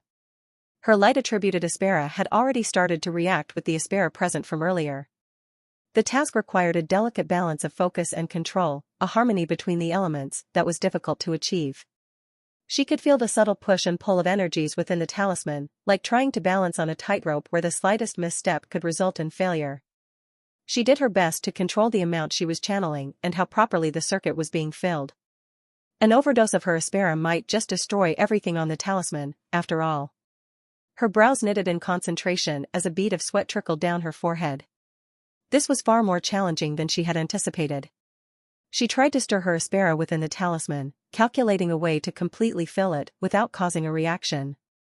She could feel that the water element was especially sensitive and would react turbulently to external changes or any stimulus provided. She was actually stuck. She had already filled the Aspera as much as she could without disturbing the already present water Aspera too much. But now she felt that if she sent any more inside, it would cause a huge reaction. Thus, she was slowly trying to stir her Aspera that she had already sent into the talisman. By moving them in the circuits, she was trying to calculate a way for her to completely fill the talisman without breaking it or causing it to react adversely with the water element. Looking at her frowning while closing her eyes, Oliver could somewhat guess her struggle, understanding the difficulty. Even he was aware of how difficult the task Sigfrid gave them was. It would be a miracle if someone managed to complete it in a single try. Evelyn still lacked the proper control of her Aspera. There was no way she could do it in one day. Not to mention, she was dealing with the water element Aspera. The water-attributed Aspera was especially sensitive among the basic common elements. Wind and water were notably more sensitive compared to earth and fire elements. Even the slightest change would cause a huge reaction. He could understand her situation at the moment without her telling him anything. Had she been paired up with someone who had a robust element like Amber or Daniel, or maybe Nadia as well, she might have had an easier time trying to balance it out. But with her light-attributed Aspera, which was already quite a potent element in essence, his water-attributed Aspera would serve as a tough obstacle in her course. The light element would definitely try to establish dominance immediately over the basic elements, so her main task was to control the potency and stop it from immediately trying to overpower the water element. Trying to make a hybrid element coexist with a basic element was quite difficult. It was an evident fact that no exorcist could deny. So it would take her some time to even think of figuring this out on her own and applying it in person. Oliver was already aware of the theory and logic behind this. He could just tell her and help her when implementing it physically.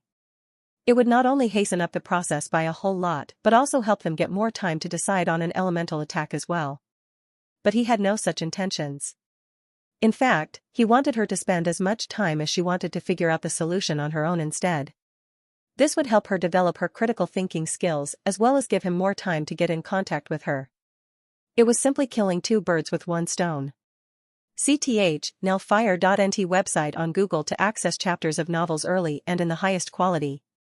Also, if he kept helping her like this every now and then, he would only be hindering her own self-growth in the end and messing things up more than they already were. Crack. A sharp cracking sound echoed as the talisman she was applying Aspera to started to show signs of cracks. The paper had started to develop visible cracks as if it were a rock fracturing slowly. Oh no. Evelyn panicked a little as she lost control over the talisman. Before she could do anything, a large thunderous sound blasted through the surroundings as the talisman released all its stored energy. Boom. The talisman released all the excessive energy inside and burst out with a hot wave of Aspera, forcing her to retreat backward due to the sheer force. Her face would have charred black normally due to the sudden explosion and closeness of the blast before her face. However, as the smoke started to settle down, she slowly opened her eyes only to see a giant water wall floating in front of her face. Tilting her face sideways, she noticed Oliver with his palm facing her direction. He used the water barrier. She thought as she glanced back at the water shield, a wall of water in front of her face. It was shimmering blue. This water wall had saved her face from getting blackened. She looked at the water wall slowly shifting in form, wiggling as if it was having difficulty maintaining the shape of the wall of water. She watched as it crumbled before dripping down on the ground in front of her after absorbing the impact from the little blast. "Thanks," she whispered, feeling a little shy now that she had made the blunder. Her face heated up as a red blush crept up to her cheeks. She did not expect to directly detonate the talisman and lose control. She was expecting the control over the talisman to be as easy as it was when she was doing it individually. However, she had thought it wrong. It seemed that earlier it was easy only because she was supplying purely light-attributed Aspera towards the talisman, and it was not having any obstruction in the circuits. But in the end, the difference when it came to applying and balancing the Aspera was huge. So huge that she could not believe it. Despite all her efforts, she was not able to control the flow and in the end lost it, leading to such changes. Join for free at patreon.com/winterdragon573. It was honestly hard. Be careful, you are next. She shook her head and warned him. Taking out another talisman, she started to fill it halfway with her light-attributed Aspera. After double-checking the talisman, she handed it over to Oliver, who was sitting beside her watching her fill it. "Here you go." He received the talisman and observed it without doing anything. It went on for a minute, so she could not help but ask curiously, albeit a little confused as well. "What are you doing?" She paused before adding, "You have been staring at it." "Oh, it was nothing. I will start right now." Oliver quickly shrugged it off as nothing and went to work directly.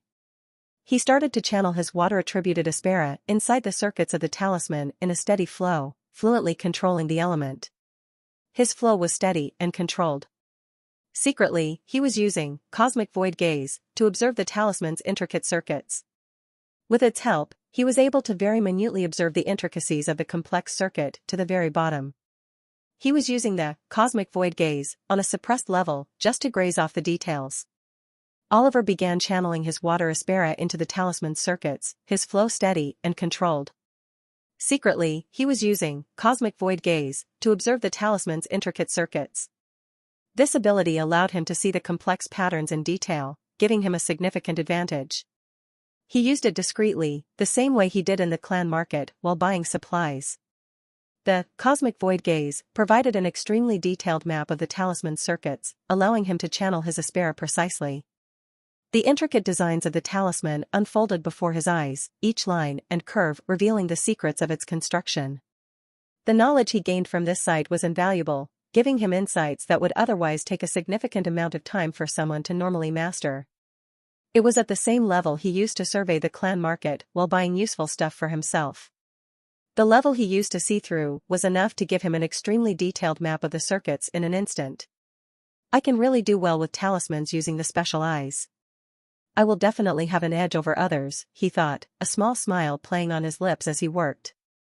I can really do well with talismans using the special eyes. I will definitely have an edge over others, he thought, a small smile playing on his lips as he worked. His fingers moved with precision, tracing the intricate patterns on the talisman. He thought to himself, while slowly filling it with his water-attributed aspera. The cool, blue energy flowed from his fingertips, intertwining with the delicate lines of the talisman. He was able to easily coordinate with the light-attributed aspera on his first try. A soft glow emanated from the talisman, the two energies merging seamlessly. He pondered for a moment as he saw the aspera combining with the two attributes, balancing out. The light and water danced together, a harmonious blend that filled him with satisfaction. He is doing good.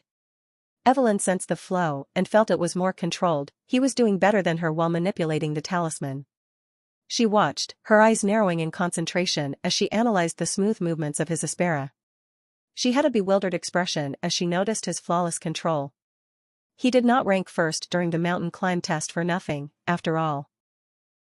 She noticed as he suddenly let go of the flow. The talisman's glow flickered, the delicate balance disrupted. What? Her eyes narrowed as she looked at the abrupt loss of control he suddenly displayed. Her brow furrowed, confusion etched across her face. Why did he suddenly lose control? It was too sudden. 1 moment prior, he was masterfully manipulating the aspera flow, and the next instant, he abruptly lost it. Her heart skipped a beat at the abrupt change. She was keenly observing his control, she was lost in memorizing his movements. It would have made more sense had he tried to balance it and slowly lost control, but it was just too abrupt. Swish. Crack. The talisman again started to show cracks similar to how it happened in her case. Tiny fissures snaked across the surface, the glow dimming. However, this time Oliver stopped applying any more aspera before it burst like before and put them in danger of injury like before. SEA the novel, F.ir. At website on Google to access chapters of novels early and in the highest quality. He released a breath he didn't realize he was holding, his hand steady as he withdrew his energy. The control is really complex. I felt it was going quite well, but then all of a sudden, I felt a strong turbulence and was caught off guard. Ha ha ha, he laughed as he narrated his experience. He rubbed his head as if wiping non-existent sweat. His laugh was forced, the tension in his shoulders betraying his casual demeanor, at least to her.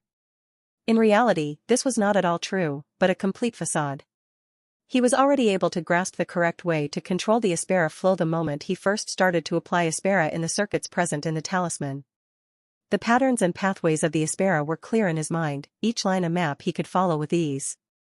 He even had a way prepared to maintain and coordinate the balance between the two elements on his own. With cosmic void gaze, he was directly able to observe in which line his aspera was going and how the other aspera was reacting towards it, the places where it would react more, the places where it would react less. His eyes glowed faintly, the world around him shifting into sharp focus as the cosmic energy revealed the hidden flows of nature. He was able to notice everything with ease. Had he tried a little more, he would have definitely succeeded in balancing it out. It would have been completed on his first try alone. Well, the tenfold aspera talent from Nadia is not for nothing, I guess, he inwardly thought to himself as he felt the wonders of the high aspera talent. A sense of pride welled up inside him, the potent energy humming beneath his skin. Now that he experienced it in person practically, he could clearly say that this talent was not just for show, it was too easy for him. He looked at the girl staring at him with a complex gaze. He still had to increase his relativeness with her, so if he had already completed it on his first try, the distance between them might grow further. If he wanted to bond with her, he had to make it as natural as possible and achieve it swiftly. He could now discuss with her how they should proceed and what tactics they should employ to control the elemental aspera.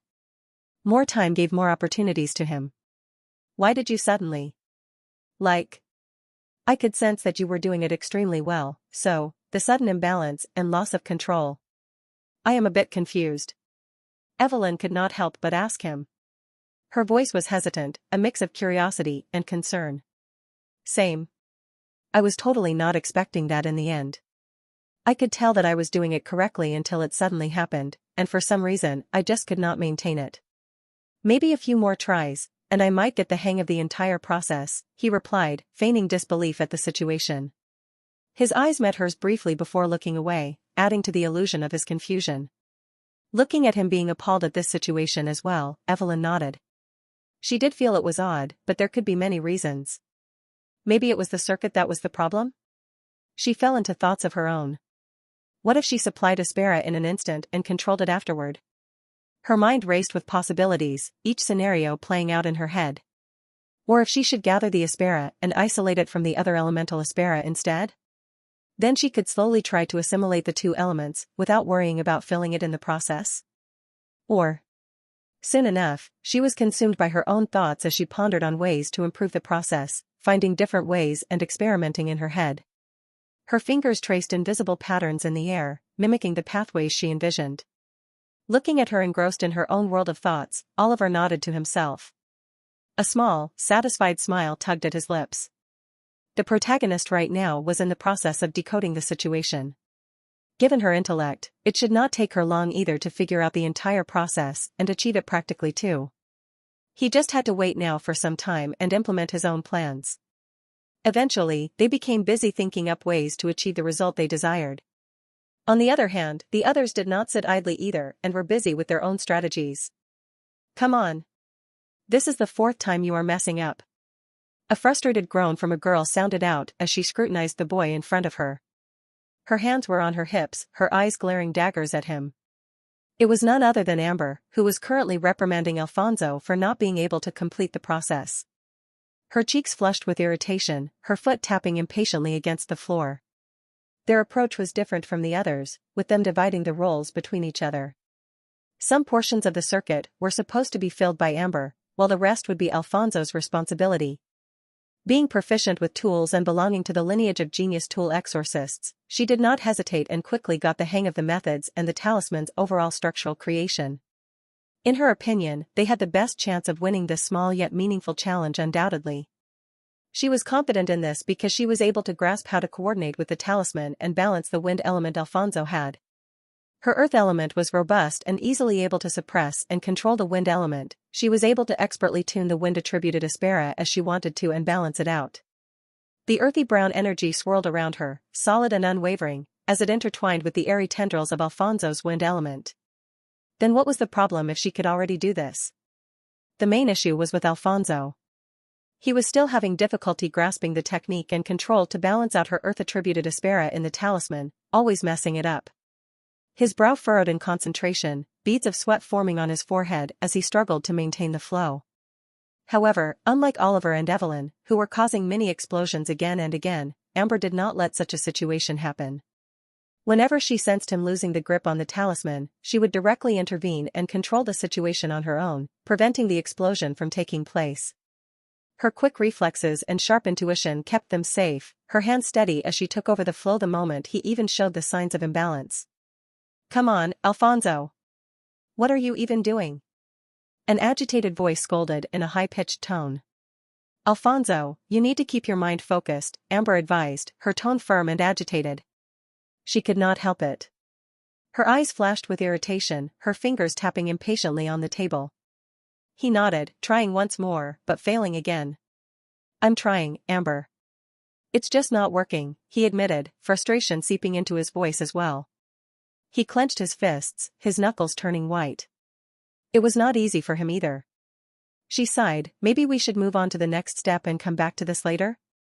Her shoulders slumped slightly, a weary look crossing her face. She had said this before too.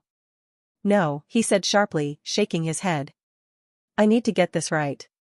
His voice was resolute, his eyes narrowing in determination. He had no plans to follow her as is and leave this crucial step behind. She felt frustrated. Because of this, everything was significantly slowed down, even though she was able to control and balance the two elements and Aspera. A storm of emotions was churning inside her. Look, if you want to understand the principle and method behind this, I can teach you, she offered, trying to keep her cool. Her voice was tinged with exasperation, her patience now wearing thin. Since she had already managed to understand it herself, she would not mind explaining it to her teammate as well, since this would give them a huge advantage over the other two teams. I said no, Alfonso replied, more sharply this time.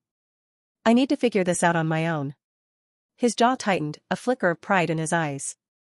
Why are you so insistent on doing it by yourself? she demanded, her frustration bubbling over. She threw her hands up in exasperation, her voice rising. "It's my noble pride as a gentleman," he replied, his jaw set stubbornly, his eyes defiant as he refused her help. "If I can't figure out something like this on my own, I'm not worthy to lead my clan." But he still had a calm in his tone. Despite all this, he always used a proper tone whenever talking with women. He did not get angry at Amber's hastiness. He told her that Sigfur had devised this challenge for them to be able to gain a higher degree of control over their Aspera and get in tune with a stranger's Aspera when necessary. In his opinion, if he did not manage to do that on his own, then he would not be worthy enough for his clan and to lead his clan in the future. As an heir, it was his responsibility to win fair and square. So despite her constant efforts, he never listened to her and continued trying again and again. He wanted to be able to achieve the technique to balance the Aspera himself as well. While she understood where he was coming from and felt that he was right to some extent, it could not suppress her annoyance at him either. Her fists clenched at her sides, a vein throbbing on her temple. She was pissed. "You're slowing us down, Alfonso." Amber snapped, her fists clenched at her sides, her teeth grinding in frustration. Her voice echoed in the room, drawing the attention of others. The attention was short-lived as they resumed what they were doing. "I know," he said quietly, "but this is something I have to do."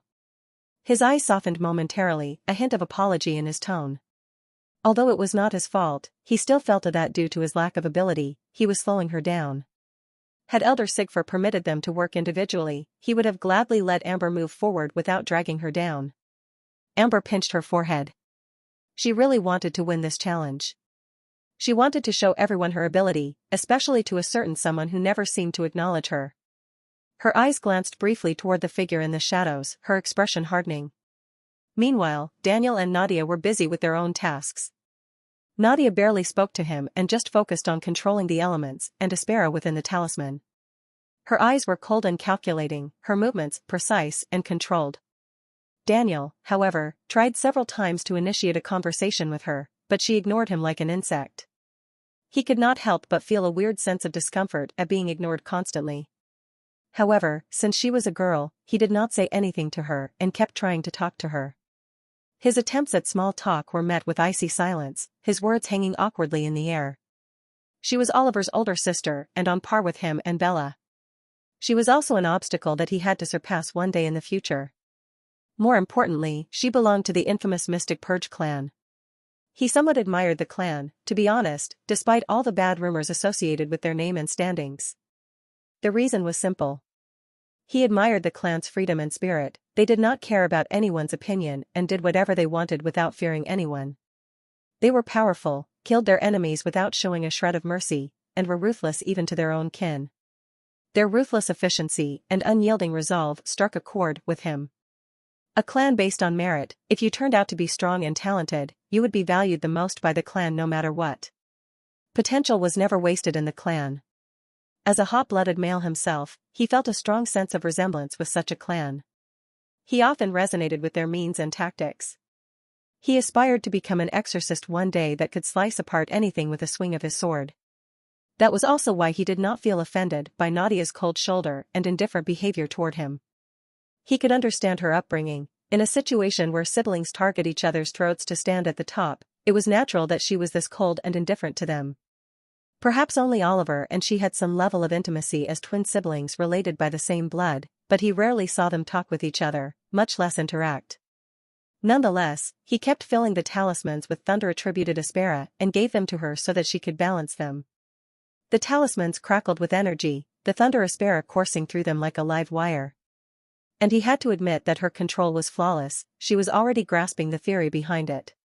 He had earlier noticed how Oliver and Evelyn had been causing continuous explosions, unable to balance out.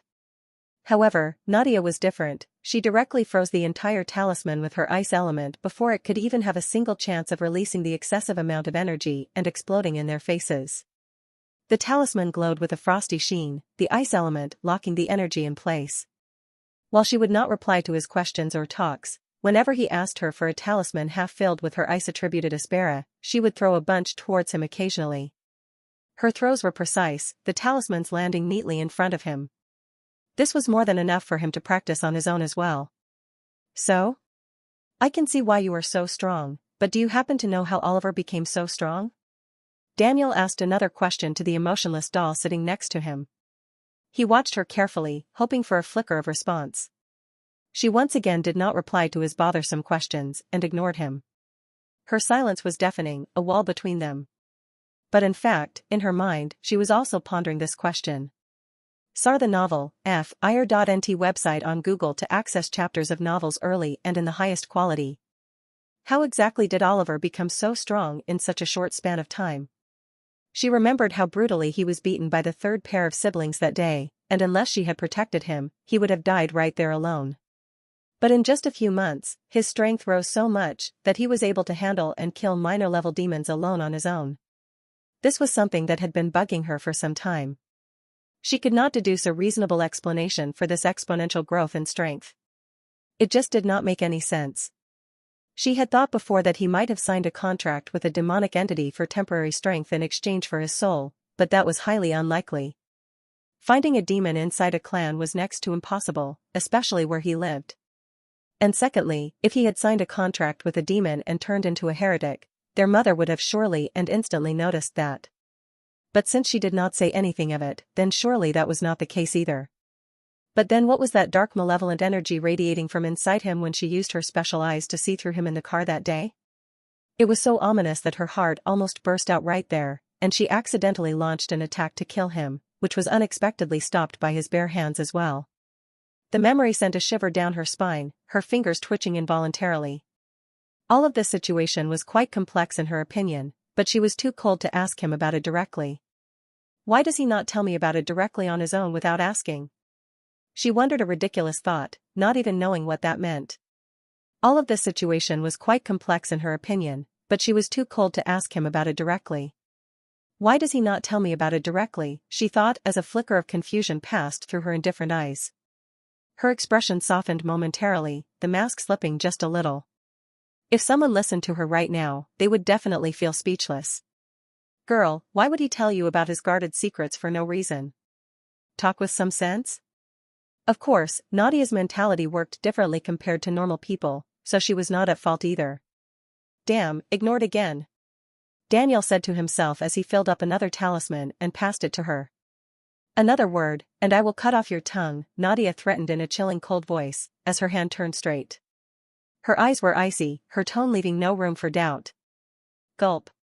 Daniel felt the raw killing intent and shut his mouth immediately.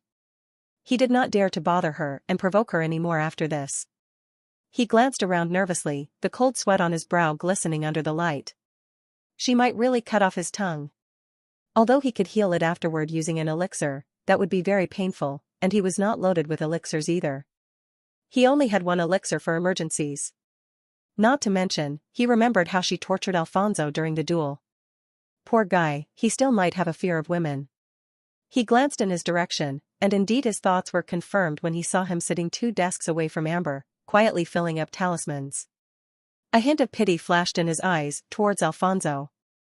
Alfonso, who was busy coordinating elements, sensed a gaze on him and looked up to see Daniel looking at him with a sympathetic gaze. He confusedly looked at the guy, not knowing what the latter wanted from him. His brow furrowed, and he tilted his head slightly, questioning. Upon seeing no change, he too ignored Daniel and went back to work on the talisman. He was close to finding out the principles to balance out the aspera of 2 different elements. He confusedly looked at the guy, not knowing what the latter wanted from him. His brow furrowed, and he tilted his head slightly, questioning.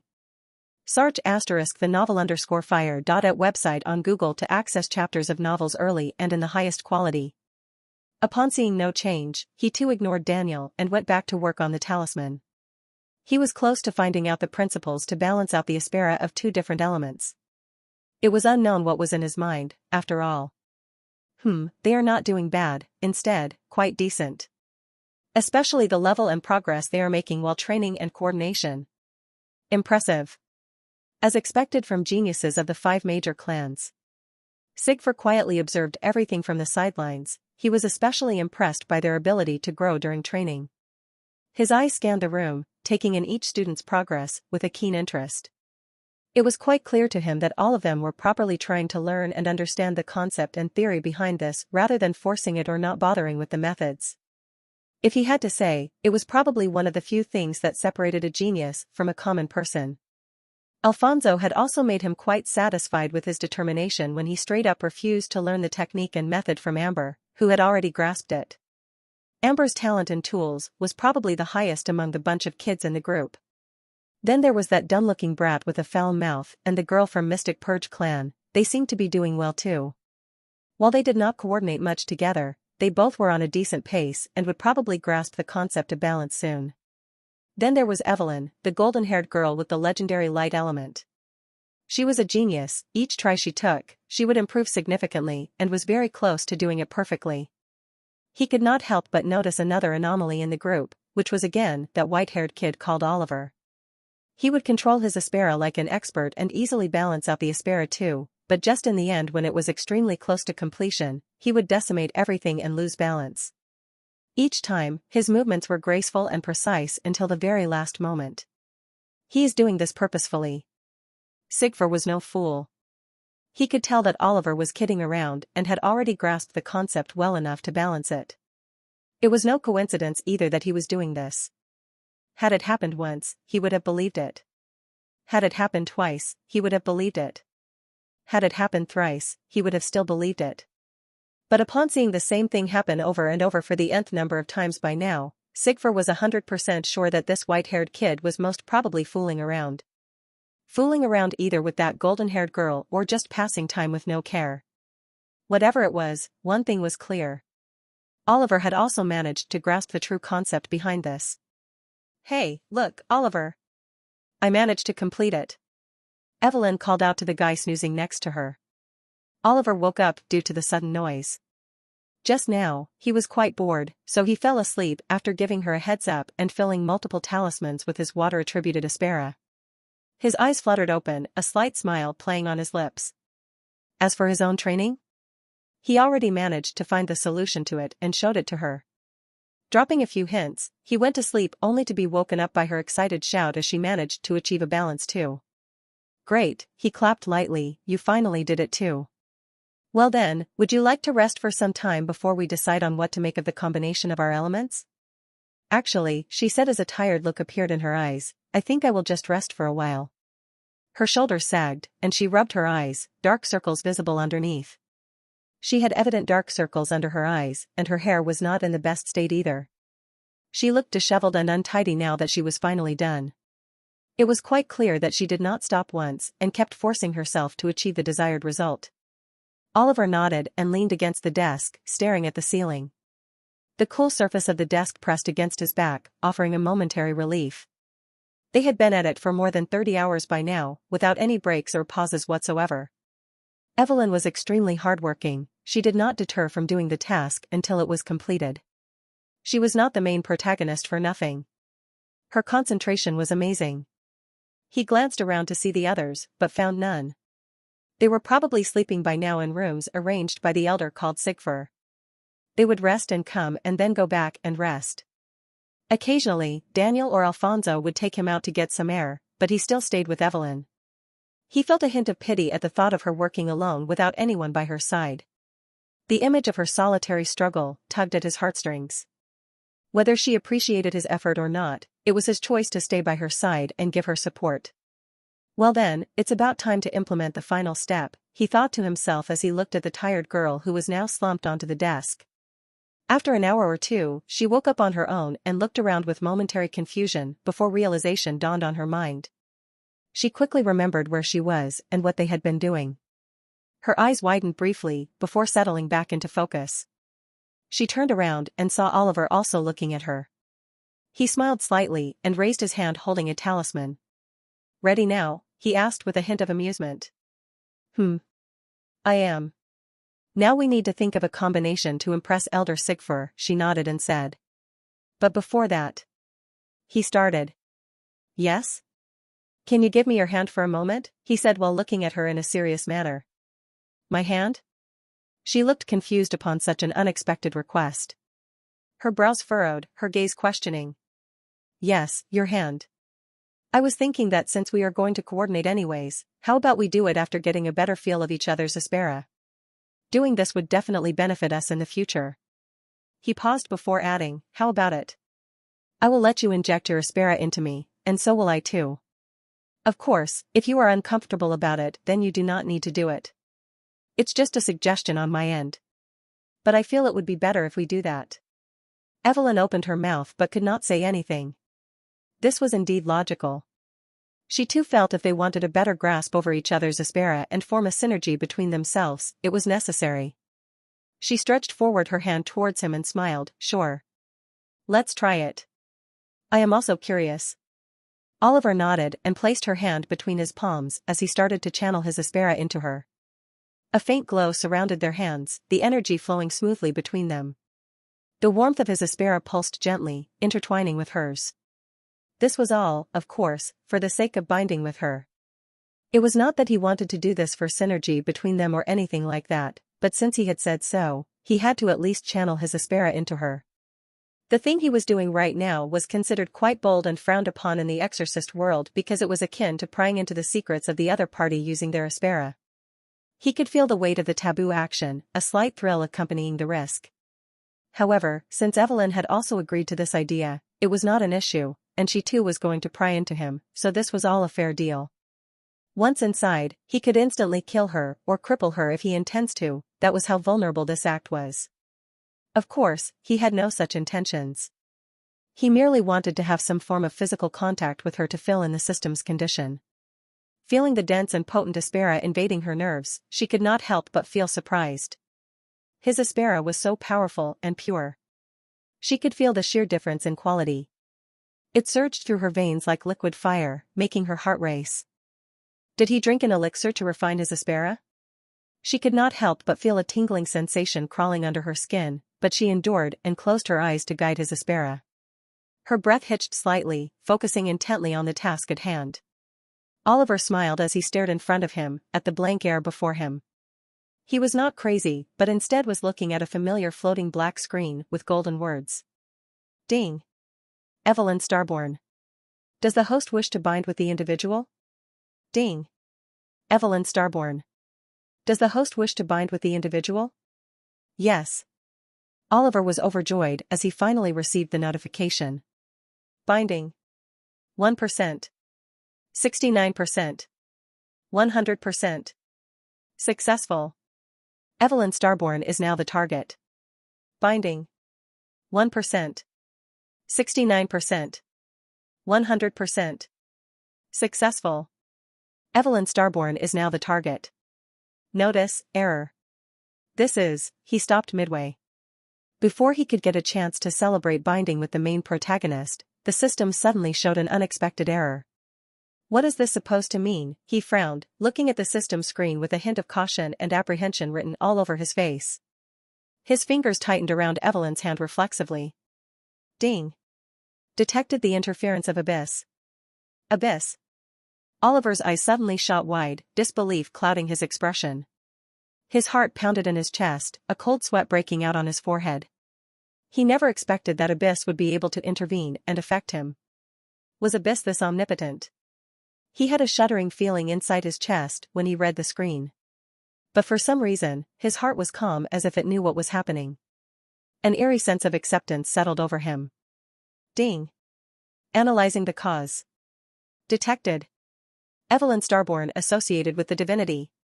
Incompatible target for Circuit of Abyss. Ding. Creating alternatives. Alternative found. BZZT-. A buzzing sound resonated in his head as a strange change seemed to take place within him. It was an unidentifiable feeling, he could not clearly express it, but he was aware that something was happening and changing inside his mind. His vision blurred momentarily, the world spinning around him. Host must select a path. Path of divinity. Path of Abyss. Note, an affiliation is mandatory, Abyss and Heavens cannot coexist. A choice must be made. A flood of knowledge poured into his brain directly as he took a deep breath. It was information about what was going to happen in case he chose a specific path. If he decided to choose the path of Heavens and divinity, his body would undergo another transformation. The Circuit of Abyss would be forcefully removed from inside his body by the divinity. His soul itself, which had been filled with Abyss energy and become one with Abyss, would be reshaped. His soul harboring the corrupt energy inside would be baptized by the divine energy from heavens, cleansing it of anything related to abyss in the first place. Not only that, but this whole process had very low chances of even succeeding, as per the information he received. Abyss was not something that could be understood, the divine energy could only try to remove the influence. It was all too dangerous a process that he would have to undergo if he decided to become one with heavens. However, on the other hand, if he decided to choose the path of abyss, nothing would happen, and he would continue progressing as he had been. But then what about binding with Evelyn, the main protagonist? Oliver could never let go of the fruitful golden opportunities she would stumble upon in the future. He was 100% sure that many of them were significant milestones, and if he received tenfold of such power, it was just unimaginable. So the system derived another alternative for this situation. If he binds with Evelyn right now and still chooses the path of abyss to continue, then anything Evelyn achieves to further her progress related to anything divine would be converted and transformed in a way suitable for him, who was on the path of abyss. At the time when he became a circuit of abyss, he received some incomprehensible knowledge, most of which was still not deciphered by him. If he selected the path of abyss, the unknown knowledge in his mind imparted by abyss would start becoming available to be comprehended by him. Every time Evelyn achieved a significant milestone, as per the system's standards, a portion of the unknown knowledge would be revealed to him or entirely new knowledge would be given depending on the situation. All to make him progress on the path of abyss. Oliver was now calmer than before as he took a deep breath and exhaled. The decision weighed heavily on him, but his resolve was firm. He was still holding Evelyn's wrist in his hand. He smiled as he let go of her hand finally. He had made his choice already, it was not something he needed to think about. The moment he became a circuit of abyss, a conduit of abyss, he knew the path he was going to walk on. He had already started to progress on that path, his abyss energy was ever growing. Corrupt? Well, that was a term used to describe that energy. But to him, it did not feel that way. He felt a familiar and comfortable feeling with abyss energy, nothing corrupt. He smiled as he declared his choice. Path of abyss. He was not going to switch to heavens now that he has already become one with abyss. He doubted if divine energy could provide him the same power he desired in the future. Would divine energy allow him to kill without remorse? Would divine energy help him devour his enemies without restraint? Were heavens just and fair to all? No, or else everyone would have been born equal. But everyone die in the end. Does that make abyss fair to all? He did not know, it was a mystery of its own. He might find an answer to it in the future perhaps. Heavens were just one side of a coin, there was nothing good or evil.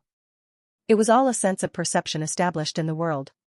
What humans considered good might not always be good for other races, and such was the case for others too. This was also the root cause of any conflict. Nonetheless, he had made his choice, there was no stopping it anymore. Ding. Path of abyss. Heavens discarded. SAR the novelfire.net ** website on Google to access chapters of novels early and in the highest quality. Binding. 1%. 69%. 100%. Successful. Evelyn Starborn is now the target. He had successfully shifted the target from Nadia to Evelyn now without any issues. So, how was it? Evelyn's voice brought him out of his thoughts. He looked at her with calm eyes, it was eye-opening. I feel that we can coordinate better now, he said. His smile was genuine, hiding the turmoil within. Is that so? She raised a brow at that. That's right, your Aspera was blindingly radiant and pure. It had a sense of warmth to it. The light attributed Aspera is amazing, he praised her. Thanks. Evelyn smiled awkwardly at that. She did not know how to reply to that. A faint blush colored her cheeks, and she tucked a loose strand of hair behind her ear. Well, should I try it too? Of course, if you are fine with it. She fidgeted a little when she said this in a low tone. It was evident that she was weak to flattery. Oliver was amused. In the future, she was going to be immune to any level of flattery. She would have gotten so used to the tons of flattering words she would hear from the mouths of the people she was going to save. But right now, she was still inexperienced and shy when praised. Sure, why not, he said as he extended his right hand to her, and she placed his hand between her palms as he did. Sure, why not, he said as he extended his right hand to her. His eyes met hers, a reassuring smile on his face. She placed his hand between her palms as he did. She focused and started to channel her aspera into him. The energy was cool and soothing, like a gentle breeze on a summer day. A soft glow enveloped their joined hands, pulsing with a rhythmic flow. Oliver experienced the sensation of ants crawling under his skin. His nerves were tense too. He took a deep breath, steadying himself against the unfamiliar intrusion. If Evelyn messed up here, he would undoubtedly suffer a serious injury. He immediately supplied his own aspera to guide her inside. The mingling energies created a delicate balance, a dance of light and shadow within him. He could not back out either, as it would be unfair to her since she allowed him to pry into her and have a deeper view of her aspera, so it was natural that he would let her do the same. If Evelyn was not the protagonist of the world, he would never have let someone her age let their aspera flow into his body. The risk was too great, but the potential reward was worth it. If they could be in more synergy in the future, it would benefit them both equally. It was simply too risky. Evelyn was a genius among geniuses, so he was able to guide her into it. On the other hand, while Oliver was thinking about all this, Evelyn was in a world of her own. Through her senses, she could see what she was feeling to some extent. Right now, while she was inside Oliver getting familiar with his aspera, she felt like she was standing in the middle of an ocean. The vast expanse of energy around her was both overwhelming and awe-inspiring. The ocean was endlessly vast, with no visible end. Its depth was unknown and invisible, going as deep as the eye could see. The aspera she was experiencing was countless times more potent than any aspera she had experienced this closely. At least in terms of purity, she was sure that even her sister was not his match. He was simply leagues ahead. Her respect for Oliver's power grew, mingling with a sense of curiosity and admiration. The surface of the ocean seemed calm, as if the ocean was dead, with minimal to no waves or tides. This showcased how terrifying his control over his element and aspera was. Every ripple in the water seemed deliberate, showing his mastery over it. Everywhere she looked was the brightest of colors. It was truly a mystical sight. She got so lost in him and feeling his aspera that she lost track of time, wandering her senses inside him. She experienced a newfound sense of freedom in that enclosed yet vast world of its own. Evelyn, I think it's been a long time already. Suddenly a magnetic voice drew her attention. She was still unfocused and dazed, the magnetic voice seemed like a tune to her ears. But suddenly, she felt a strong pull on her body. What's happening, she wondered, her eyes feeling sluggish. She seemed to want to stay in this place more and more. The enchanting tranquility of the ocean called to her, urging her to remain. Subconsciously, she started to resist the pull outwards and stubbornly maintained herself in that place, clearly unwilling to leave this beautiful and magical place so quickly and suddenly. While this was happening inside, the situation outside was much different. Oliver had a dark expression on his face as he tried to take his hand back, but Evelyn was tightly clutching his hand between her palms, not letting go even for an instant. Her strength was terribly strong for a frail girl. If Oliver was not mistaken, in his terms, she might be close to level 4 in strength alone. Her raw power was something else entirely. He marveled at her unexpected physical prowess. This showed her latent potential as the protagonist, with such strength for her age was nothing but impressive. He could easily overpower her with his raw strength alone, but hesitated. He did not dare to be too rough or he might injure himself. An internal injury was way worse than an external wound and took much longer to recover. Even with the help of potions, internal injuries required a lot of care in comparison to external ones. He did not want to waste his potions on such a silly thing, and he did not have any elixirs on him either at the moment. Well, he doubted any of them did either. He tried to pull his hand slowly, but it was of no use. He called out to her multiple times, but she did not even respond. He was getting impatient and curious. What was it that she was seeing inside that she was not waking up or answering his calls? Was she fine inside or not? He worried both for himself and her. He had to shake off his hand somehow from her firm grasp, without messing up. Evelyn! Wake up, he yelled near her ear. She frowned but still did not respond. He yelled a few more times while also trying to pull his hand back, but the most she would do was frown and then go back to how she was. She was crazy. Frustrated, he had no choice but to resort to something else. Since he couldn't wake her up externally, the only way left was to do something internally. And he had a great idea of what to do. Join for free at patreon.com/winterdragon573. He was going to use abyss energy to push her out. He closed his eyes for a moment before opening them again. The abyss energy inside his body moved, creeping its way towards where Evelyn's Aspera was concentrated the most. The dark tendrils of energy slithered with purpose, their destination clear. It soon reached that point. The corrupted energy extended tendrils toward the concentration of Aspera, slowly breaking it down and assimilating it into itself. The abyss energy really is breaking it down so easily. He had a surprised expression. The abyss energy had devouring properties, he was aware of it after his fight with the old ghost.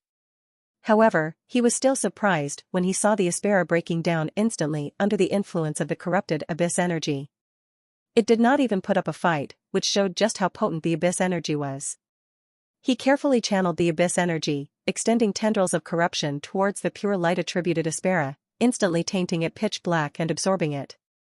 The merging energies created a stark contrast, darkness enveloping light slowly. He had to be extremely careful doing this.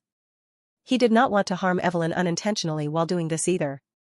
She was the main protagonist. If he somehow injured her, it might even affect her future. He was quite sure that Evelyn was not doing this all on her own. Either she was affected by his Aspera or something else, she was not the type to act like this.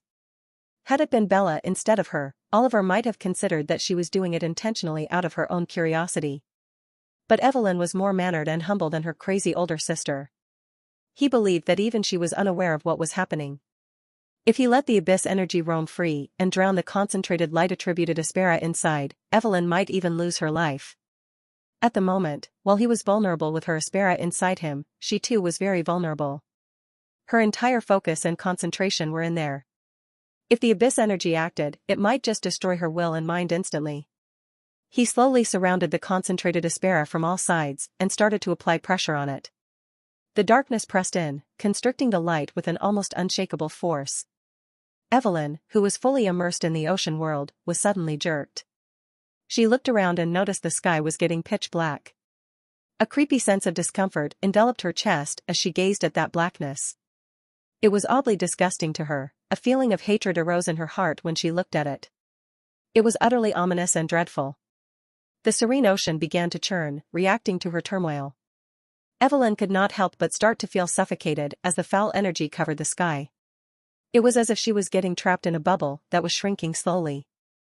A golden aura burst forth from her body instinctively. She used her light-attributed Aspera towards the extending dark sky, intending to erase it, cleanse it, remove it from existence itself. The golden light clashed with the darkness, illuminating the sky with a fierce brilliance. However, a cold bucket of water poured on her when her expectations were not met. The light only touched the black sky before getting sucked into it and disappearing completely. What she wanted to do with the dark energy happened to her instead. The pull on her body intensified, as if forcefully trying to drag her outward. Meanwhile, the dark, ominous sky began to descend on the beautiful and serene ocean. The once tranquil waters now churned violently under the oppressive darkness. Evelyn's heart throbbed when she saw the foul and corrupted power tainting the beautiful and calm ocean. The sight filled her with an unexpected sense of loss and despair. The pristine blue waters turned murky, reflecting her growing helplessness. An unfamiliar sense of anger rose within her at that moment. Her eyes were fierce, she could not bear to see the ocean being covered in pitch-black darkness. It hurt her. Her fists clenched, a fiery determination igniting within her. Just as the strong pull on her body reached its limit, she was forcefully dragged out of the mystical place that was slowly being ruined. Her eyes could not move away from the scene of destruction. Tears of frustration welled up in her eyes as she was torn away from the dismal sight. The darkness consumed the last vestiges of light, leaving the ocean in complete turmoil. The image burned into her mind, a cruel reminder of the overwhelming corruption, a horrifying view. She wanted to protect the place, but she was powerless to do so as the force finally pulled her outside. Her spirit felt battered and bruised as a deep sense of failure washed over her. Her heart ached with helplessness. Huff. Huff. Huff. She panted heavily as her consciousness was pulled out of Daniel's body and returned to her own. Her breaths came in ragged gasps, her chest heaving. Her eyes were wide, and she clutched her chest while she panted. The room around her spun, her legs feeling weak and unsteady. She looked as if she had just awoken from a nightmare. She took a minute to calm herself and slowly steadied her breathing. Her hands trembled slightly as she wiped the sweat from her forehead. Her mind could still recall the ominous waves of corrupt energy that feasted on her Aspera as if chewing candy. She felt powerless. She felt powerless. Powerless against that ominous black energy. She felt a true sense of fear and rage. But more importantly, what exactly had happened? She looked at Oliver, who was sipping water while calmly watching her. His demeanor was relaxed, almost as if nothing unusual had occurred. Then she realized what they had been doing. She could not help but ask, what happened? Oliver placed the cup down and said, "You are not coming out. I tried to shake you out, but you didn't budge an inch." His voice was calm, but there was a hint of concern in his eyes. He wondered if she had sustained any serious mental wounds or not. "So I had to force you out." Evelyn's face instantly shifted from confusion to embarrassment. Her cheeks flushed a deep red as she looked down, avoiding his gaze. She had completely forgotten when she was inside the calm ocean of Aspera. She had become too engrossed in that view, and her mind blanked out. She could only imagine how much Oliver must have tried to wake her up or shake her off, but she resisted and did not leave. This was so impolite. The situation could easily be misunderstood as her trying to pry deep into his secrets and body now that she had unrestricted access to it. And Oliver could do nothing about it. He had voluntarily allowed her will inside, but forcing her out carelessly might have caused him to suffer greatly and affect his Aspera. In the worst case, he might even have been crippled if she had tried to make things difficult for him. However, she really did not have such intentions. She herself did not know how she lost control, but something about that calm ocean and bountiful Aspera made her get lost in it. "I am sorry. Please forgive me for my actions. I can assure you that I really did not have any ill intentions at that time. All of it happened without me realizing." She stood up and bowed to Oliver while apologizing profusely. She looked back at him with guilty eyes. "Please trust me, I did not have any bad intentions." Her voice wavered, and her eyes glistened with unshed tears. She felt really guilty. Due to her carelessness and lack of discipline, this happened. Had her mind been stronger enough than it was now, she would have been able to resist the temptation and could have even resisted that black energy from before. To her, Oliver had no reason to trust her either. For all he knew, she might have already seen more than she should have been allowed to. It was impossible to tell. Of course, she had not done anything of that sort, but convincing him with her words alone was the best she could do since she had no concrete proof that she did not pry deep into him. Now, she felt really anxious. If Oliver did not trust her, things might escalate. Although it was his idea to try this whole thing, it did not lessen her responsibility. She did not know what to do. If things turned messy, their clan's relations might also be affected because of her mistake. Looking at the guilt-ridden girl, Oliver sighed. He was aware that she was clueless about what happened inside and did not do it intentionally. He rubbed the back of his neck, contemplating his next words. "It's fine. I trust you," he said. "Really?" She looked back at him in surprise. Oliver was exceptionally calm about this. It was natural, after all. He did not worry about her seeing his secrets, thanks to Abyss energy. If even someone like Ophelia was not able to pry through him, Evelyn could never do it. He was confident. The Abyss energy was impossible for them to penetrate. Evelyn heaved a sigh of relief as she slumped back into the chair. She looked at him with a serious face and asked, "How can I make it up to you?" she added.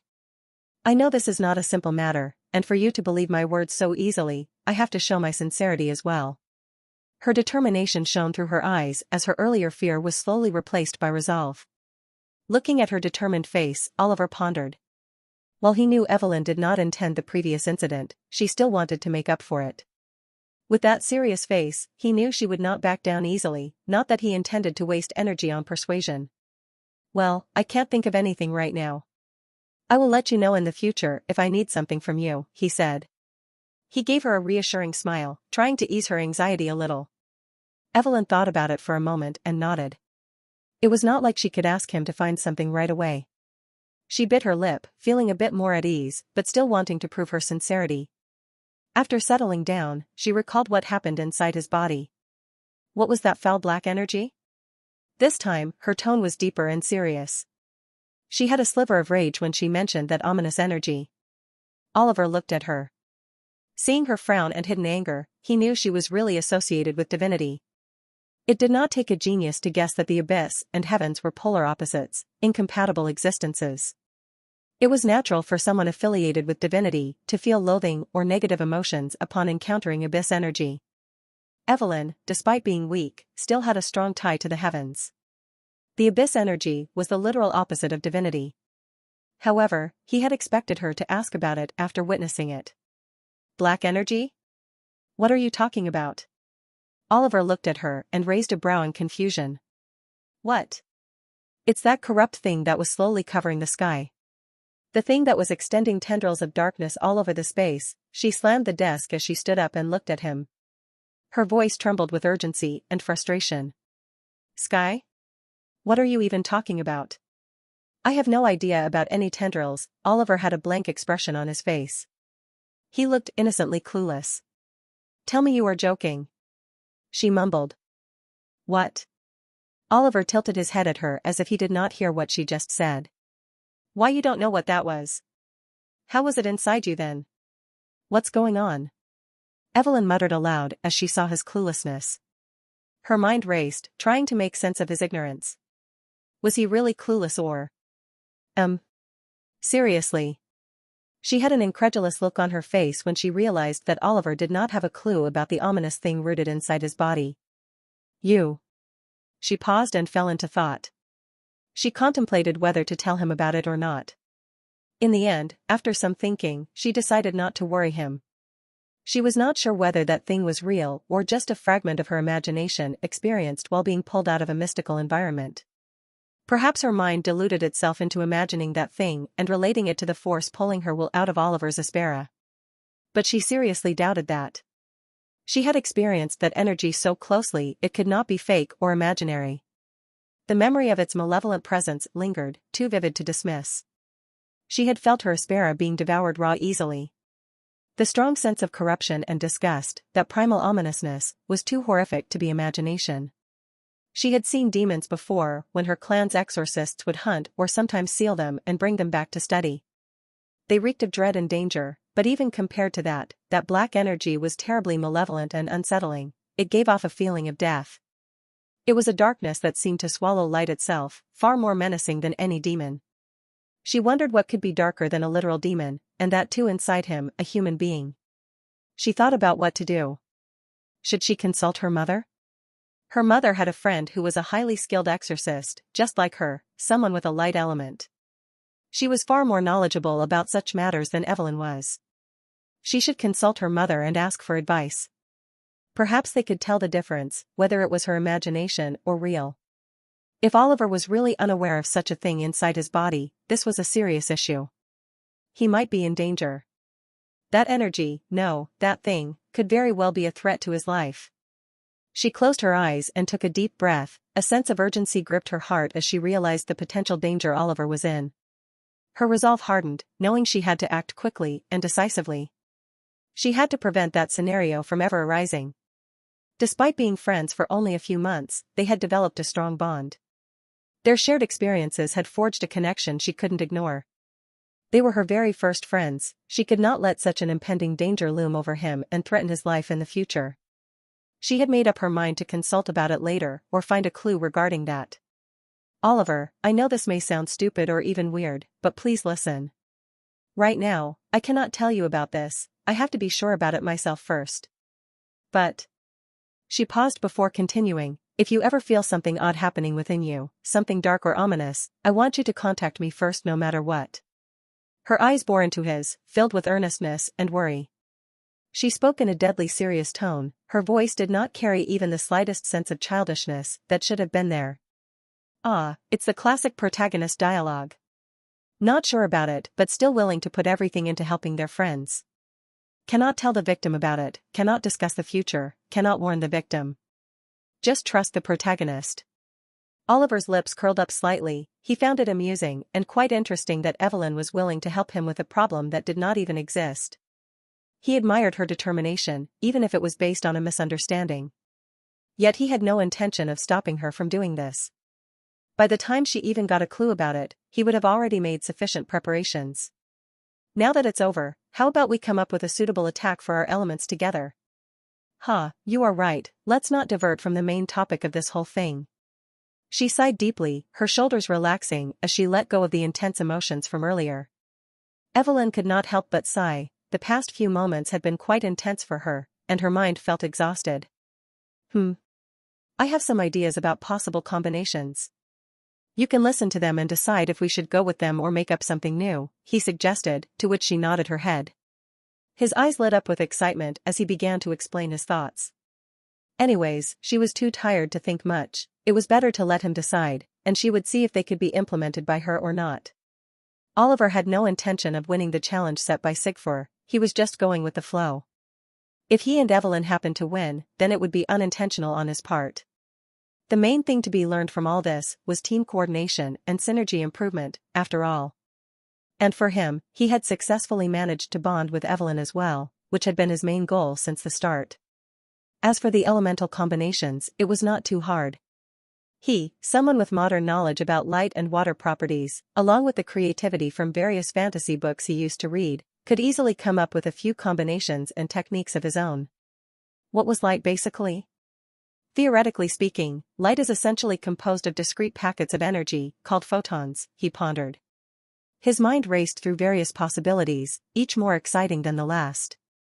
And photons have energy, and therefore, light also has energy. Since light consists of not one but many photons, light beams could be said to be filled with energy. Water also has a lot of energy in various forms too. Kinetic, potential, and so on. It's not an imagination to create something destructive if they combine their elements together. People of this world often associated the water element with defense and rarely with offense. So was the case with the light element in the initial stages. It was just that the element is so rare and important to humanity that people revere it. But if utilized properly, even the water element could unleash a destructive force, in the initial stages at that. How about this? He looked at her and narrated the idea he had on his mind. Evelyn's eyes narrowed the more she heard about the idea. Her expression shifted from curiosity to excitement as she grasped the potential of his plan. The next day, Sigfur was once again observing the children carefully. However, he noticed that the white-haired kid and the golden-haired girl were no longer practicing with talismans anymore. Have they finally achieved synergy? He wondered. He leaned forward slightly, his interest piqued. If that was the case, then he had to say that he was quite impressed by their talents and coordination skills. Water and light were two very sensitive elements, not to mention the light element was inherently dominant over other elements due to its nature as a hybrid element. Maintaining or forming a balance with two such sensitive elements was incomparably hard for someone their age. He was not expecting them to achieve it so fast and quickly. They had immense talent. To achieve such a feat at this age was too impressive. He had seen countless individuals, and among them, hardly a few could have done this at such a young age. He looked around, they were not the first ones to achieve synergy among themselves. His gaze turned towards another table where Amber and Alfonso were engrossed in a sheet of paper, both scribbling down something. She had ultimately forced Alfonso to follow her advice and give him hints. Of course, he had tried to stubbornly refuse, but she was so frustrated that she directly yelled all the hints and methods out in his ears. Her voice had echoed in the room, leaving Alfonso stunned and speechless. He could only look at her dumbfounded with disbelief at how crudely she had told him about it. He was so shocked that he was not able to utter a single word at that time. But somehow they had managed to sort it out with each other later and had been working on a possible combination since then, planning extensively. Elder Sigfur. A voice called out to him. He looked at the source of the voice, and it was the young girl called Evelyn.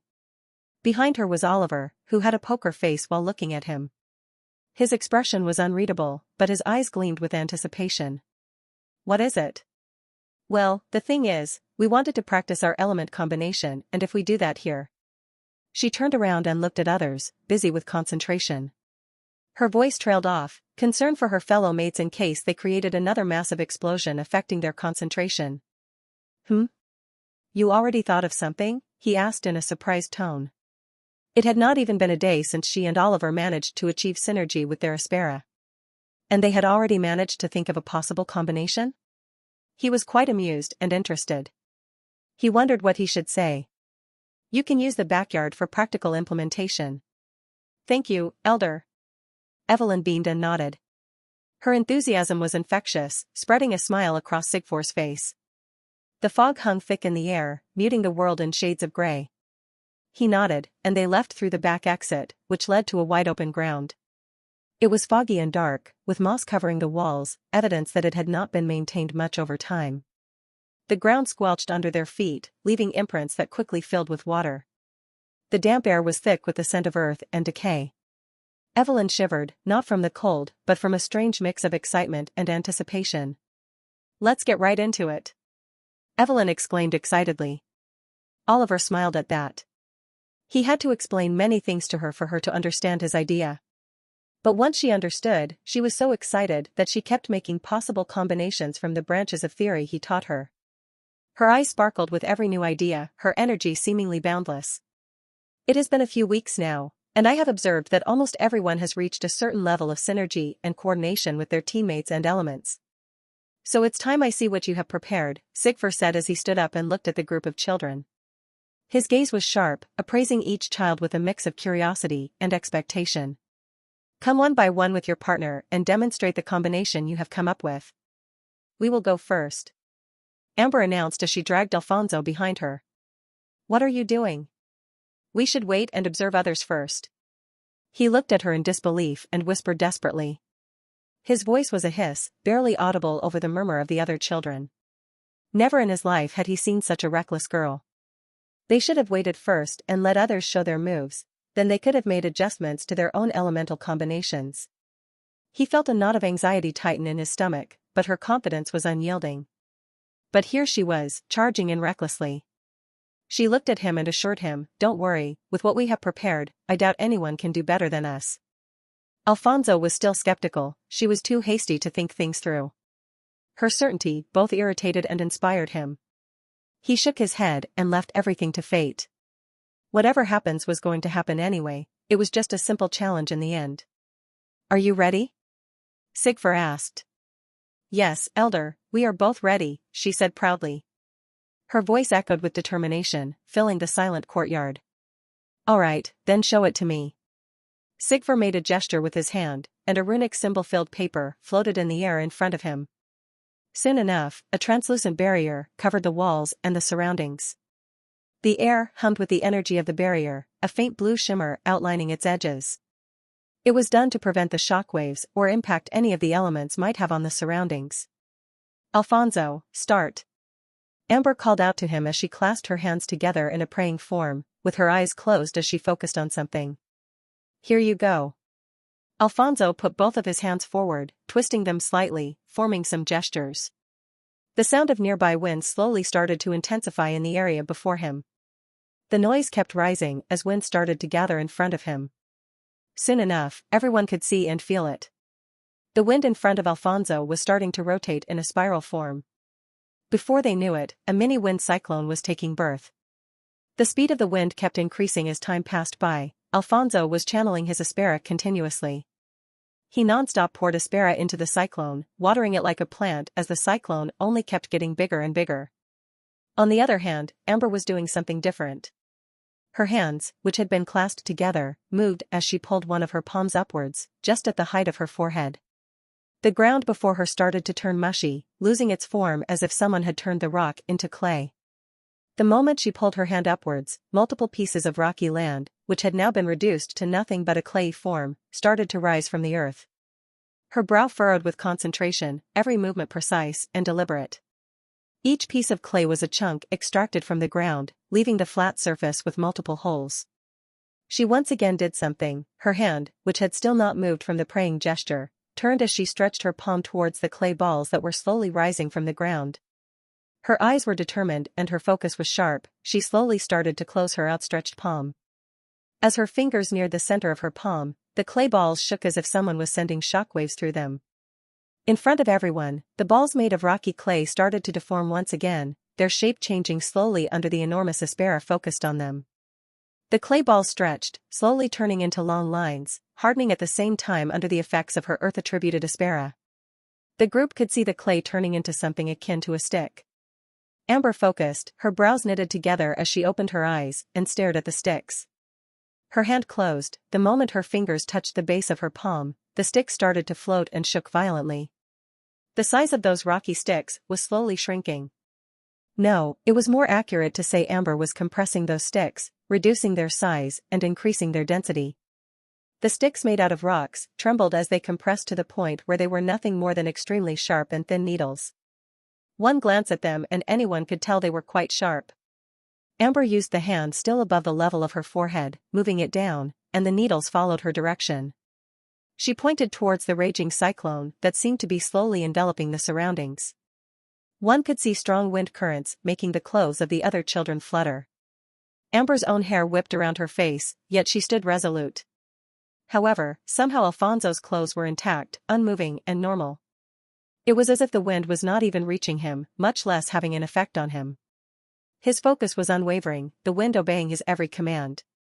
It was a testament to his control over the wind element. He was properly controlling the winds around him to cancel any strong currents coming his way. The needles flew directly into the cyclone. It was at that moment when Amber's and Alfonso's eyes met. They seemed to be in sync, as if they knew what was happening with the other's aspera. Their movement slowly turned into coordination, flowing smoothly and unifying as one. "Move," both of them said at the same time. Boom. It was at that moment when the mini-cyclone exploded with force and power as it spun at a crazy fast speed, destructing everything in its trail. Even the earth below was not spared. A shockwave rippled out, causing the children to stumble back, shielding their faces. Oliver narrowed his eyes at the spectacle. Through his special eyes, he was able to perceive the extremely fast-moving, densely packed needles roaring inside the tornado. It was so fast that the movements of the needles had long turned blurry to the normal naked eye. They had merged with the wind as one. It was a terrifying sight. Anything in direct contact was destroyed by the force and punctured by the sharpness of the needles. The metal dummy on the ground was torn apart the moment it came in contact with the raging cyclone of wind combined with the robust energy and power of the earth element. It was a destructive sight. Had they been stronger, it would have been enough to obliterate a battalion or group of demons at once. The offense-related spell was just that powerful. Amber had properly used her element's destructive nature, and Alfonso had skillfully incorporated the element into his calm but sharp wind element. They both managed to pull this through despite the opposing nature of their elements. It was not bad for their age and talent level. Sigfur clapped. "Impressive," he said as he looked at the moving cyclone. "Very creative of you two to come up with this. The needles are quite strong for an unarmed body, and coupled with the raging winds and their sharp nature, it fits perfectly well." Sigfur analyzed the cyclone with interest. He nodded approvingly, a rare sign of genuine praise. Amber and Alfonso looked at each other with smiles. They were quite happy to have been acknowledged for their efforts. Amber's eyes subconsciously wandered towards a certain person. She saw him staring at the raging cyclone. She seemed quite proud at the moment, but it was not long before she saw his neutral and uninterested eyes. Her excitement waned like a flame doused by water. She could not help but stare intently at him, wondering what was wrong with him and whether he could see the spectacle clearly. His lack of reaction gnawed at her confidence. Her heart sank slightly, a shadow of doubt creeping in. Alfonso, who was initially listening to Sigfur's praise, turned his head in her direction and saw her looking somewhere else. His brows furrowed as he followed her gaze. Following her gaze, he looked up to see her staring at Oliver and Evelyn, who were standing side by side. He frowned for a moment, observing her closely. He could tell she was more focused on Oliver for some reason. His body turned stiff for a moment as he harbored a thought. A flicker of understanding crossed his mind. Could it be that she is, he thought with a stoic face, not knowing what to make of the situation. Here was Sigfur showering them with praise and tips, but she was not even listening. Her attention was diverted to the guy behind. His frustration mounted, feeling the sting of her disregard. Should this be the behavior of a proper heiress, a lady? To ignore an elder's words and fool around? Was she not realizing the importance of proper manners? He felt a little uncomfortable. Just as he was looking at Amber with a hardened gaze, she turned back to him. What? She frowned and questioned. You. He started before pausing for a moment. He thought about it and then continued, It's nothing. He turned back towards Sigfur and continued listening to his words. Amber glanced at him weirdly before shrugging her shoulders. Underscore underscore underscore underscore underscore underscore underscore underscore underscore underscore underscore underscore. Next, who will come? Me. Me. Me. Elder Sigfur. A loud voice exclaimed, disturbing the calm and peaceful surroundings instantly. Elder. Elder. We want to go next. Elder. Shut up. Sigfur roared, stunning the person behind the loud voice. You stupid brat. I can hear you once, why are you shouting here? I have not gone senile yet. The elder yelled at the boy, who instantly shut up. Noisy brat. Sigfur sneered, his eyes holding a hint of anger and irritation. He rubbed his temples, trying to keep his composure.